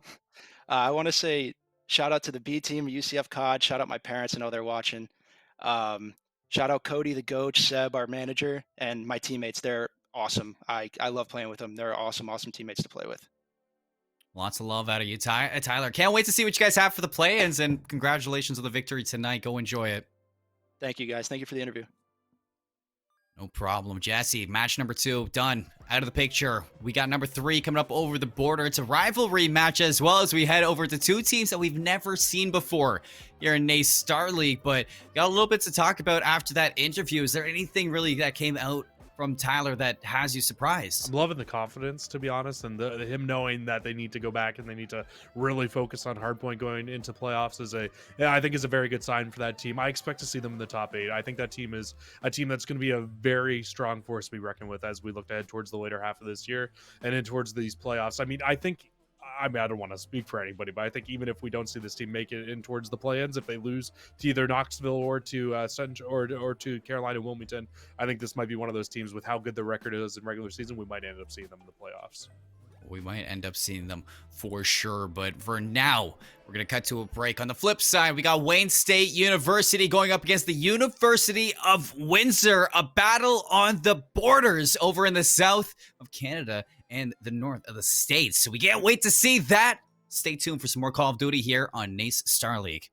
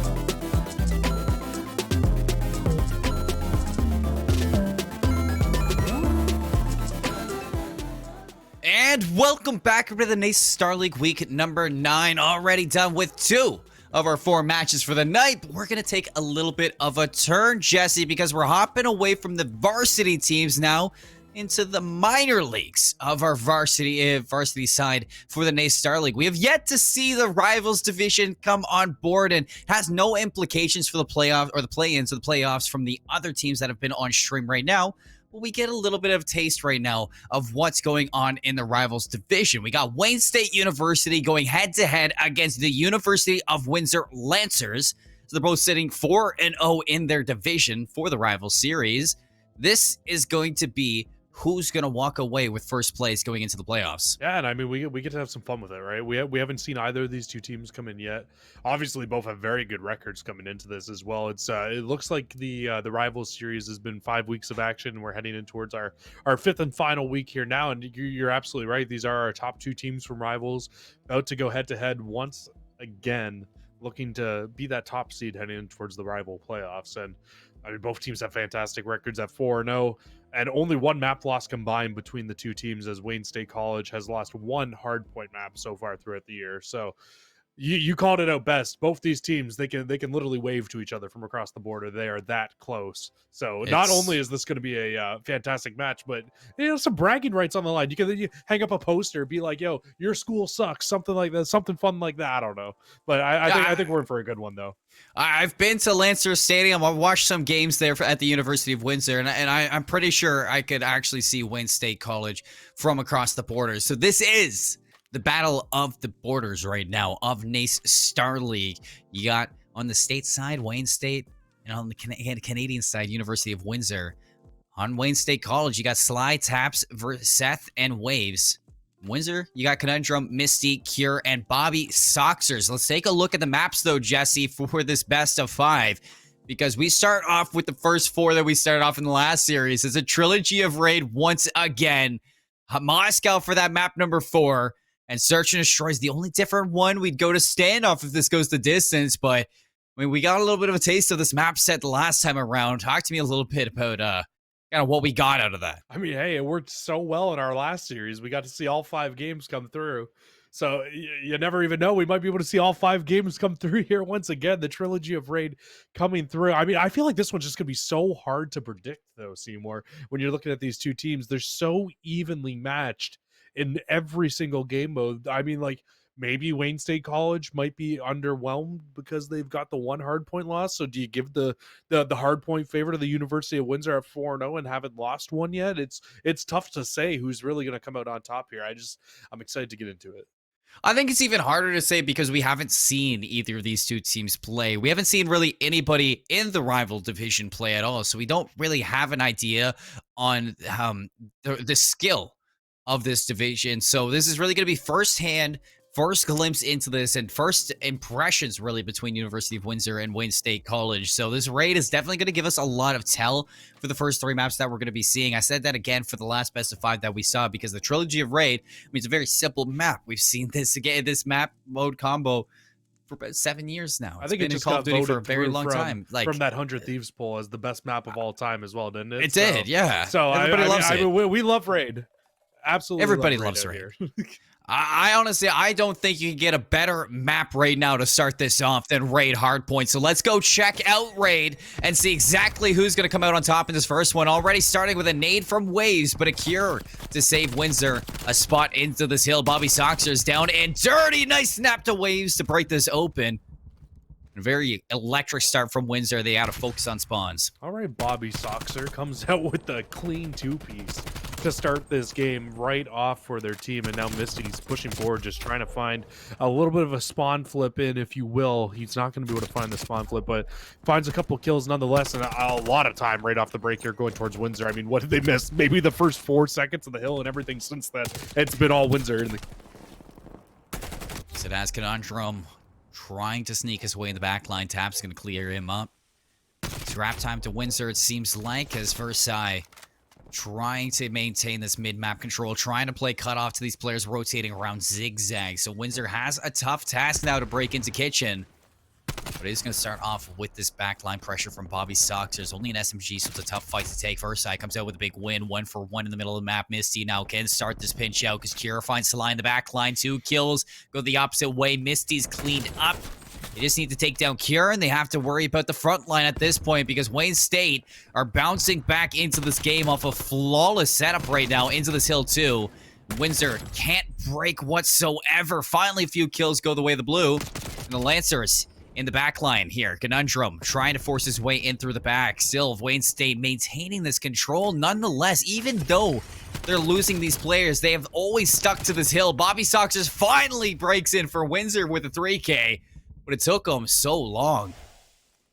And everybody now, you can see all those Wayne State arrows. They spawn up. They all turn instantly to the right, and they start pushing in towards this new hill. Everybody just wants to have the best chance. And, I mean, we've seen it so far. It clearly has felt like whatever team gets set up first seems to be able to hold on to the majority of the time. That's what we've gotten so far here in this series. But this break, it's looking good for the University of Windsor. They're able to find 2, make that 3, and only 1 player left alive, and Sly falls. So a beautiful rotation from Hills 2 to 3 here for Windsor.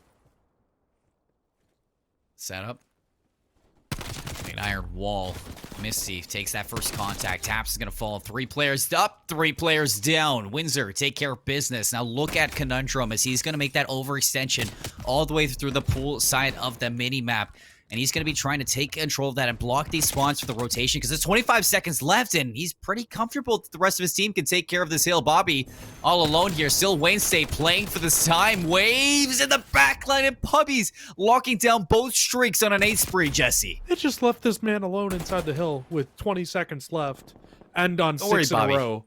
They just said, you know what, Bobby? You know what? We know what you got. We know you're about to go on this streak. They did not care. And now they've got streaks to help them break into basketball, if they even need them, because you've already got Conundrum inside the hill, and the rest of the team all pushing over. Conundrum will be the first to fall for the team, and the spawns actually do still come in here from Windsor, but when you look in towards the back right, you can see that little bit of a play possibly coming in from Versailles in the back here. He might be able to help just kind of solidify this hill here for the likes of Wayne State. May be able to help. He does help, in fact. Now the rest of Wayne State, they just need to keep their sights off the staircase. The spiral stairs to where Conundrum's going to hop on in. He finds one, but he also finds Bobby Soxer, so the team kill not going to come his way. Versailles still coming up big with a big one-on-one. He's going to keep his foot in for the contestation. Wayne State have closed this lead to about 40. Versailles can find Kier here. He's going to get the scrap time, but it's going to be up to Waves, and the trade comes on through. So scrap time to Wayne State over the basketball hill. Middle is going to be locked down by Windsor. The thing that Wayne State needs to start being worried about is these streaks on the likes of Windsor. They are going to be very tough to deal with at some point, but Versailles, he'll find another kill through the middle. They can now start to set up a little bit of a pinch here onto this new hill, but I don't know how easy of a kill it's going to be because it just seems like everything is being watched right now from these Windsor players. Versailles is snapping for Wayne State right now, and he's single-handedly locking down this courtyard. You gotta be careful for that trophy. Your nades aren't gonna have effect right now if you're Wayne State in the hill. Cure with a long bomb Hail Mary. He's able to find that shot into the back line, and Windsor in this retake, they're overwhelming Wayne State into the courtyard. Waves able to walk away with one. Versailles gets in back to the mix. The reinforcements are here. Wayne State into the hill for the scraps. 21 seconds. They can cut this lead into a tie game, Jesse. It just needs to be Versailles with a one-on-one. He's got the ice. Wouldn't that be wild if we see a tie game after how strong Windsor came out in Hills 1, 2, and 3? It's been all Wayne State in Hills 3 and 4, and it is just the absolute perfect comeback here so far. And, I mean, you called it practically a tie game, only an 8-second lead. But here's the thing. We talk about it all the time. This hill number 1 can absolutely be turned into a money hill. We saw Windsor University do this hill so well in the first set of rotations that I wouldn't be surprised at all if we see them get another good chunk of time here with how this setup looks. Well, Taps has something different in mind. Slides right in onto Misty. Not able to lock it down, though. Windsor, the pinch, seamlessly getting back into this hill. Flawlessly getting back into it now. We're looking at Wayne State to keep this time out of their hands, dissipate this lead a little bit, and they're going to need some extra time. Taps and Sly, they open this one way open. Now they take care of Misty for go down. That is perfect. And just a little bit of a over push there from a couple of the Windsor players, and because Wayne State players push all the way through, it actually just flips these spawns once again, and now Windsor does not want to get put into the same blunder they got put into the last time on hill number 2. They weren't able to get barely any time on this hill because this was all Wayne State. Bobby's a little too cracked right there, though. He will find Conundrum with the team nade, unfortunately, and now he's going to have to hold the front line all by himself. He is not sitting still at all. He's just always moving. First, I can't even tell what hit him right now. Bobby's finally gonna fall. He just 21 and 10, Jesse. Did you see that fight he just took with a Diamante? If that doesn't ooze confidence, I don't know what does at the end of the day. But it does not matter, though. Windsor's still gonna be standing strong inside the hill. Bobby Sox is single-handedly showing that Windsor wants this win, and he's ready to take it. Shots down range, gonna land. Waves able to fall, but lasts long enough for Taps to get into this one and break, but that is not what you want to see if you're Wayne State. Now Windsor can set back up for this hill. Yeah, I was about to say that flip comes through just at the wrong time. It's, what, 15 seconds left that Wayne State are going to be able to get. That's great. It's going to bring you right back into this once again, but when you lose the first 35 and they go to the likes of Windsor and then they are allowed to get this full rotation over, and this was where Windsor did a lot of their damage in the last set of rotations. This is where we saw Bobby Soxers get that last or get those 2 streaks, and now they head into this and they can't win on this hill, but they can get mighty close, and it is going to be hard for Wayne State to get anywhere near this hill.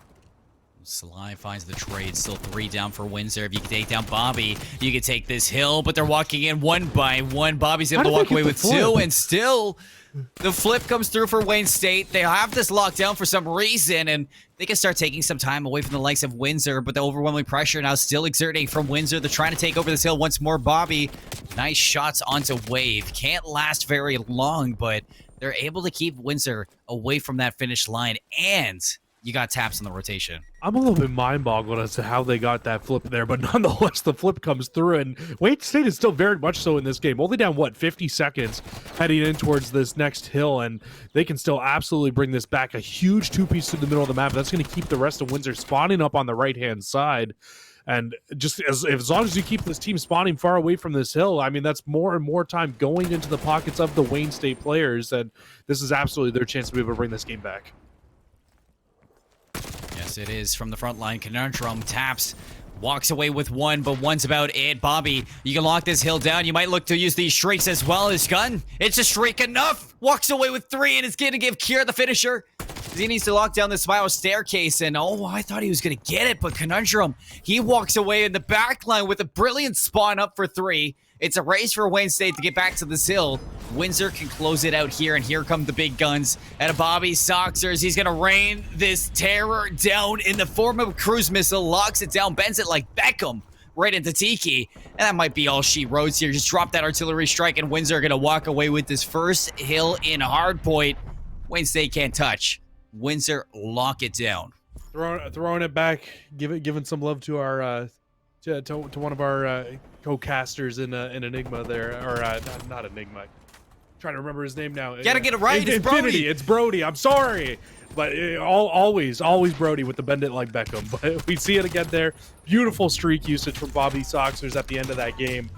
And honestly, I mean, we didn't know what to expect coming into this one, but I mean, if that's how this series is going to be, I'm here for it. That is a great map number 1 for both these teams. That is the pinnacle of ADHD in a video game right there. Bobby Soxers was not sitting still at all. I don't think he could sit still if he wanted to. I mean, you just saw it yourself. You said if it's not oozing confidence by the way he's taking these gunfights, I swear, he is absolutely cracked on the sticks right now. Every single time we're going to swap to him, he's finding 1, maybe 2, maybe even 3 if he does dare so. I feel like this is just going to be a Bobby Soxers highlight reel. Very here we go. Be. What's that? 3 clips? 3 Bobby Soxers clips? There's another one right here around the wall. Sly is there, snaps back into there with the Diamante, and then I thought he was going to take Versailles here, but no, it's Misty to back him up with some nice team play. It's all Bobby. It's literally a Bobby Soxers highlight reel, and then we get to see your beautiful call of the bend it like Beckham. What's that? 6 clips? 6 Bobby Soxers. He just came out firing in that game, and I mean, I'm here for it. He looked fantastic. We're the Impulse Bobby Soxers fan now. He's got those replays, and he wants it known. Bobby was cracked. He stood out I saw the team from the rest, and Team Nade was unfortunate, but honestly, you know, you can let it slide when he's doing what he's doing. So map number 1, the first raid goes the way of Windsor. Search and Destroy coming up next, and this is where Wayne State, they need to pull this back because a lot of that game, Jesse, was not out of the hands of Wayne State whatsoever. One hill, in fact, could have brought them right back into it. They couldn't get through Bobby. And if you can take down Bobby in the Search and Destroy, you very might well be able to walk away with the Search and Destroy. Yeah, it kind of felt like they had chances to break, and then Bobby Soxer's one of those highlight clips said, "No, you're not going to break in," and just took it away. After the first set of rotations, though, it was very, very close, a very tight game. It was just once that second set hit, that's really when you saw the University of Windsor really kind of start to take over and really start to bring it back into their favor, especially. And those streaks that Bobby earned so early on in the game are really what helped them kind of ice it and put it away there. It makes it very tough for the Wayne State players to be able to push in and break back in. Now heading in towards the Search and Destroy, though. I mean, generally we see it. If you're not a great hardpoint team, Search and Destroy is generally where we can see you bounce back. So, I mean, that's what we need to be looking for with this Wayne State team right now. Can they make the big comeback into this Search? You said it yourself, they had the disadvantage into hardpoint. Now it's time to even up the playing fields into Search and Destroy. Wayne State, let's head to Hollywood Hills. Let's head back to Raid. Let's run it back. See if we can go even. Waves already finding first blood. There's a heavy hitter, Cure, another player who was hitting that 20-digit marker in that game 1 off the board. What is this? We're not on Bobby's POV? No. Bomb Got Sly. moving up to the A site, but Bobby will have a one-on-one here. It's gonna back Waves all the way up through these steps as well. So, I mean, they don't have advantage here though in any way, shape, or form right now. If you're Windsor, bomb goes down for Wayne State, and they can just play a bunch of angles and try to isolate out these 1v1 situations. And Bobby's actually going to end up falling. That's the hero for Windsor from map number 1, and Wayne State in a 2v4 now, or a 4v2 if you will for them. This should be a round win. Should be a round win indeed. Conundrum working with Misty. They take over Art, 21 seconds to get this full retake. And off of that information, you can see Wayne State reacting by locking down Laundry where the bomb is planted for you. Sly puts it into a 1v3. Almost cleaned up Misty. It's going to be Taps to put this one away. Wayne State, they bounce back. It's a round they absolutely needed to off the rip here. You definitely wanted this. Is this the... Oh, I thought that was going to be the 1v1 between Waves and Bobby that we didn't get to see off screen, where Waves was able to close that fight out. But I mean, so far your theory works. Bobby falls, Wayne State takes round number 1. We'll see how the rest of this goes. I don't want to just keep building this up as a Bobby Soxers versus Wayne State match, but man, he just played so well in that map number 1. It is hard not to hype the man up. Sly finds first blood for Wayne State again. Still Windsor looking to push their advantage here. First side drops that bomb. Bobby off the board. You gotta make it known at this point. Right there. The full wrap around here. Looking for the exit, but Taps has it under wraps. As all of a sudden, Conundrum 1v4 right into Taps he goes, and right into the grave he falls. Wayne State, quick 2 rounds. It almost just feels like we know what we're talking about sometimes, Colin. Where once a team wins a hard point, it's generally the other team who will be stronger in the Search and Destroy, especially when you have 2 teams as evenly matched as these 2 teams are in terms of overall record. You know what? I'm totally here for it. We've had some long series today, but I mean, we've been overdue for some series like this so far on the NACE Starleague, and it's great to see it coming back out. And I mean, I'm loving this Rivals match so far here. Wayne State, though, they will take this bomb back over towards the save site. It's where it worked for them in round number 1. They got that first blood through the middle of the map, and once again, Bobby Soxers falls first blood. And I mean, with these kills coming through, you gotta imagine that this should be able to be another bomb down once again here for the likes of Wayne State. Usually it's 0 to hero, not the other way around, Jesse. Bobby 0-3, Cure 0-3. 2 players that were leading the way for Windsor in that map 1. Wayne State have completely flipped the map, but it's Conundrum to keep them alive. 2 versus 3. Windsor has the lead. Cure finally puts himself on the board. And Waves is going to be the last one alive here in Wayne State, tucked away inside the map. Nobody in sight to try to even this up. You look at the arrows for Windsor, and they are for sure making sure that they lock down that back end. There's nobody catching time with the Waves here. He's constantly just back and forth inside the site. Finally, Cure's going to catch him out, and Windsor put themselves on the board. Sees him at the very end there. It's like, oh, hello. right at the end, and I thought we were going to see the first blood possibly, but nope, not the case. And like you said, Waves does finally end up getting sniffed out and falls, but it's been a very, very back and forth search and destroy so far. And the theory does not prove true. Bobby falls, but Windsor, they take the round win for themselves in that round. We'll see what they decide to do with the bomb here. They went towards B the last time on offense. They got completely stuffed. And now Bobby, it's going to be a fast hit through towards this middle of the map. And actually, they're just going to kind of stop and zigzag. They don't want to push too far. Oh, Misty walks away with that. Finally, Windsor finds the first blood. First one in 3 rounds now. So 1 and 3 in first bloods. Windsor have that life advantage. Sly doesn't let that last for too long. And Waves might be able to find a second. But however, Misty gives them the work. 1v3 for Versailles. The bomb's looking to go down here at A. Windsor has the full setup, Jesse. I will say one thing I'm not fully understanding from Windsor is just the way that Bobby played in that map number 1.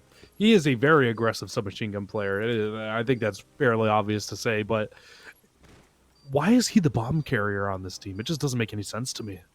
It seems very counterintuitive, almost like that you're holding him back. Really, it's like a dog on a leash. You're holding him back. You're not allowing him to be free.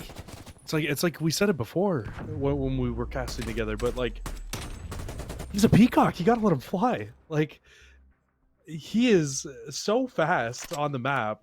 I don't understand why he's the bomb carrier, and he's sitting at 0-3 right now in search and destroy. Maybe something this team should maybe look towards changing up eventually, but nonetheless, they do bring it back 2-2. And now as this series continues on here, Wayne State, they will take the bomb back over towards this B side. Nobody in their minds are here for Windsor right now, except for Conundrum towards the back side of the map. And you got to think, if they choose to push up quickly and try to get this bomb down, it should be a fairly free play. Oh, walks away with 9 HP. Conundrum wiping the sweat from his forehead, but you can see the reaction from Windsor. They're quick to rotate. As nobody's actually going to be pushing through that bedroom avenue. They're going to be flooding on in through the pool staircase. Bombi's going to find his first of the game. Taps. He's out and about. Bomb is down 32 seconds. Wayne with the disadvantage. Looking to bring this back, though. Slash is going to be playing in this Tiki. Looking to burn this clock. Career spots him out. So here comes the collapse right into Tiki. Overwhelmed and outed. Versailles now 1v4. 17 seconds. Can he walk away with this one? He's going to find the first one. Slides out to find the second. But it's Bobby on the doorstep. Windsor find another one. They take the lead. That caster cursed them. I was giving him so much hype, and now these last 3 rounds, it has just been Windsor taking back control of the map, and it could be one of those simple situations of teams that they start off so well, but then they start doing the same things, and this looks very similar to their first round offense where they push towards the site, they get the bomb down, and this time through, the University of Windsor, they learn from their mistakes in round number 1, they make a couple little mid-round adjustments, they come away with the round win that time. So it is a very back and forth search and a story here so far. We'll see what Windsor decides to do back on offense here. It's been a lot of A hits so far for them here. And once again, Bobby's just going to set up through the middle of the map. The nade over the top does come through. Not going to connect, but it at least slows down the push. And Misty finds first blood as well. This is kind of ratty. Right under the van. Now the chaos going to ensue. Taps walks away with a big win. Out of the help of Sly. 2v2 when the dust settles and Conundrum lines up. From afar, you get the 1v1 now. Taps a chance to clutch up, but right on the heels, it's the hunt from Windsor. They take their lead from 0-2 to 4-2. Yeah, 4 rounds, 1 in a row, and that player must have been weak. No way Misty finds those shots like that. And I mean, unless he's killing that fast, which would be something quite ridiculous. But I mean, nonetheless, he finds the shots under the van. He finds that first blood, and it just opens up the entire left side of the map for Windsor to be able to push up, get that bomb down, make their life so much easier on themselves. And now Wayne State back on offense. Going to take the bomb through and go back over towards the A side. So it's the second time we're seeing them hit towards A. Last time on their second hit towards B, it was a lot less successful. We'll see how Windsor responds. Yes, we will. Sly finds 2. A 2v2 down back into this one. We've seen this constantly. This time around, it's Conundrum, who's 7-3, having a lights out search with Boxer. Or Bobby Soxer. Boxer, yeah, Bobby Soxer. Okay, I almost called him Sobby Boxer earlier on, too. Don't worry. It happens, you know, it's a tongue twister. But anyways, he's the Iceman from Hardpoint, and now he's being flanked. Sly gets some shots in. You're calling for waves to get that collapse in, and they clean him up. Seamless. Now time to pick up this bomb and find that plant towards A, because Conundrum is not in a position to stop you. He is, however, going to be making that quick wrap around, not wasting any time around. Now he's inserted himself into a spot where he can stop this, but Sly, well aware of the avenue, locks down the round for Wayne State. And you got to think that whole round is just one on the back of them being able to find that player middle of the map in Bobby Soxers and just perfectly played the 2v1 up. 2v1 on him. They isolate him out. They find him. They get a couple shots, throw the nade, force him out of the cover, and the second player challenges from behind. Beautiful work from the Wayne State team to get themselves another round back. And now back on defense for them. Defense has seemed to be the struggle for them so far here in this series, or in this search and destroy for themselves. They've just been giving up a lot of map positioning to Windsor, and once again, Windsor's just going to push full force forward. And just a very, you want to see?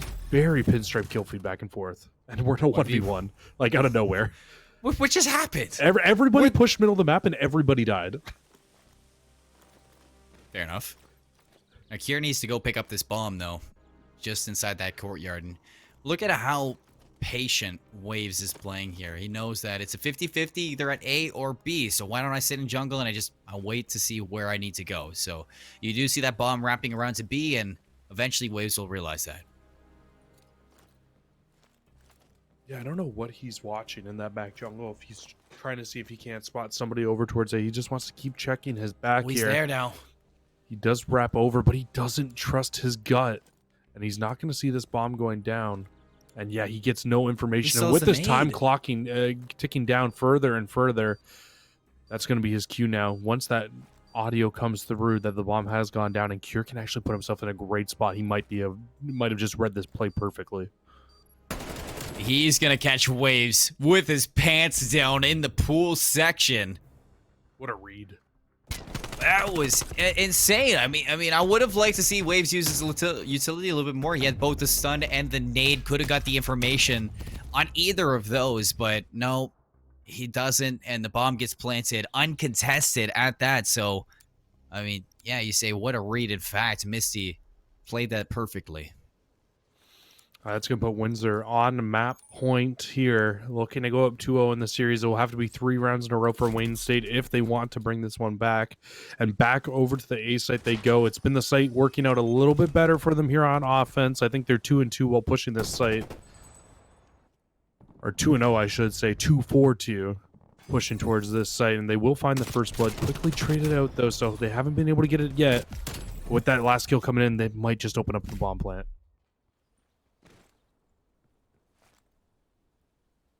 Bomb, though, nowhere close to being planted there. They have completely flipped the map out of here, and Conundrum has snuck himself in a position where he can stop this if the bomb goes. But Sly with the slide out has opened up an avenue to the B side, and that's going to force Conundrum now to play cutoff to this wrap. And Conundrum actually might have read this perfectly, Jesse. He's already here. He's already in a situation to stop this, and how will Wayne State play this round? They're going to be taking the long way around through basketball courts. Oh no, and he might wrap off as well. He's going to wrap back just to check his own cover.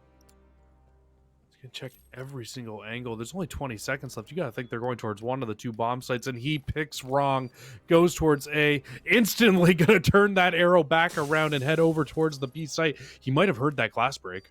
Oh, he did. Sly's going to get caught first side 1v1, knows exactly where Conundrum's going to be coming from, but the wrap around, he's going through kitchen. I like this play from Conundrum, making them think hard right now. Well, this is why you guys go to university, is to use those brains of yours now. Versailles, can you clutch up when you need to? 16 seconds at 7.5 for the defuse. So, Conundrum, he's going to need to get on this soon, or else he's not going to have a chance. So it's too late. Versailles just needs to play that internal clock. He peeks out. He takes the win. Wayne State, stay alive. Perfectly played there. Just sat back and just kept waiting and waiting and waiting. And if he doesn't see Conundrum on it, just wraps back into basketball. He just kept checking it every 7 seconds or so. He knew that he had enough time, enough in him to win that 1v1 out. He knew just had all the confidence in the world in a perfectly played 1v1. You know how I get mad all the time when we watch and we cast Call of Duty, and I'm just like, oh man, like he threw his life away in that 1v1. That is a perfectly played 1v1. I absolutely love to see it. Here now, can Wayne State push us to around 11, Jesse? That is the big question, because if not, Windsor is going to be up 2-0 into the series. The first 2-0 we see tonight. Look at this map control. I mean, Wayne State, they have a whole line of scrimmage from left to right throughout the middle of this map, but Windsor have the trap lied inside A. So really, first blood's going to be huge, and Sly's going to open this one up. Waves now finds a second, almost a third, but he's going to play his life. Windsor in shambles now. It's Bobby Soxers to make a play. He's going to find Versailles, but head on his heels. Waves looking to trade this one out. It's going to be tough, but Windsor definitely could pull this one back, and it's off Conundrum here. If he can find Waves, Waves escapes. What is happening? Everybody's just getting around every corner with the smallest bit of HP, and it looks like the Brap is coming through now. And Conundrum finds one on the rotation, so they should be able to try to get this bomb down at B. 2 players from Wayne State, though. They should be on the rotation early, and a huge one-on-one win there for Sly. Still has the nade, too. You should still check with this lethal grenade. 2v1, Bobby Soxers, can he clutch up like he's done so much inside the hard point? Sly's gonna walk right into this 1v1 now, and they are they are so far apart right now. All the way in basketball courts, Waves couldn't even trade that out. 25 seconds left, and Bobby needs to play this clock. Waves with this assault rifle, just gonna be playing for him to walk into the sight line, and Bobby's now gonna make that re-wrap around into that kitchen, take control of money. Watch for the cross, and there he has it. He sees exactly what he needs to. He's going to duck out. Windsor's going to take map number 2 here on Raid Search and destroy. Bobby's going to get the kill, too. 6-4. They take second one.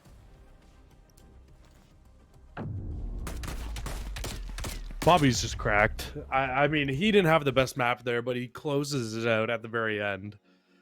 And you just got to think, watching him play, and watching that team play, I mean, I don't think they deserve to win that search and destroy, if I'm being completely honest. I think they just got a couple rounds there where they pulled it off. But, I mean, I think they that... pulled it back. Okay, but I just think that Wayne State, I think the way that they were playing a lot of those rounds, they looked a little bit more comfortable in search and destroy. I think that Windsor just kind of has the gunny right now, if I'm being completely honest, and Windsor was kind of just gunning them throughout a couple of those rounds. I mean, that one round where we saw the Wayne State player, I forget who it was, I think it was Versailles, who was just sitting back and made that beautiful play and just played the time perfectly. Yeah, I know we saw him do it again at the very end there, Bobby Soxers, but you just got to think that a couple more rounds go the way of Wayne State in those 1v1s, they probably take that search and destroy. And just watching Windsor, I'm still sitting here and I'm just like, why does Bobby have the bomb? Just let that man fly forward and do his thing on the map, because he looked so comfortable in that last round just running and doing his own thing. But you got to, even in that last round, they had complete sight control and he's off doing whatever he wants to do up in jungle, and they could have had an easy bomb plant down with all 4 of them alive. So I mean, I don't know. That's just the color caster in me looking at it and thinking of things that they probably could do better in that search and destroy. But nonetheless, they come away with a second map, and now it's Wayne State University forced to reverse sweep if they want the series win, Jesse. And I mean, a little bit of taste of the rivals division. I'm not too dissuaded right now from University of Windsor. I think that this is a strong team. I think for a minor league right now in some Call of Duty for collegiate play, this is a strong team. And I think this Windsor team has a lot of potential to break into a lot higher of play right now. I could definitely see this team possibly becoming a varsity team as the year continues on into other leagues, possibly and towards the Vanguard season. You got to think that this team probably could compete with a couple of the other bottom teams. I mean, I don't want to say like they'll only be able to compete with the bottom teams, but like at least with like some of the bottom teams in some of these divisions, just looking through the ball. There's a couple teams that have 0, if not only 1 win, right? So, I mean, why not just throw this team up possibly next season? They might be able to get a couple wins. I think this Windsor team could be a force to be reckoned with inside the varsity play right now. So you got to watch out. I need to see control, though, right now, because you're heading back to Raid. And from what I've seen is this map is Bobby Soxer's just playground right now. It feels like it's going to be a Bobby Soxer's playground on this raid for sure. I think one thing that really kind of stood out to that game number 1 that I saw was that Cure, alongside Bobby, was able to step up and drop Ed 20 as well with him. So you're looking at the two of them to play this. Let's head back to this control inside Raid. Map number 3 could be the last, could be the start to something new. Does Wayne State have what it takes to reverse sweep? Taps, break off. Not looking that way so far. And look at that. We're back to a respawn and a first blood to Bobby Soxers, and this looks like the A side should be pretty done very quickly here. Conundrum's going to get a great push forward as well and be able to find a few kills. So, I mean, I don't think you could ask for a better start here for the University of Windsor. They're going to get the full 3 stack on the site, finish it off, and now they can put their full focus on where they want to go next with this push over towards B. 2 minutes and 13 seconds. Playing it slow. You're going to lose the 1v1. Taps gets away with what he got. Backs in for seconds, and he's going to take dessert. Now, that's something different from Wayne State that I haven't seen. The confidence out of that gunplay, and Versailles going to overwhelm them inside courtyard. Looking for a little bit extra, and Windsor finally stopped. That's going to bring the life count right back down to no life advantage for either team, but just the power of the submachine guns on this team. They push forward. They're able to find a few kills here, but Sly with a great answer back for their team. Conundrum looking to break this open. Can't find a second. Sly, he's completely lost in the steps. Lost in the sauce, it looks like. Taps needs to go up big right now. 16 lives even on each end. Minute 20 still on the board, so a lot of time to burn if you're Wayne State, if you want to take this defending round, but they're going to look for the wraparound, the overextension. Sly is late to the party. And Cure's going to find Sly, in fact, so 2v4 on the site. Taps loses his fight. Conundrum wins his. 4 on the board. 4 down for Wayne State, and they can just stack B right now. This might be it for the first round. They need to get into this fast. And it's going to be Sly here. If he can take down Bobby, that is going to lead them back into it. But that is a hard gunfight to take now. Flooding on into the site. And Windsor has everything locked down with his crossfire. Taps, however, has something else to say. Swaps to the Diamante to maybe win this round. But they do stop Windsor at that. Oh my god, Bobby. These people have families. Another 5 spree for Bobby here in the game. Improves to 8 and 4.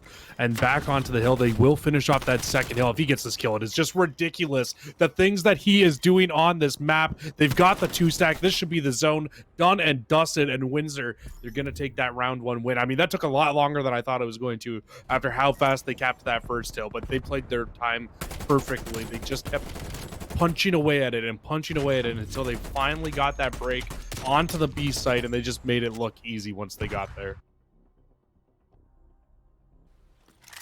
What a round from Windsor. I expected them to look good, but Wayne State weren't too far out of that. I mean, it's just a solid 4 down that brought them into that hill, and I think that Wayne State could definitely deal with the pressure a little bit better. I think they're trying to fight fire with fire when they really need to deal with it the way that they had at the start of that search and destroy. Slow things down into the round. We'll head on collision right at A. You got Misty dancing around this, waiting for the rotation to come through. Hops in for the connection. 1 tick already gone. Diamante's going to clean up a player. Looks in for seconds. Wraps around side to side, but not going to push too far out. Versailles is going to be the one to take the gunfight, and he's going to be the one to win the gunfight. So looking to lock down A is Wayne State. Bobby's on 6. He's looking for that cruise missile, and just a great flank from him comes in. Should be able to find the kill. Finds the cruise missile, but the A zone does come through.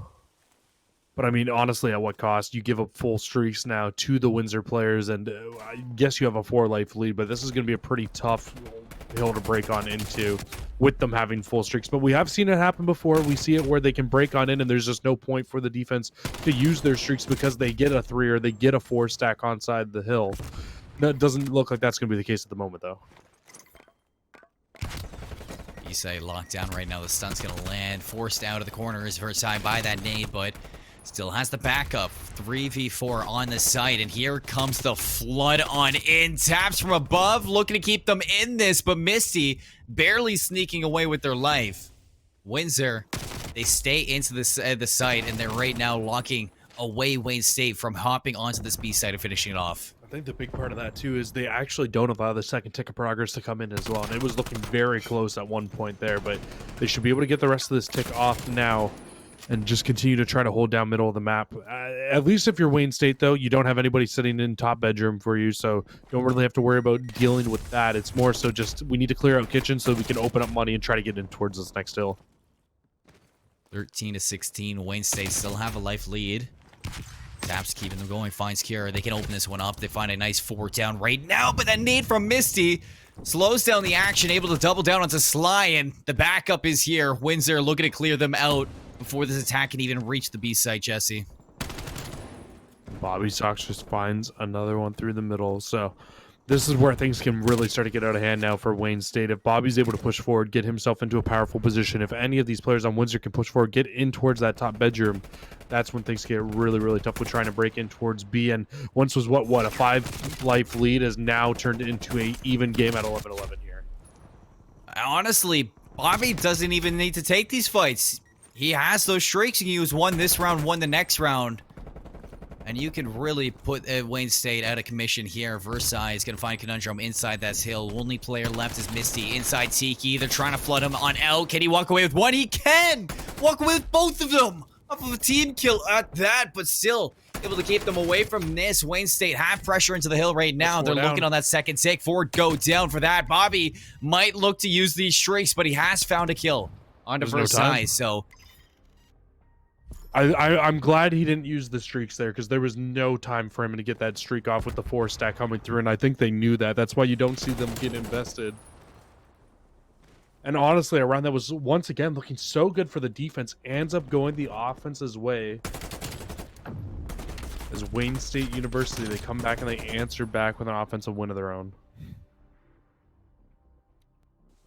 I mean, that was something else. Wayne State had the advantage and barely holding on to it. If this could be totally different if Waves was actually putting up numbers like the rest of his team right now. 4-12 was able to finish off that round strong, but barely scraping by right now. Wayne State from the leads that they have acquired. So looking to hold off of this attack. They go 2 for 2 off the break off. Waves is able to keep Bobby out of that hill. Can you clean up Conundrum? No, Waves. It's going to be shaky, and he's able to do so with the help of Versailles. So far, so good for Wayne State. They're going to push right back into the rest of them and take them down with haste.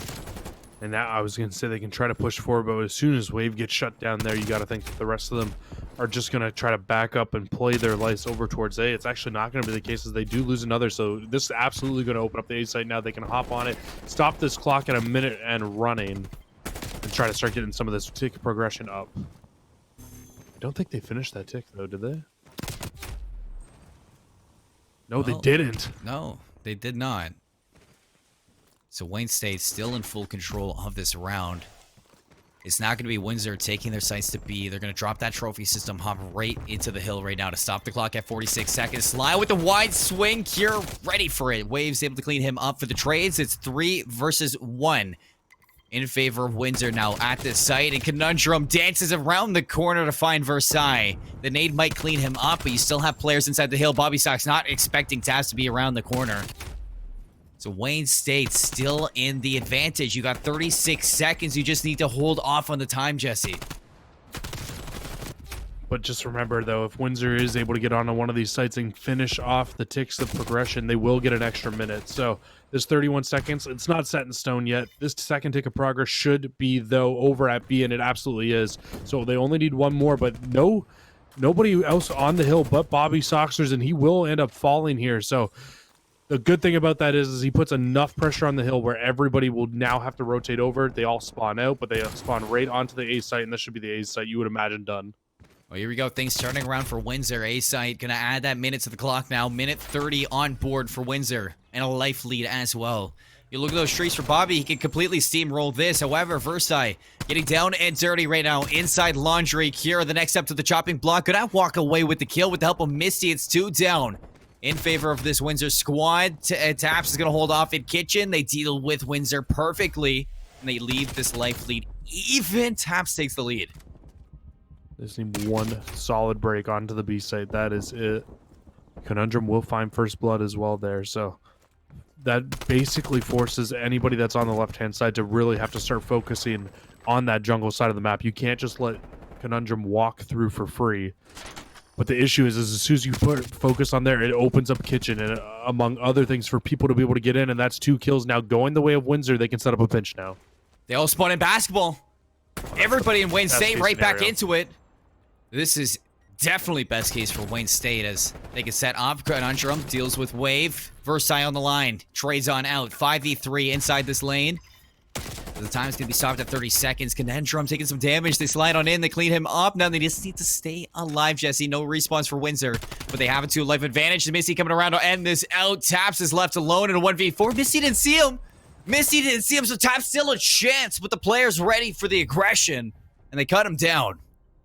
That's going to be a 2-1 lead now for Windsor. All offense here so far in the game, and I'm interested to see how this defense comes through because they must have been so confident there on that first offense. They did not even care in the slightest that a couple of kills go the opposite way, that they were down in lives. They didn't have to even invest a streak in that round, and that's probably the cleanest round that we've seen get won here so far. So good. Now, once again, Wayne State back on offense. They need to answer back if they want to see a round number 5 and possibly a bit longer of a series here. Look at the break off. Ave aggression here. Bobby locking them down in zigzag. However, the fight's on site. They go to Wayne State.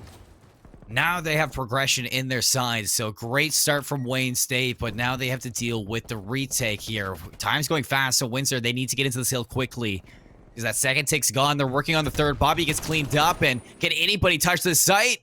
It doesn't seem like it's just yet. Misty has to get in. It's a 1v1 against Versailles for the round, but he actually has Conundrum snuck right out of my peripheral vision, and Windsor get back and they clean it up.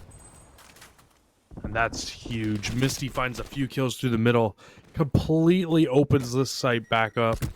And now, as Windsor, as they start to come off spawn with him in that position, and you got to think that the Windsor players are just going to keep spawning up towards that top right-hand side of the map. That hill is not open on the A side for them to be able to just spawn up and be able to get back there. But player 3's wrapping off. That should open that spawn up completely, along with the rest of the Wayne State players already being on B. And as soon as they fall, they should spawn right back up on A with player number 6. Yes, they do. A's going to be gone unless Cure can cut them down. As soon as they walk in, Waves actually gets caught. Versailles and the Diamante, he loses the fight, so A's still up, and it's still counting for Windsor. They have not given up on this time. Look at Bobby. He's found his way into the back line now, setting up camp. Not for long.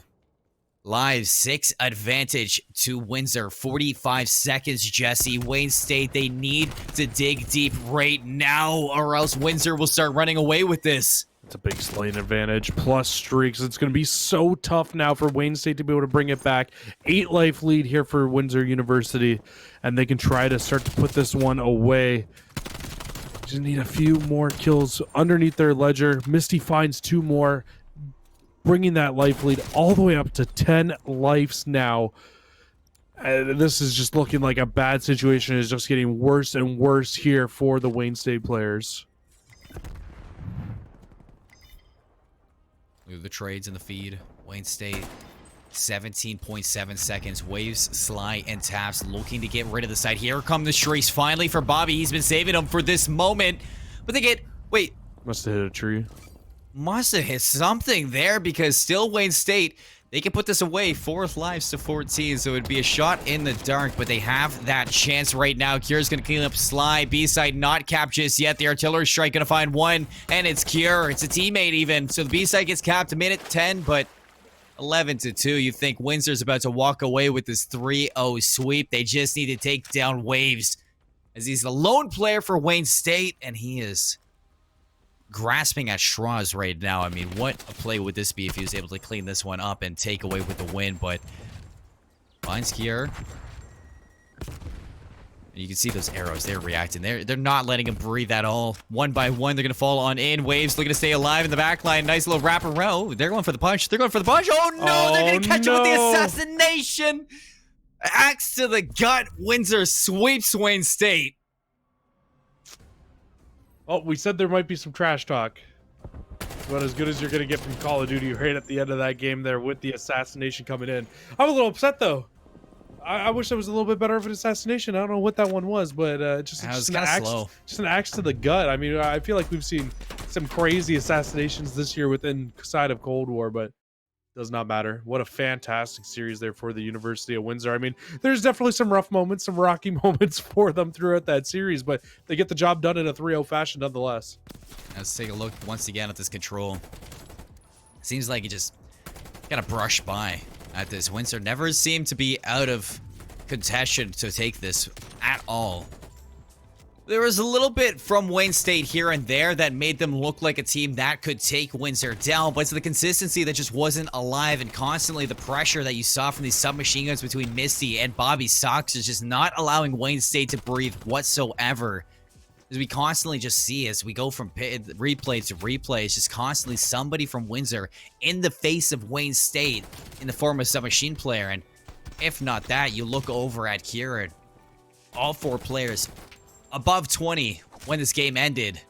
We get to see the assassination to finish this one off, and it was a very even game for every single player on Windsor. They showed up in that control. And the pressure just never stopped from the hard point on. And I think the hard point was looking like it could have been one of the better maps for Wayne State to be able to take there in that series. I mean, that series was still very close nonetheless. What was it, around 70 points in the hard point that they end up losing out? Boy, it probably could have been a little bit closer. It was after the first set of rotations. The second map, that Search and Destroy, it was very, very close as well. I mean, one round goes the other way and we get a round 11. And then when you look in towards the control, I mean, I still think that a couple of those rounds were winnable for the likes of Wayne State. It's just unfortunate for them. They weren't able to close them out. And then defense finally rose strong at the end for University of Windsor. Very fortunate indeed. Let's take a look back at, or let's talk a little bit about this best of 3 that we did have, because Windsor, I mean, this is the first time we got to see this rivals division in general, Jesse. And I mean, in that start to finish, I mean, it wasn't just Bobby Sox's. I mean, you look at Cure as an assault rifle player. I think he had a very standout game for this as well. I mean, on Wayne State's side, there wasn't too much of a difference. It was constantly even in the slaying factor on either side. You just saw that Windsor was more fundamentally ready for the objective when it came to the game mode. So I really like that. I mean, one thing to highlight in Search and Destroy is that when they were down 0-2, they didn't let that kind of take control of them. They were quick. They ended those rounds so fast and were right back into that lead like it was nothing. And once they got that lead, they never let go of it whatsoever. You saw constantly there were situations where Wayne State had an advantage, and then instead of it being Cure, instead of it being Bobby Soxers, you saw Misty and Conundrum turn up in that game number 2, showing that there's more than just star power out of that submachine gun line. You see the ARs are also present from Windsor. So I think this is a group of 4 that really can show some growth, and if they get varsity layer in the semester, I think that they can also make waves into maybe some of the top of the divisions that we do have. And I think the big interesting thing for University of Windsor as well is not only did they look great individually, but like the teamwork seemed on point. I think that was the big thing that really set them over the edge over Wayne State University this time. Was just, it felt like constantly, it wasn't just one player going off like what we saw on Wayne State multiple times. It was multiple players just constantly for University of Windsor. Different players popped off at different times. Obviously, we had Bobby pop off multiple times, but it didn't seem to matter. University of Windsor, they just had that little bit extra today over the likes of Wayne State University. Well, we've said his name enough in the stream. Why don't we bring him on for the broadcast as well? Welcome, Bobby, to the interview deck from University of Windsor of a 3-0. Very fast. You guys looked great tonight, and man, you were cracked. Thanks, man. I'm just gonna break the ice a little bit and ask, how many bots do you shoot on a daily basis before getting into a match? Because you were not missing and you were not stopping. I normally shoot 300-400 bots, but I don't shoot them every day, just on game days. Well, like, what's the plan? What's What's your secret to getting warmed up for these things? Because you were ready to go in that hard point. You were not cold at all. So like, what's the warm up really for you as a player? Honestly, I was shooting pretty bad in my warm up today, so I was kind of nervous going in, but I calmed down and just started hitting shots, and it wasn't too bad. And I like to stretch my fingers too.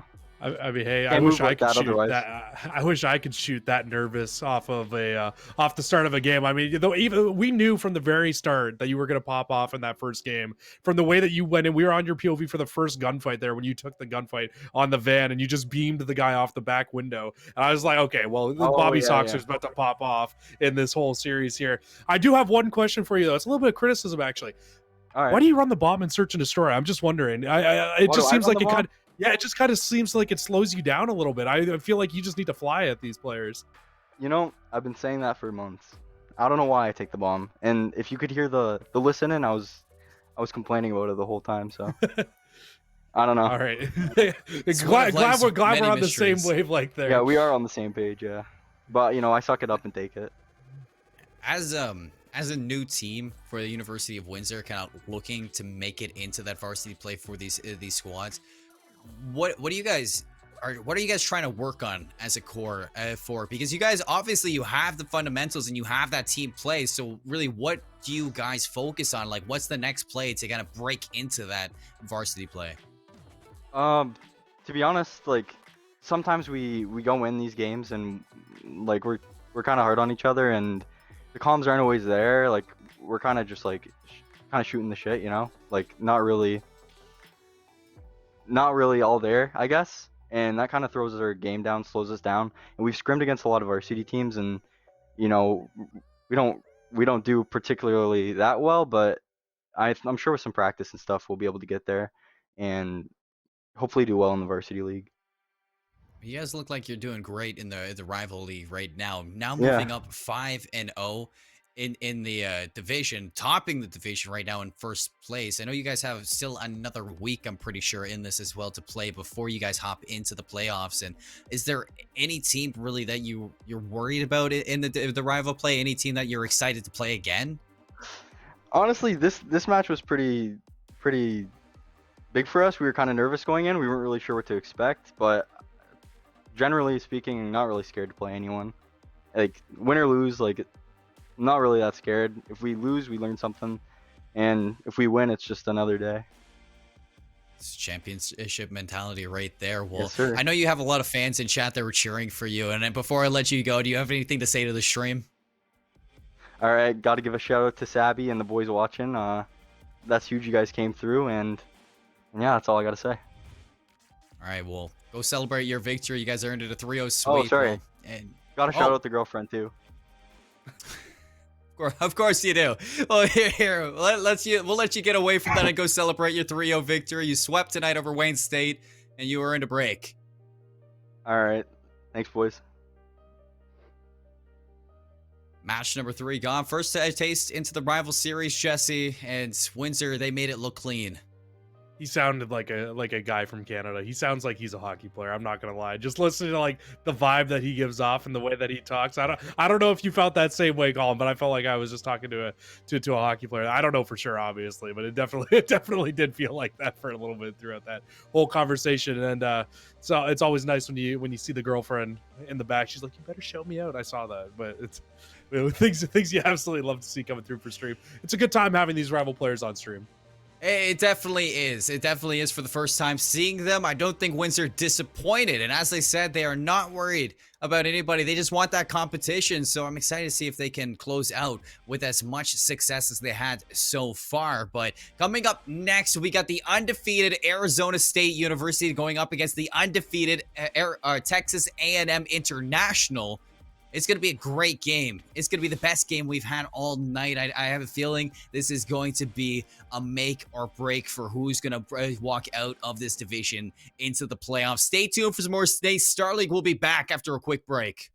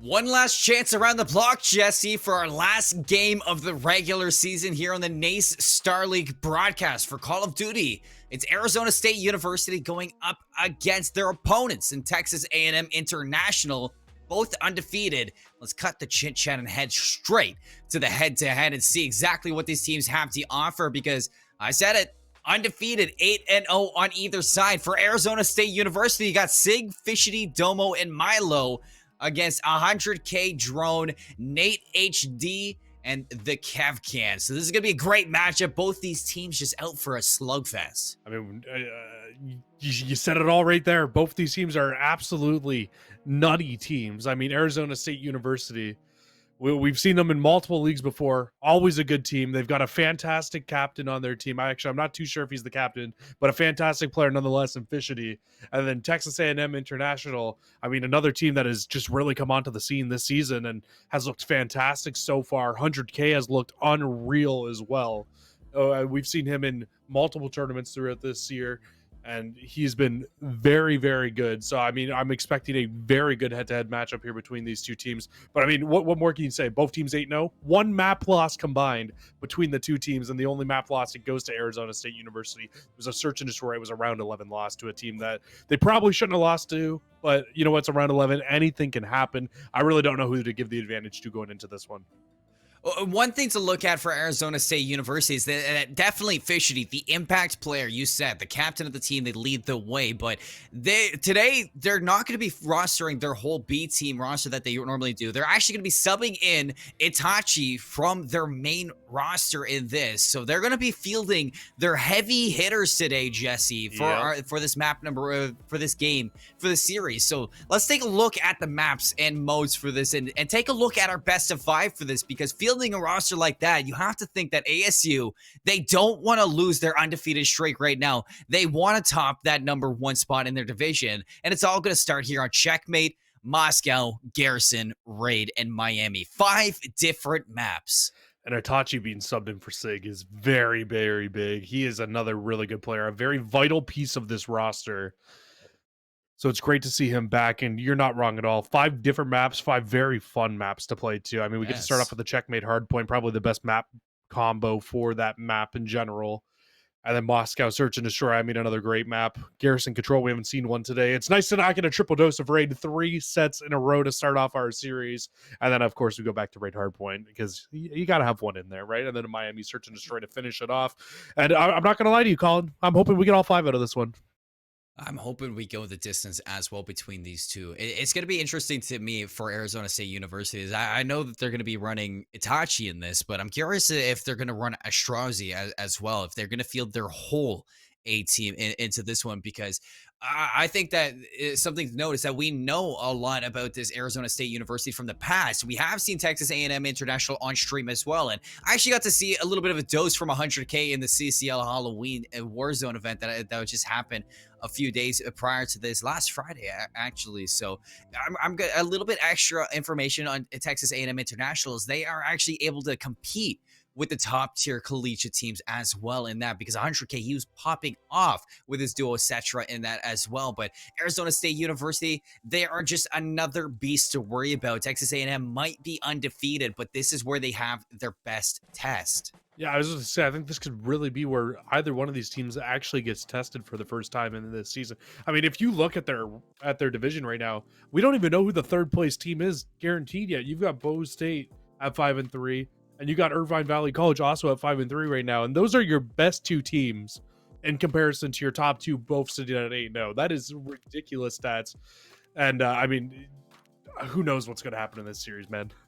So this is going to happen. So why don't we figure out what's going to happen? Let's head over to this map #1. Let's take a look at this hardpoint. Checkmate to lead the way. Arizona State on the less preferred side. Texas A&M International looking to hold onto these spawns. It's going to be a contention now. Fishity rocking that FFAR as well. 3 go down for International. The full flood Cetra can't stand.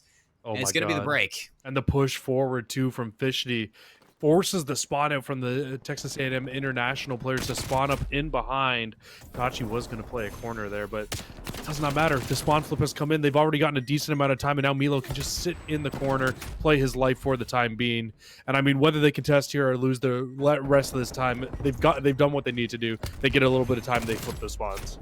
I talked about that Warzone event. I mean, Cetra and 100K weren't the only ones there. Milo and Fishity as well, fielding a roster into that, and they didn't do too shabby. On their own end here into Checkmate, they're looking to show dominance over Texas A&M International. Strong break. Started off well, but you had a little bit of a bounce back from this international squad now, looking to break these bonds. It's a 1v1 inside NASA. Dalmo's going to go down. Cetra and Drone find that break in, but they're not able to overwhelm that backline, so Domo will spawn safely. It's really, really big now for Arizona State as well, because they can just continue this reign of terror, start to try to build this lead up. And I've never seen so many FFARs on the map, but it is working very well right now for the Arizona State team. Fishy's always one to rock the FFAR, Jesse. Yeah, but Domo's running it as well. Yeah, so, you know, it just might be the wave. Might be the Arizona State wave. It's like, hey, it works. You should use it too. You can do it too. And while we're deliberating guns, they break into the hill. And Texas A&M International, I mean, that was a very easy break that we just saw. It was. 24-46. Texas A&M International. They're going to clean up the scrap time, but this is the hard part. But you see it in Checkmate control all the time. This is spawn trap potential. And if Arizona, they can hold on to this, I mean, this hill can bring them right back into it. They're doing exactly the right things right now to set up for it. But with those two going down, it should actually just open up that left side. But those are ridiculous shots with the 74U at range to open that up, and Milo should be able to gain some more time underneath this hill. And this is a very good answer back from Arizona State after getting broken very early on hill 2. This is constant blue into the kill feed. It's a sea of Arizona State kills. Right there, 100K can't split the difference. Fishity finds Drone off end, holding that rotation over to hill number 4. It's a pitch from Texas A&M, struggling to touch down into this hill. Domo finds another one. Satcher finally for the break, but Milo passes back. FFAR truly dominating right now, as it's a 10-point lead for Arizona State University, and they're not slowing down now, Jesse. This literally looks like the week 1 tournament from from Cold War, when all we saw was FFARs from everybody just going back and forth over and over again. That's what it feels like right now. But nonetheless, Arizona State, that was a huge answer back, but a big break nonetheless coming through from Texas A&M International now, as they can break right back in. And how are they shooting like that with the FFAR? It's just sometimes you're simply built differently. Cetra, big win inside the plane, looking to hop off that wing to back up 100K. They clear the site, 3 go down. The nade from the teammate Drone. Nobody on International in a position to collect this time. And off of that team nade, Fishity takes full force, and he's going to swarm the hill with the triple kill. Can he find 4? Can he keep the streak going? He's got 5 in a row. Looking for 6, not able to do so. International, they break back in, and on top of all this dominance that we're seeing out of the FFAR, it's only a 10. It's only a 5-point game, Jesse. It just kind of feels like the only two people kind of finding kills right now for Arizona State are the FFAR players in Fishity and Domo. The rest of them are kind of struggling right now. Itachi playing that more objective role, him and Milo both, and just not really finding too much success on the submachine guns. But it could be a case of they're not finding success because they're not really having full ARs watching over them right now. It's more so everybody's just flying forward and trying to push into this map. You don't really see that consistent solid anchor holding it back right now. And that's the downfall of the FFAR. Itachi looking to run that route. Cetra has his number. Drones doubling down. Texas A&M, they hold that lead. They hold it strong. Fishity gets cleaned up. Now it's time to hold on to the rest of this time. 25 seconds to be had, and this is where International can start gaining a considerable lead. The retake from Arizona State, starting at the front line, ending at the front line. Texas A&M International come alive out here. Look at the spawns! Yeah, Texas A&M International are not a believer in the FFAR meta right now, and I mean, why would they? They're playing fantastic. They come away with a 40-point lead at the end of the first set of rotations, but into the second set, it's going to be a quick 3 down here for Arizona State inside the first hill.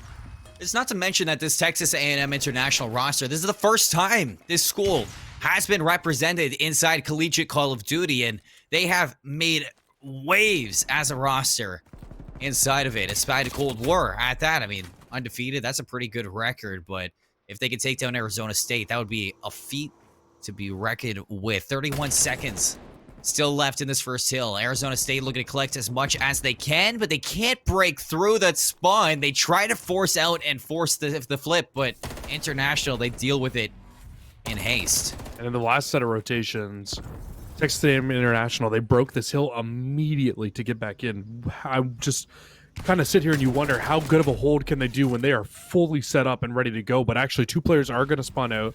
You would imagine the third one would spawn close, but not going to be the case. It will be a third spawn out in a row. But it doesn't look like the Arizona State players have realized this because they're not pushing full forward, and this should give the international players just enough time to be able to get back in and get a setup going. Fishity can't walk away with a kill on the opposite end. 100K, 3 in a row to lock down that spawn. He's on a 4 spree. A multi-kill is going to pop up. That is keeping it going. All orange so far, and if he can pick up these streaks, yeah, it might not be the best thing to have on checkmate. Streaks aren't that impactful, but it surely can catch rotations off guard. And 100K, he's on 6 in a row looking for that artillery strike. It's just another thing to have on top of all this. Cetra's going to pick up that kill, and 100K playing for that crossfire, playing for that streak. Milo on the opposite end, sees the shoulder, sees the kill. That's 1 streak down. Can't find the second, but the job's been done.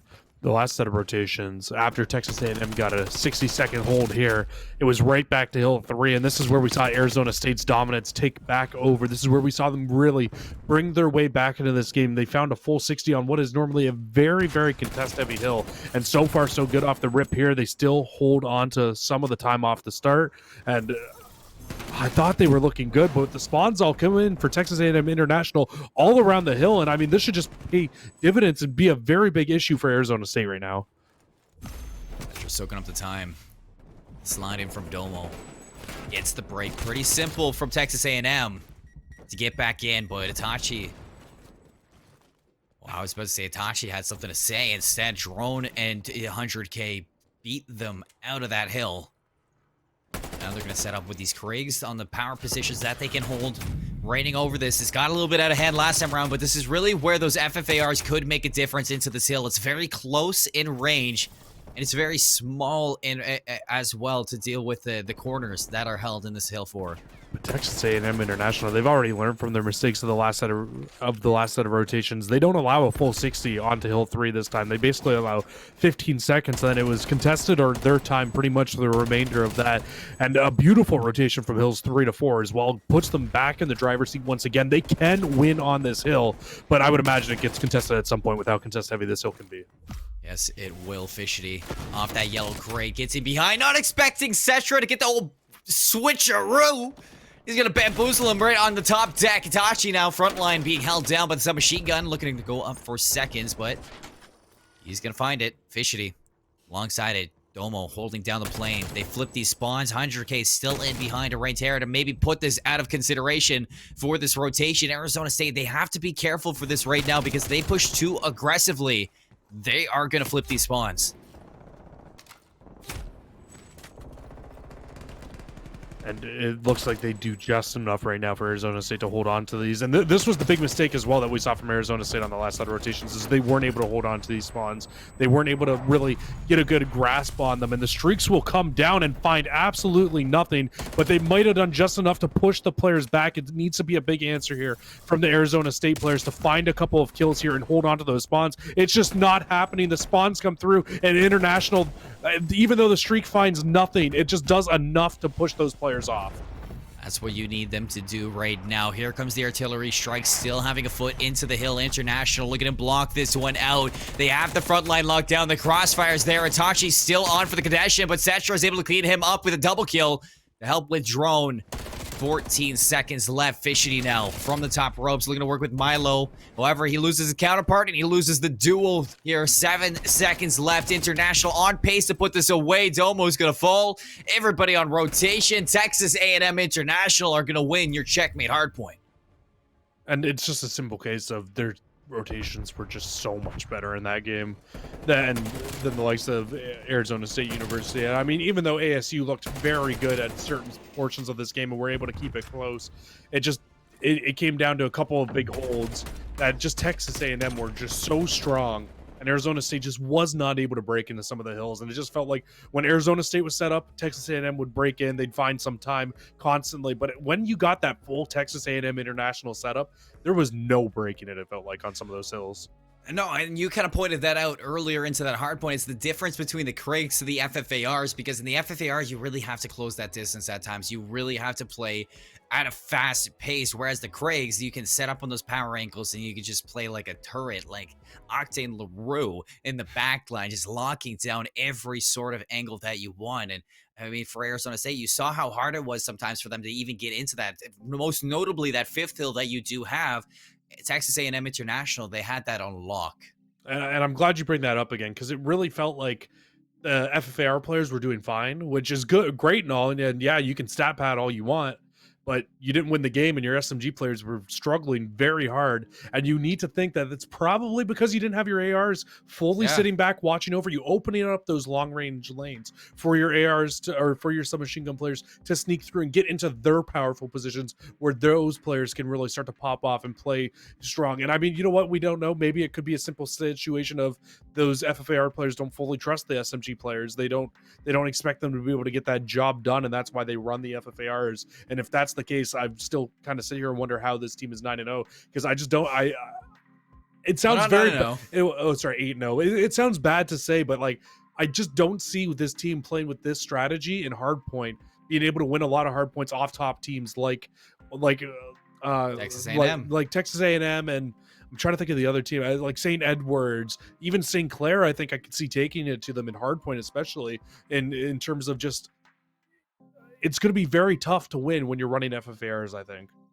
It's definitely putting a disadvantage to your team because, like you say, you don't have the ability to gain that space for your SMGs to work it. It's like everybody playing on the front line at once, and it's just chaos for Arizona State. So I would like to see that change up for the Search and Destroy. We are moving on into the game mode. And if I'm not mistaken, it's Moscow for the second match as well. So moving on over there.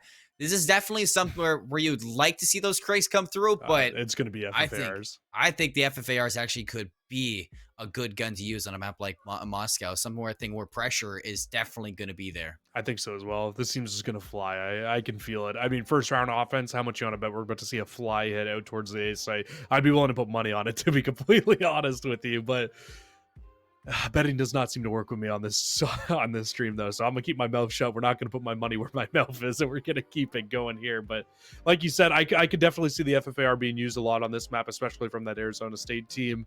They seem to be very comfortable with that gun, and if it's the gun that Fishney and Milo think that they're going to win most of their gunfight, or Domo think that they're going to win most of their gunfights with, all the power to you. Just run what you're comfortable with, I guess, at this point of the year. Yes, it's really kind of devil's advocate because, yeah, it's the lesser combo to use. That's why you see these top teams using the Craig 74U combo. But on certain maps, you can flex it. And this is one of those maps where definitely you can see it. So it really goes in both hands. I would like to see them swap off. You do see most consistency out of that Craig setup. But, I mean, you're right.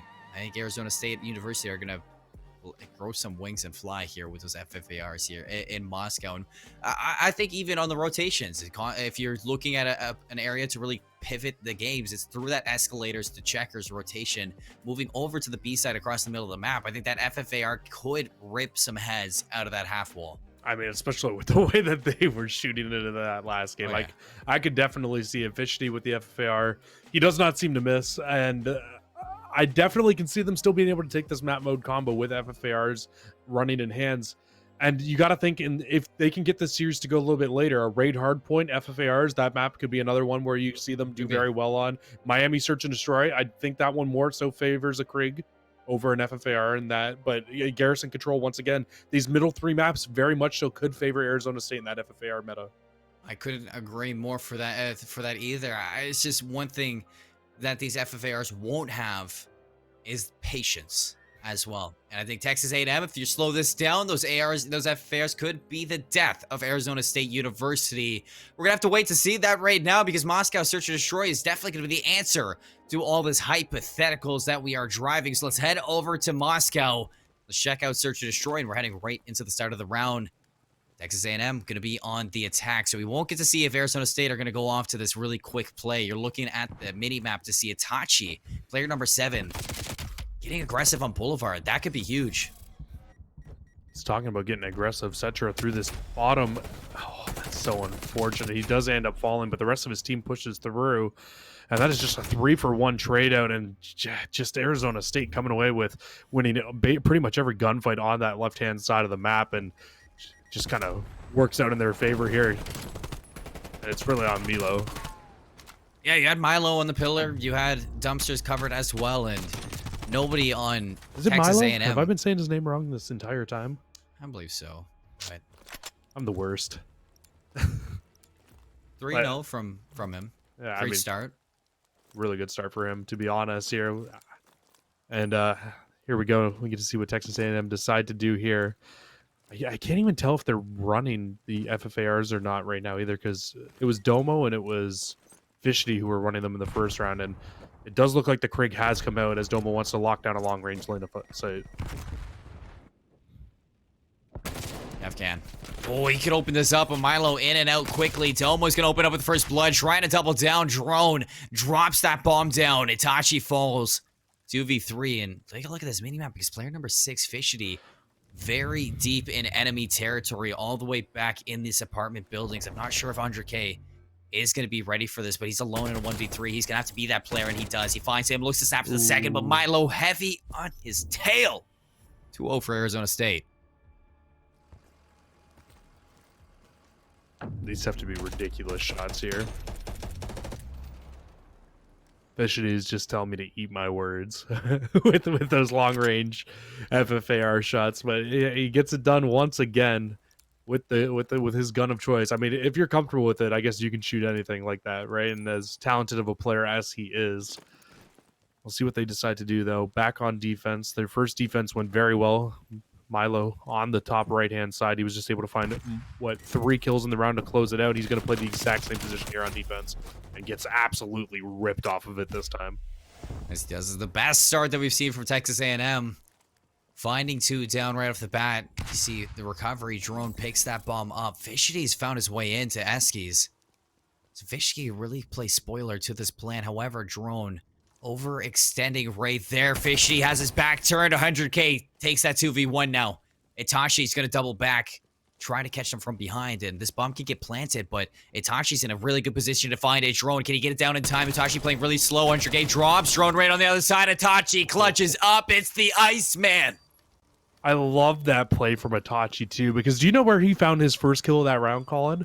He was outside of library pretty much in that little cut going like from middle map up in towards like the library fountain area is where he found his first goal of that round. So they definitely pegged him to be on that side of the map, but he makes one of the fastest flanks back through middle of the map, gets back onto his offensive side or onto his defensive side and just shoots both players in the back. They were not expecting that at all. That's the clutch factor that you need out of Itachi. Wasn't there in Checkmate Hardpoint, but very prominent here this time around. Now improves to 3-1 into that, finding 3 kills in the round. 3-0 for Arizona State. How are they going to rotate this bomb here? Looking for a B take, and the only person waiting is player number 3. It's a triple sack from Texas A&M to try to read the A take. Yeah, Kevkin needs to be very careful here with his life. And Fishy finding that one through the middle of the map, it's actually going to stagger player 4 to just push back and try to play a little bit longer. And that's going to leave Kevkin with even more work to do. Cetra. Perfect timing. And out. Drone from behind now. The flank pays off. Route man gets paid. Last alive is going to be Domo, and he is being collapsed on with this Krig. Has the power position, has that heady, but he's running for the hills right now. Everybody at Texas A&M, you can see those arrows. They've completely stopped in their tracks. They know they don't need to feed Domo anything, Jesse. They need to be careful, though. Drone is pushed a little bit far forward. If he can isolate a 1v1, Domo can still make this into a 1v2 in a winnable situation, but that bomb is still just down in a terrible spot. Him breaking that glass, it should be heard. Although he will get the first win onto Drone. He's going to force it into a 1v2. 18 seconds left, 1v1. Kevcan, very close as well. Tucked away in the courtyard. Oh, and they're going to take the fight. Domo's going to push right into this. Not ready for Kevcan. The cleanup's going to be there. Domo actually snaps and gets the chance, but no. First round for Texas A&M International, and oh boy, was that a scary one. I was holding my breath there. If Arizona State University and Domo found a way to win that round, I would have absolutely lost my mind. But Kevcan, he does finish it off. I was a little bit worried. Got a little bit closer than I think that any of them wanted it to there, but nonetheless, International, they get it done. Back on offense for themselves here. And I mean, both offenses, they've gone towards A and have just been completely shut down by Arizona State. Actually, I'm a liar. The first round, they got shut down. The second round, they get the bomb down, and they were in a 1v2 situation where they got beat at the very end from a good play from Itachi. So, I don't hate the push back over towards the A side, but it actually looks like it might just be a bait to throw a couple nades and try to wrap this bomb back over towards B. Oh, Itachi, how do you see that? Who is that? That's Kevcan. And Kevcan pushes him into Drone, and Drone's going to find that kill. 100K almost finds the second, but Fishy leaves us even. Oh, Cetra's in a good spot. Yeah, but he's Are they going to find it? Domo checks it, but he's going to go down. Can he find a second? He does. Milo drops in his shoes. It's going to be Fishy alone in a 1v3 here. Jesse to clutch up for his team. And they're walking right into him. Fishy's got to take so many individual gunfights. He's going to force the hip fire, but the beat down. Sucker punch right to the face. That's a round for Texas A&M. Oh, man. This was a scary situation because you're not wrong. This is a great position to be in if you're Cetra. But the only bad thing is if he loses that gunfight, that bomb is down in an awful spot. But it does not matter. He wins the gunfight in Texas A&M International. I mean, back-to-back rounds, they're right back into this game now. And Arizona State University, they went towards B on the last round. It did not work out in their favor, and I'd be very surprised if we see that bomb go back towards that side again with how well that A push looked on round number one. The name of the game with this FFAR battle is Arizona State's aggression, and if Texas A&M can handle it like they did in the last one, they're going to be finding success. Seshram meets fire with fire, and he walks out in a blaze of glory. He gets two, looking for a third fish, and he's going to shut him down. Domo confines to three. We got a 1v1 against Drone. And Fishy's going to double back. He's going to be looking to take the wrap around. Oh, Jerome's got the sight, but he's looking the wrong way. Fishy, oh, they're looking at each other. Fishy knows the sun's going to land. FFAR, definitely the gun to have. Drone, what are you doing, Drone? Oh, no, Drone. Oh, no, you got stunned. You saw where he was. He had tac mask, so it wasn't even like a full stun came through. He was very obviously able to move if he was mantling and jumping.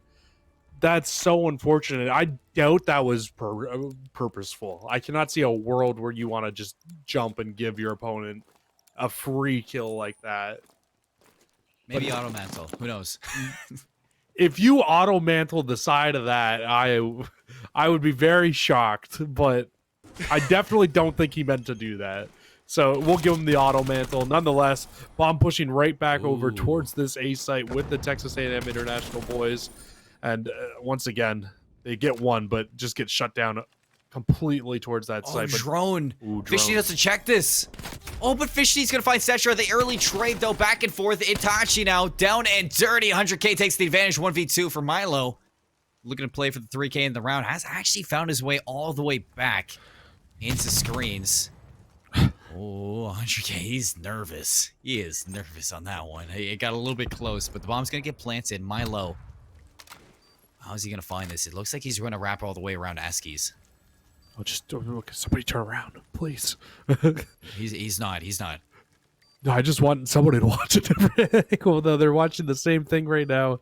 And that is when things can go horribly, horribly wrong, especially on this map. We see it all the time. Here comes Milo. Goodbye, Milo. Round number 3 for Texas A&M. I thought he had that for a second. He came around with confidence in this, but 100K, he does not let that slip. Walking away with that. 100K had a huge opening kill in that round as well. He killed one of the FFAR players with the 74U through the middle of Eski. Just got really aggressive with it. Fighting fire with fire, if you will. And I mean, just look at the numbers on the side of Texas A&M International. It is so even right now. It's 6-6 across the board, and then KevCan at 4-5. And if you're looking at the Arizona players, though, you at least still have Fishity and Domo, who are just popping off right now, 9-6, 6-6, just putting it all together for the team. Actually, look at Arizona State. They're all the way in the back. Drone actually might be able to catch this off. They have the rotation in to that closet. Right now, Arizona State are trapped. Will Texas A&M realize that they can play a 4v3 on the side? Milo pushes the aggression to the KevCan, finds that lead. The kills coming through, etc. Leading the way back into this 2v2. And take a look at Fishity. Fishity's making that wraparound A. He paid it so patiently, and now he can reap the reward of patience. In behind, swats these players inside. No, he doesn't have to be inside the window. Drone goes down, 1v2. 100K is hunting in the back line. Fishity takes the kill in the back. Arizona State walk down mid and find the win. Yeah, no way they expected Fishity to be making this flank play from behind. And all Fishity did was play the exact same position that I can't remember who it was that was running the bomb in the first round or in the last round on Arizona State. I believe it was Milo, just sitting on the outskirts, but he just sits back, he holds the positioning, and it just completely throws them off guard. And once they get that bomb down, he just gets an easy flank on the players who were flanking themselves from the Arizona State or from the Texas A&M International side. And Arizona State, they're able to close it out, one round away from tying our series up at 1-1. Look at the spread that Texas A&M has again. 1v1s on different fronts. I expect them to know that Cetra is going to be here this time around, so they're going to neglect it. They're going to walk right through checkers. 100K is going to throw a shoulder, and Cetra drops the bomb. This is what you were talking about. Now the flood can come through. Arizona State with the lead now in an advantage to the moon. Drone in the 1v4 to clutch this out, and it seems like Arizona State are about to even in the series. Itachi holding the close angle. He puts the nail in the coffin. 6-3 on Moscow. We go 1-1 in the series. And this is absolutely where FFARs can still kind of shine bright in this game mode. And we were talking about it, and we said that, you know what? As much as the Craig 6 is very much so meta, and it has been all season long, in the hands of Fishity, who's a very good FFAR player, clearly, that gun shoots beams across the map. Bring him to a map where he doesn't even need to be shooting across the map, like Moscow, Harrison, Raid. Interestingly enough, though, our next three maps, and look at that, we've got a 1-1 series tie. They just playing maps that kind of favors their play style a little bit better. And it kind of worries me going in towards this Garrison control a little bit, I'm not going to lie. And I'm glad you brought that up, because I was looking at the maps to come, and definitely this Flex FFAR can shine. So we take a look at the replays from that series. Milo had a monstrous performance here. I mean, single-handedly holding down A countless times, winning out big 1v1s, and that's a round Texas A&M should have won in that situation. They walked around that corner clueless, and Itachi caught the perfect timing in every one sort of situation. This is where you kind of had the backup round, and you thought Domo was going to clutch the 1v1 against KevCan. Things got shaky, but International cleaned it up for the first round win. It drew back later as well, but it's Fishity's FFAR that you're saying does not miss on that headshot multiplier, and he's constantly in the backline, constantly being the thorn in the side of Texas A&M International. You move into Garrison for a control next, Jesse, and you have to imagine that that is not going to slow down. Yeah, I mean, you definitely wouldn't think so, especially on Garrison. It's another map where ARs definitely can be very strong, but I can definitely see the FFAR being a very strong AR on this map as well, if you will. Kind of, especially on defense, just think about it. If you can get them back into one of those spawn traps, you can normally do a lot of damage with a 74U pushed up and into a powerful position on this map. Imagine with that FFAR in Fishity's hands pushed up in that powerful position. I can definitely see that being a thorn in the side of Arizona State, or in the side of Texas A&M International. So interesting to see if Texas A&M pulls anything out to try to counteract this strategy that we're seeing from Arizona State University, or if they just continue to play their game, because it worked for them in map number 1. But you got to think at some point, if you're just getting beamed by it over and over again, they might want to try to pull it in and fight fire with fire as well. I really think the answer is clear here for Texas A&M International, Jesse. It's just slow it down, especially in control, especially in something with objective play. A slow play against the pressure that I'm seeing from Arizona State University. those power positions on the Craig are always gonna, well, I'd say 7 times out of 10 are gonna win against that It's hard to FFAR. slow it down, though. Fishy's made it tough, definitely, but that's what you need to look at for Texas A&M International. You know that Arizona's gonna be flying at you. You need to play this more patiently. It's just a little tough to slow it down, though. Especially in like a garrison control where you're constantly having to push towards an objective over and over again. Search and destroy, it's definitely a lot easier to slow it down, and we just didn't get to see it there. They definitely didn't slow it down in the first map. They played very, very fast paced in that first map against Arizona State and brought the fight to them, and that's honestly, I think, what helped Texas A&M International really close out that map number 1. Going in towards this garrison control, and don't get me wrong, I absolutely think you're right, and that's what they need to do. It's just going to be very tough when you have this Arizona State team constantly flying at you, especially if you think about it, when you're rotating from site A to site B on offense and you need to break into that A site.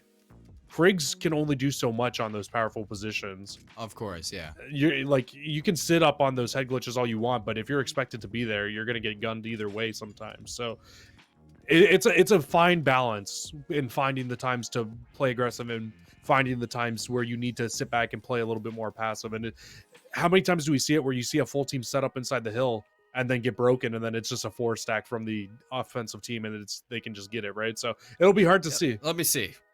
I don't think I have enough fingers in my hand to count it that many times, Jesse, but it's going to be a difficult feat if you're looking at it. But one thing on Garrison that we always highlight is that, and especially that you highlighted in Checkmate, is you need your ARs to start providing space for your SMGs. And if Texas A&M's ARs can provide that space for the SMGs to close that distance, I imagine that this is going to be exactly like Checkmate, and we could see those SMG players really take hold of this, because Cetra and 100K, they are looking good right now in that SMG role for Texas A&M International. And if they can kind of get a leg up over the SMGs of Arizona State like we saw in Checkmate, I think that's where things will get out of hand. Yeah, and it really could. It just really depends on what gun is actually going to be more dominant here, and I think that's the question that's going to need to be answered, because we've seen 2 different maps and 2 very different outcomes. We've seen a more dominant FFAR on Moscow, and we saw a more dominant Krieg 6 on map number 1 on Checkmate. So which gun is going to be stronger on this garrison? Is it going to be the Fishity and running the FFAR, or are we going to see 100K and the Krieg 6 take back over? And you got to think that that's the battle to watch here. Whatever one is more dominant is probably going to be the one that comes out on top here. Well, this team's getting a little bit into this. Garrison's going to be the swing game right now into this one, because it's a big question now if Arizona State can take this Checkmate, or this Garrison control.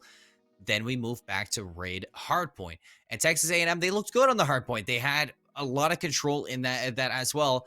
It's the S&D that really worries me. So if you're Texas A&M International, this is almost, you need to secure this, because you don't want to go to that game 5. You don't think so? I feel like they would want to play Miami against Arizona State. No, you might want to, but I mean, Arizona State just showed you on a map like Moscow is that they can close that distance fast, and really inside a map like Miami, things can get very, very close very quick. They definitely can, and it's so hard to say. It's so hard to say, because like, it's such a different situation than what we ever get, and I'm here for it. The fact that we get to see the FFAR in competitive play, you don't see it very often, so we don't really know what to expect. We don't know what it's going to be more dominant on between these couple maps. And I mean, if you're Arizona State and you're playing any other team probably outside of Texas A&M International inside this division, clearly it's worked very well for you so far. I don't know, man. It will be interesting. I think I put my money on Texas A&M if we go to Miami. And we won't get to see the FFAR for very long. Neither with the Craig, neither with the AK-74U.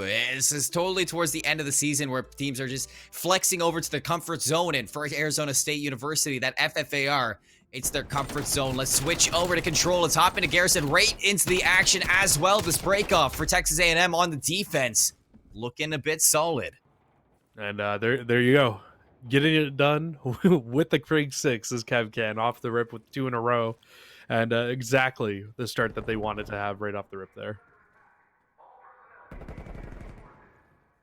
Now what do you see at Arizona State? They're looking for platform control underneath. They have green. Domo's going to be there. Catches drone with the nade in hand, but the nade is still going to find that finisher, and 100K hops into that kill feed to find 2. So stopping this in their tracks again. Fishy, though. has snuck his way through, and that's going to provide an opening now. You need Kevcan to walk away with 1, maybe even 2 kills, and I like this trigger discipline.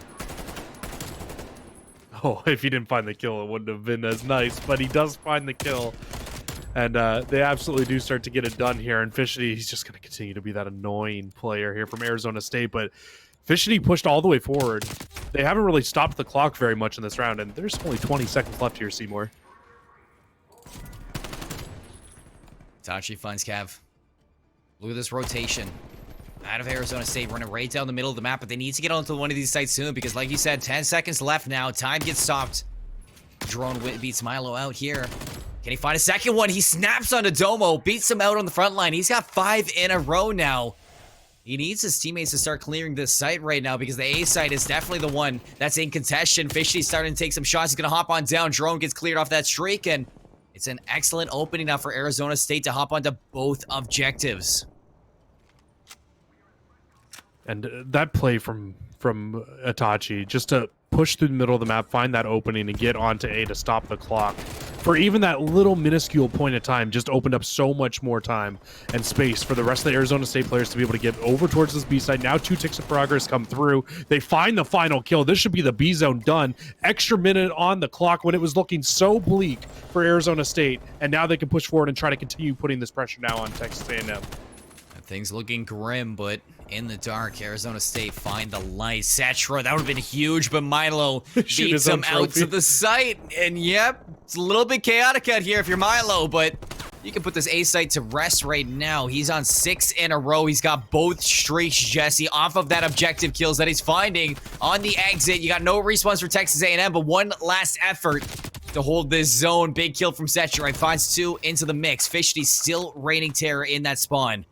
Imagine. And off the rest of it, Fishity, I mean, he just needs to stay here. He really needs to just play coy to these last 2 players, force Kevcan into green. Arizona State off that respawn. They reinforce the site, and they take an attacking round. I'm just so here for crazy plays. I sound like such a biased caster sometimes. So I'm sitting here, and I'm like, oh, no.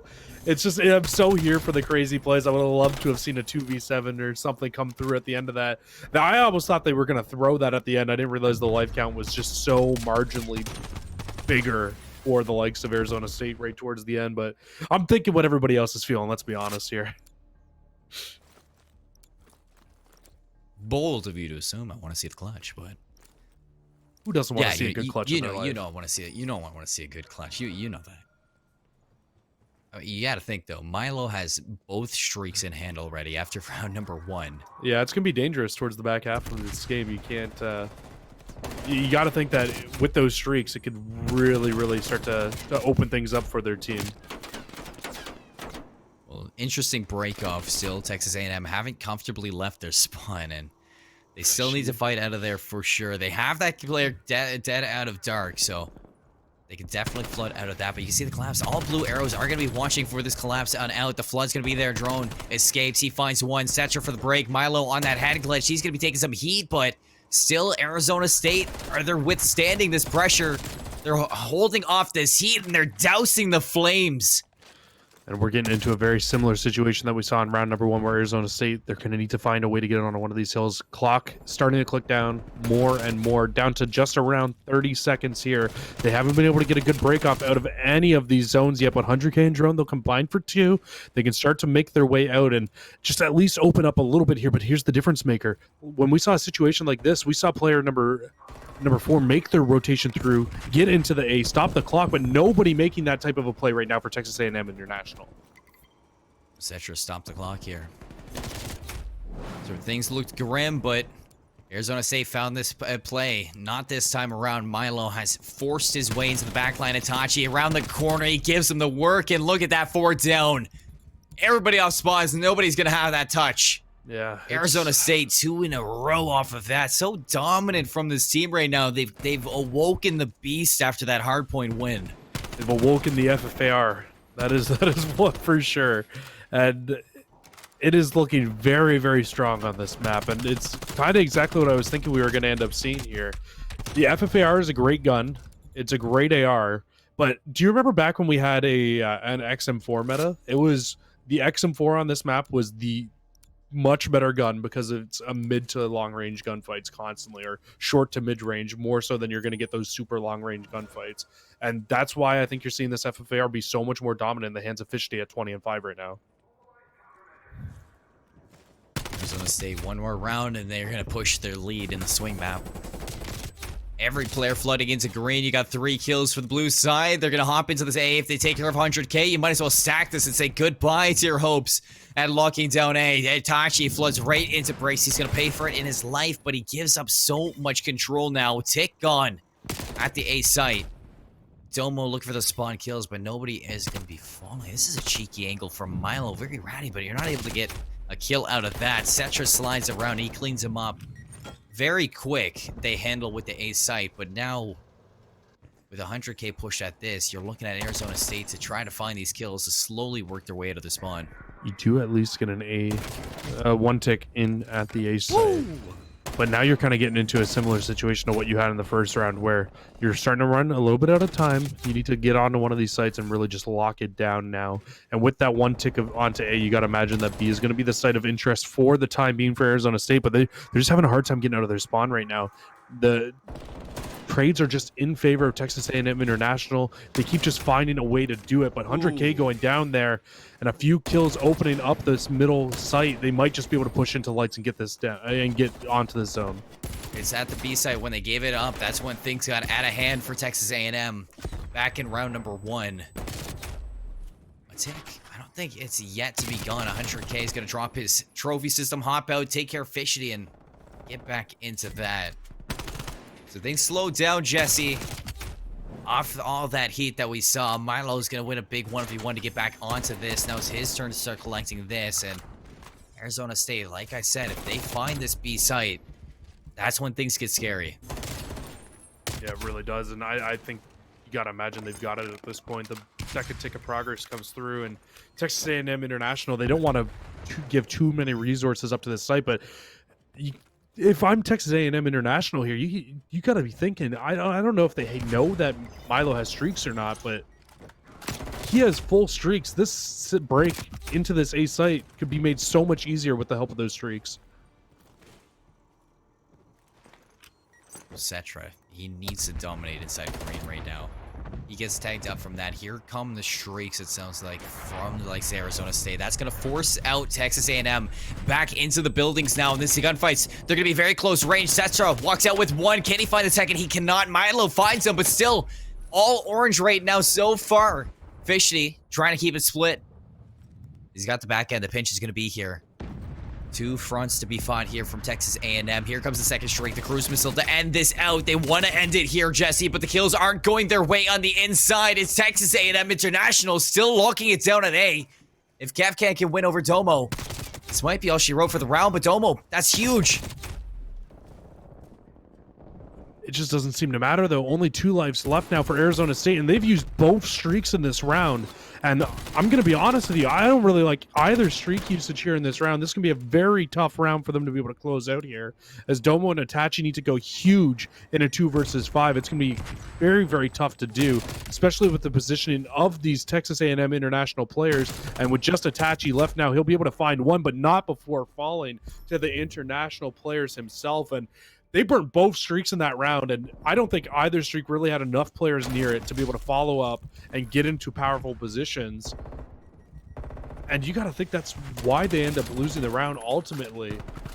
Now, don't get me wrong, they did get it done before on offense without streaks, so they could absolutely do it again here. And also, it's going to be very tough, I think, for Texas A&M International to win offense against them with how the defense from ASU looked in the first round. But if Texas A&M International are able to win this round, that is a big, big talking point. It's going to be a huge one. Drones on a 4 spree as well. Keep that in mind for the attack.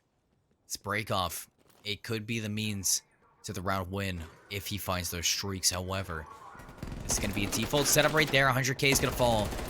Looking to overpower Domo up top here. They're just jumping. Cetra pot shots into it.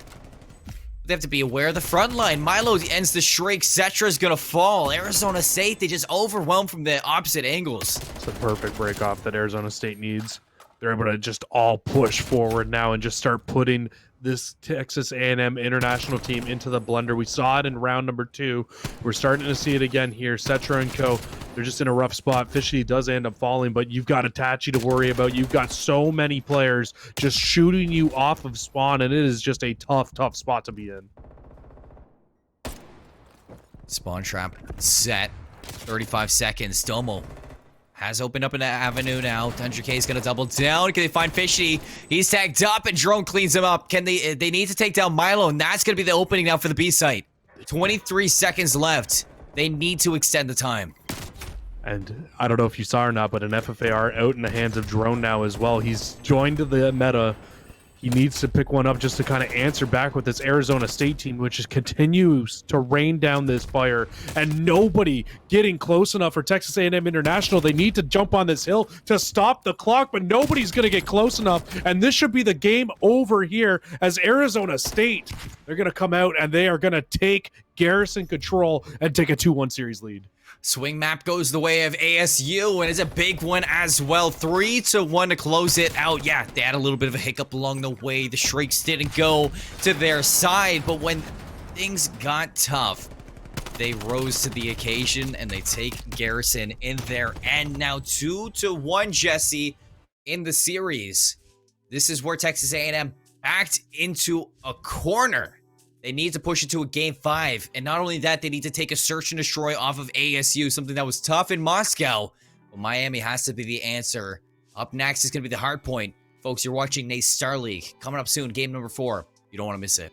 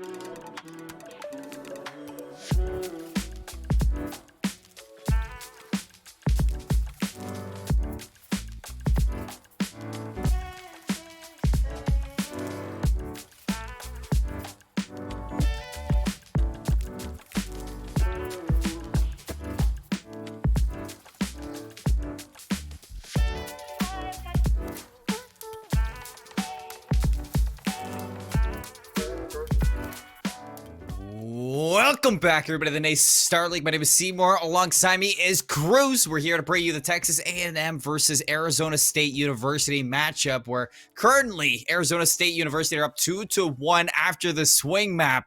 Back into the to this now. We got raid hardpoint Jesse. It's do or die for Texas A&M International. One of these teams has to submit and give up their undefeated run. It's the big question. Can Texas A&M send it to a map 5? Well, I mean, nobody's submitting. Let's be honest. This has been a slug match of a match so far here. We thought our last series was pretty good. Or sorry, our second series of the day was pretty good between the two teams that ended up going to the full 5. But let's be honest, a couple of those maps, they were a little bit of a blowout either way. This series, though, I mean, we've had some very close maps. What, 250 to 168, 6-3, and a 3-1. I mean, those are pretty close maps either way. Now we head towards this raid hardpoint. You got to think, looking into this raid hardpoint, that it's got to continue to just be this battle of these ARs and what AR will be the stronger AR to run. And you saw towards the end of that Garrison hardpoint, we saw an FFAR start to come out on the side of the Texas A&M International side, and I wonder if we still continue to see that here heading into raid. One of us. That's what Arizona State are saying right now. They're like, you are coming to the dark side right now, Texas A&M, and we have you behind the ropes. I think that is a very, very kind of weakness spot that I saw at Texas A&M when I saw that FFAR come. It's just that you have to meet fire with fire, and you're starting to realize that. So what are we going to see in the changes to raid? It's going to be a big question here. Texas A&M, they looked good at checkmate. They were able to stop the aggression. Can we do it again? Let's check out this hard point. Let's head to our map 4. Texas A&M on the lesser preferred side. You see in the middle of the map, they are going to have the pinch out of Arizona State. Milo sits coy inside the hill. It's finally going to pop out. Drone has his number. And a big break out of Texas A&M. It's a good start. It's exactly the start they need after those last two maps. They want to kind of bounce back, get everything going back into their favor. But Arizona State, they still do control the good side spawns for the time being. With player number 3 pushing through kitchen, though, it should force the spawn out, and it absolutely does. Let's see if the rest of the A&M players realize the spawn coming through, and they turn around. They find the couple of players, and there's probably going to be a big one-on-one right now over towards the left-hand side of the map for spawns. Dachi around the van. Tetra finds him.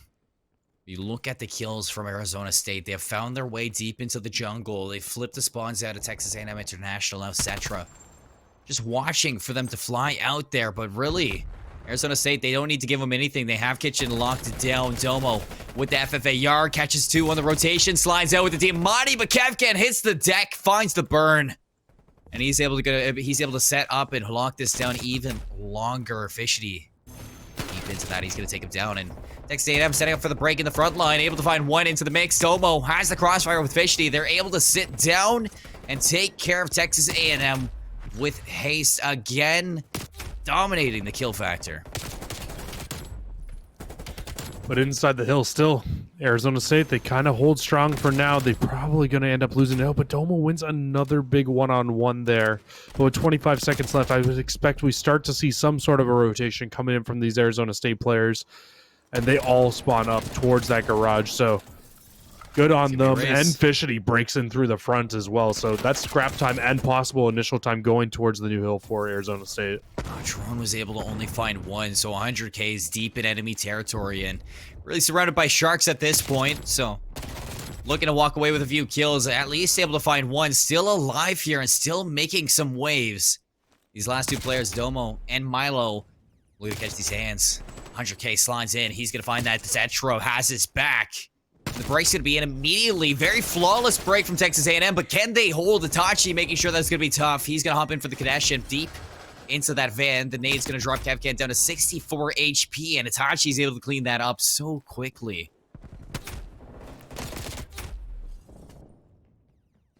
Cetra back into the sill. There's the break for Texas A&M. Not allowing Arizona to hold on to this. Still deep into the back line. 7 and 5 for himself, so you know he's got that gunny. Can he walk into this? Really, he just needs to burn this time. He needs to make sure that Milo isn't walking away from anything, because you look at the mini-map, Jesse, and this is a race back to Hill 4. As I say, you got to think that both players are kind of thinking that right now. Neither player wants to give up this remaining time to the other, and actually both are just going to completely give up the last 10 seconds. As that was, what, contested for the back 30, it felt like, on that hill. nonetheless, Arizona State, though, they win their rotational battle over towards this new hill. You have 3 players set up and ready to go, but Fishley, you need to get on your horse. You need to get around, start protecting from jungle side, because nobody's watching it, and there's a free lane for Texas A&M International right now. Well, not anymore. As that has been subsided, the Shrieks come through. Not sure at whose that was. And Fishy and Domo, they clean up house. Itachi looking to push up the spiral staircase. 100K doesn't even know what hit him. You look at the spawns coming out from Texas A&M International. They're so far away because Fishy has this locked down.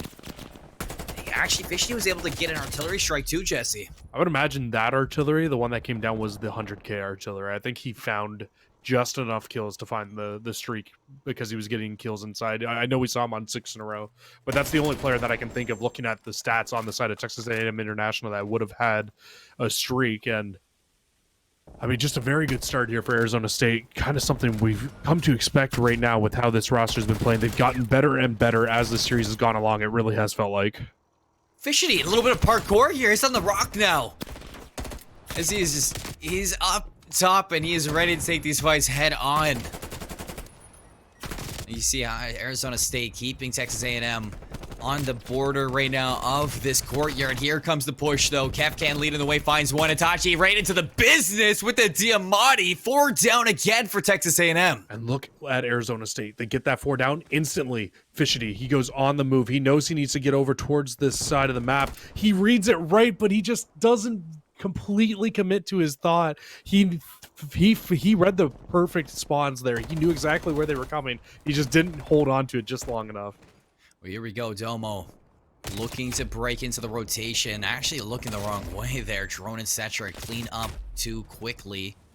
Fishy just doesn't want to leave them alone. He's 22 and 11. He's got that 2 KD right now, leading the lobby in kills, but and most importantly, they're transitioning it into time because you look at Milo, he's got 2 minutes on that objective. He's playing that dirty role inside the hill, and if you're Texas A&M, you need to start turning this around now, and this is a good opportunity with the setup they have. Yeah, this map, I mean, let's be honest, any of these maps, any of these hills on this map can really bring you back into a game, and you're starting to see that right now. Texas A&M International, yeah, you're down 60.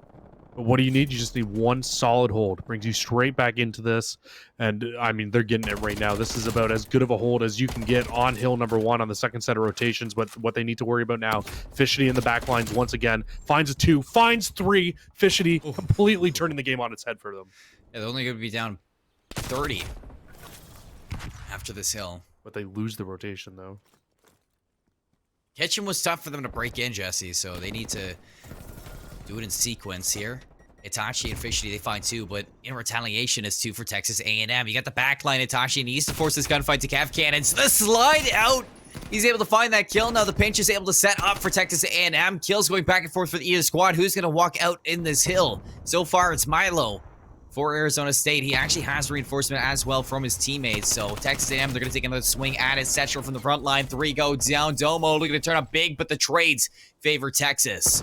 30 seconds left, and it doesn't look like Arizona State wants to give this one up yet. They're going to take one more crack at this from the front. Yes, they are. Domo, Fishy, Milo, they find 3 that breaks in. 100K, the last one standing here. He walks away with a big one-on-one. Can he find a second? He can lock it down for the scrap time. It's a race over to Garage, and look who's there. It's Drone. The rotation now. They might have just screwed themselves over, taking that rotation so bad, but it doesn't matter when Fishity's got the FFAR in his hand. He shuts it down again, but the close spawn does come in for International. And a closer spawn comes in for Arizona State as they get north-south spawns on this hill. And now the break, it's going to have to come from the bottom side of the map. Oh, Drone. A little bit shaky there. Cavcan with this Craig set up on that Corvette. You got the kills still favoring Texas. Milo surrounded on either front. 100K through the front line. He's able to break on in. The flawless break from Texas, barely giving up any time to Arizona State. It's a 50-point lead, and they can cut this down now with the remainder inside Garage. But look at that, Arizona State. They're not going to stay tamed. They're going to hop in with fear in the eyes of Texas A&M. And they're going to take over this hill. from Arizona State to break it back into that hill, because they still have a streak on Fishity to break in towards this next hill, and they amass that 200-point mark. They can get to what, right around 223 at the end of this hill, and all they need to do now is find 31 points, and they can put this game away. One break, one solid hold. That's all they need. 60 seconds. If Texas A&M can get everything, they're tying up the series right now, or tying up the map. Fishity, though, drops that artillery strike that he's been holding on to. Only going to walk away with Cav Cam, but there's a pinch now. The setup. They have jungle control, and you look at the spawns from Texas A&M, very far away from the action, so they have to rotate. They have to rotate now, because the spiral staircase, that's where Arizona State are spawning, and Fishity's watching the rotations out. Setra cut off that respawn. Now Fishity can really hunt these players one by one and behind, but look at Drone. He cleans them up. Texas A&M International, they just find a way to do it over and over again. They hold on to the later time of this hill, and they're still holding on to it. Arizona State, they're going to take one more shot at this. They know they can't give up that scrap time there, and this should put Arizona State very close to being able to put this game away, right around 15 seconds off. But look at the next hill, Texas A&M International. If they hold on to this whole hill, they can win it here as well. Wish International put a little bit more effort into locking down that scrap time. Now Arizona State only 20 seconds away. 3 go down flawlessly into this hill. Arizona, they can end this year. They can end the series in 4.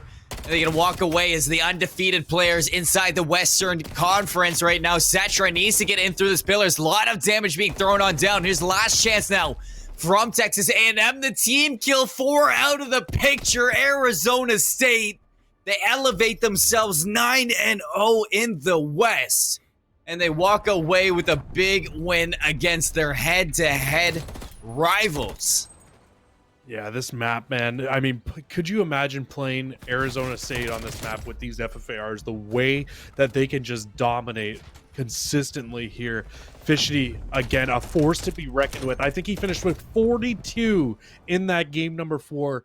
An absurd stat coming in from him, and that's just in a KD. Imagine what his EKIA looks like in that game, because you know he was shooting at everybody at one point, so he's probably screaming right now. He had a game and a half for himself there. I feel like his damage is through the roof right now. There's always somebody he was shooting at every second, and that's something you look at with a player who's as aggressive as Fishity. And on the opposite end, Domo matching him with the FFAR, really not out of it either. I think this was just great form from Arizona State. It took a little bit for Itachi and Milo to really find their pacings in both the hardpoint and checkmate and the hardpoint and raid. But once they got there, I mean, Milo really didn't have to show up in the kill feed. He just needed to get that objective time. And when Itachi started to turn up on the submachine gun side, you really saw that Arizona State, they were holding their own in that. If I was Texas A&M International, I think it's a big misplay that you don't put a little bit more effort into maintaining control of the basketball courts. I think you give up that scrap time, you put Arizona State so close when that could have been you closing the distance between them.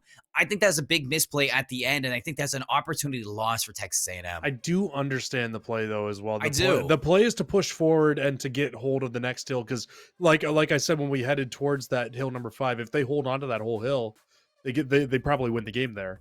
But unfortunately for them, they head towards that hill, and Arizona State University, after breaking it and not allowing them to get that scrap time, they just rotated immediately as well. Like, nobody got that scrap time at all, and Arizona State just broke into that hill flawlessly. They don't end up losing anybody on that final break. Just makes it so tough for them to be able to get on in. It's crazy. It is crazy out here, but you do see finally the likes of Texas A&M, they fall.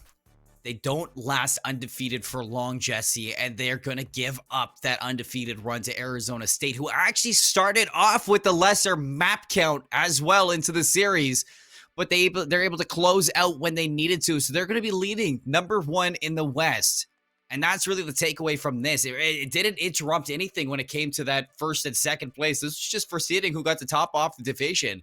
I think what really needs to factor in is that third place spot. And whoever gets there, man, they are going to have a tough job. I got your answer for you on that one. I was already looking, Colin. Earlier on today, Boise State forfeited their match earlier on today. So, with the forfeit coming through, that puts them at a loss. And the Levon Valley College Lasers, they had a bye this week. So with the way that the byes work in this league, I believe that should be Irvine Valley College that makes their way in as the 3rd seed. I mean, I'm not 100% on that, but We're gonna have to wait to see that. Well, one yeah, we're gonna have to confirm wait that to see that one, but that's what it. From everything that we know about this league, though, that should be Irvine Valley College making their way through, which is crazy to think that you forfeit your last matchup. That's just such a tough way to go out in the season for Boise State. It definitely isn't the way that you want to end, but for Irvine College, I mean, pushing into that third place spot, if it is Irvine, you got Arizona State University, you got Texas A&M International. That is not a good play-in roster to go up against. Imagine winning third place. Imagine winning. Oh my! And you're celebrating, but you're celebrating for 3 seconds before you realize you're playing Texas A&M International as your first matchup. And imagine walking in there and actually taking them down.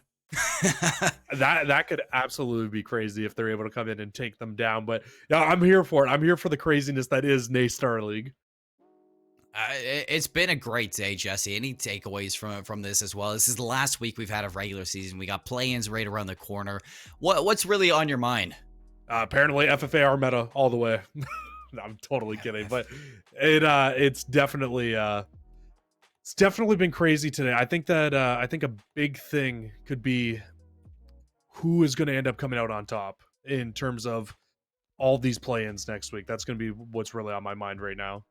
Well, we do have Fishy in the booth right here, coming off of a victory over their counterparts, Texas A&M. Welcome and congratulations on your victory. I mean, that was fantastic out of you guys. You guys held pace. Yeah, thank you very much. Nice seeing you again, Seymour. See you guys again. Too. Yeah, it was. I'm glad. Second game for me, at least in the NACE Starleague. So, good start. Yeah, I have to ask, is the FFAR just your thing for Cold War? So basically, at the start of the CCL, I didn't play challengers. This is my first year of like comp. I didn't even play I didn't even know what like pro points were, and so I basically only played the CCL. I was a sub at the start of the game, and then I switched up to a Krig halfway through, and then when CCL was done, then I looked into challengers a little bit, and then right around then, I saw Dashi. Basically, Dashi pulled it at one time on an Express S&D, and then he immediately put it away. And I just believe like he wouldn't have had the confidence to pull it out if he didn't think it was going to work. I just don't think he gave it enough time. So I just started using it all the time. And when I started, I used it and that and the Krig for a while, and I would only use the FFR on raid. And then I finally just decided I was going to go full FAR. I was going to go just put everything into it, and kind of where I am now. I remember that map, and I remember the clip that came before that when he pulls out the FFAR and like scrims or whatever, and he was just tearing it up. It was demon mode for Dashi, and I don't blame you. Whatever. I mean, it's working for you against these teams. So I mean, Rocket, as long as you want, Jesse. I know you got some things to ask. Yeah, I was a little bit critical after watching map 1 of the FFARs, because I was just thinking, I was watching it was checkmate, and my only question for you is in terms of the FFAR versus Krig on those long range gunfights in those maps, if you have to play a Moscow hardpoint or a control or a checkmate hardpoint against some of these other teams that are top teams with running Krigs, are you going to be switching it all to the Krig, you think, or are you just going full FFAR at this point? No, it's full FAR all the time. So the only reason why I had a bad performance on map 1 is literally because I was asleep. I could barely keep my eyes open the map 1. So yeah, that was just a brutal start. After that map, I went and go splash some water in my face. We bounce back for the Moscow. But no, I use the FFAR on every map. Only gun I use, and yeah. All right. Well, then, if you watch the VOD back, just ignore all my comments for map 1. All right. I called you guys winning map 2, 3, and 4, though. I did say the FFAR definitely favored those 3 maps. Yeah. No.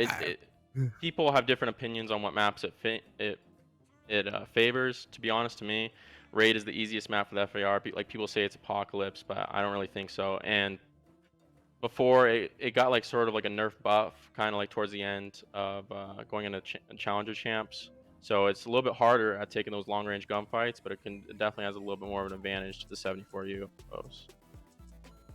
I saw you guys subbed in Itachi today for the matchup against Texas A&M. Is that going to be a sure thing for the rest of the series? Is Itachi in to stay, or is this just kind of a chance to bring him in to show his way back into the roster? You know, I can't speak for how I can't speak for how the roster is going to be looking, especially with Vanguard coming out tomorrow evening. So we're gonna have to see who's just gonna have time to play Cold War. And we are passionate. We do want to win this league, and we're here to win. So that's why I was initially. This is only my second game, I believe, was because I was just doing other tournaments and other events. So I just let my other teammates step in for me. And now, as it's getting closer to playoffs, they wanted me to come back. That's why I'm here.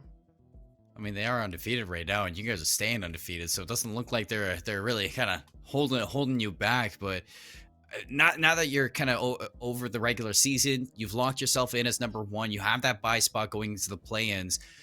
Hypothetically, you get into the playoffs. Are there any teams that you really want to match up against heading into this Vanguard season? That you just want to kind of get a shot at their roster before the year ends?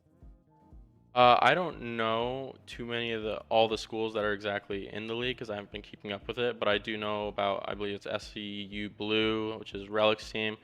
They have a soft spot in my heart, so I definitely want to see them again. And then that's the only school that I can really think of off the top of my head that I'm looking forward to hopefully seeing again. Okay. On Cold War can't wait. with the FFAR. Yeah. On Cold War with the FFAR, I gotta see what you're gonna bring out in Vanguard when it happens, because it's soon. It's happening tomorrow, so we can't wait to see that. But congratulations on the night. You guys stay undefeated, and you can go celebrate all you want with your team. Yes, sir. Gotta hit the books. That's my starting night. You gotta start studying, man. Have a good night. All right, thank you, Seymour. Thank you, Jesse. Have a good evening, guys. You too. Take care. All our matches done for the night. FFAR, they come out strong. Arizona State, they close out 3-1, Jesse, and they walk out in a fashionable manner. You can hear it right from the man himself. Fishity is just runs FFAR all the time. All FFAR all the time. That's what it is. And he talks about that Dashy moment. I can vividly remember that. I can remember when that happened. Yeah, it's I actually it was in Pro League, wasn't it? One of those matches. He just pulled it out on Express, Search and Destroy, and he just ran it up with it. I do recall. It was he was getting trash on too for it in Twitter. He was getting had. I think it was because it was like sort of a G8 weapon at one point. I don't even know, man. It's a tough topic. Whatever. It's the end of the season. There are no G8s anymore. Well, that's a big question, but for the NACE Starleague for the regular season, it is over, and we get to see the teams starting to lock in their positions for the play-ins. And Jesse, just to kind of run over, I know the play-ins are going to be a little bit interesting. You don't always get to see things like this, so just as a reminder for the folks at home watching still, this is a recap. Why don't you run us through what we're going to be seeing out of the play-ins? So next week, the 3 seed will play the 2 seed, and I believe once those matches happen, the 2 seed will then, or whatever team wins in that seed, out of those 2 seeds will then play the 1 seed. The winner of that will then make it in towards the 8-team playoff bracket, and then 2 teams that end up losing in the qualification matches will get invited in as well into an 8-team bracket. And it's not a double elimination bracket; it's a single elim. So that is could be a very, very quick exit from the playoffs if you end up losing a couple maps.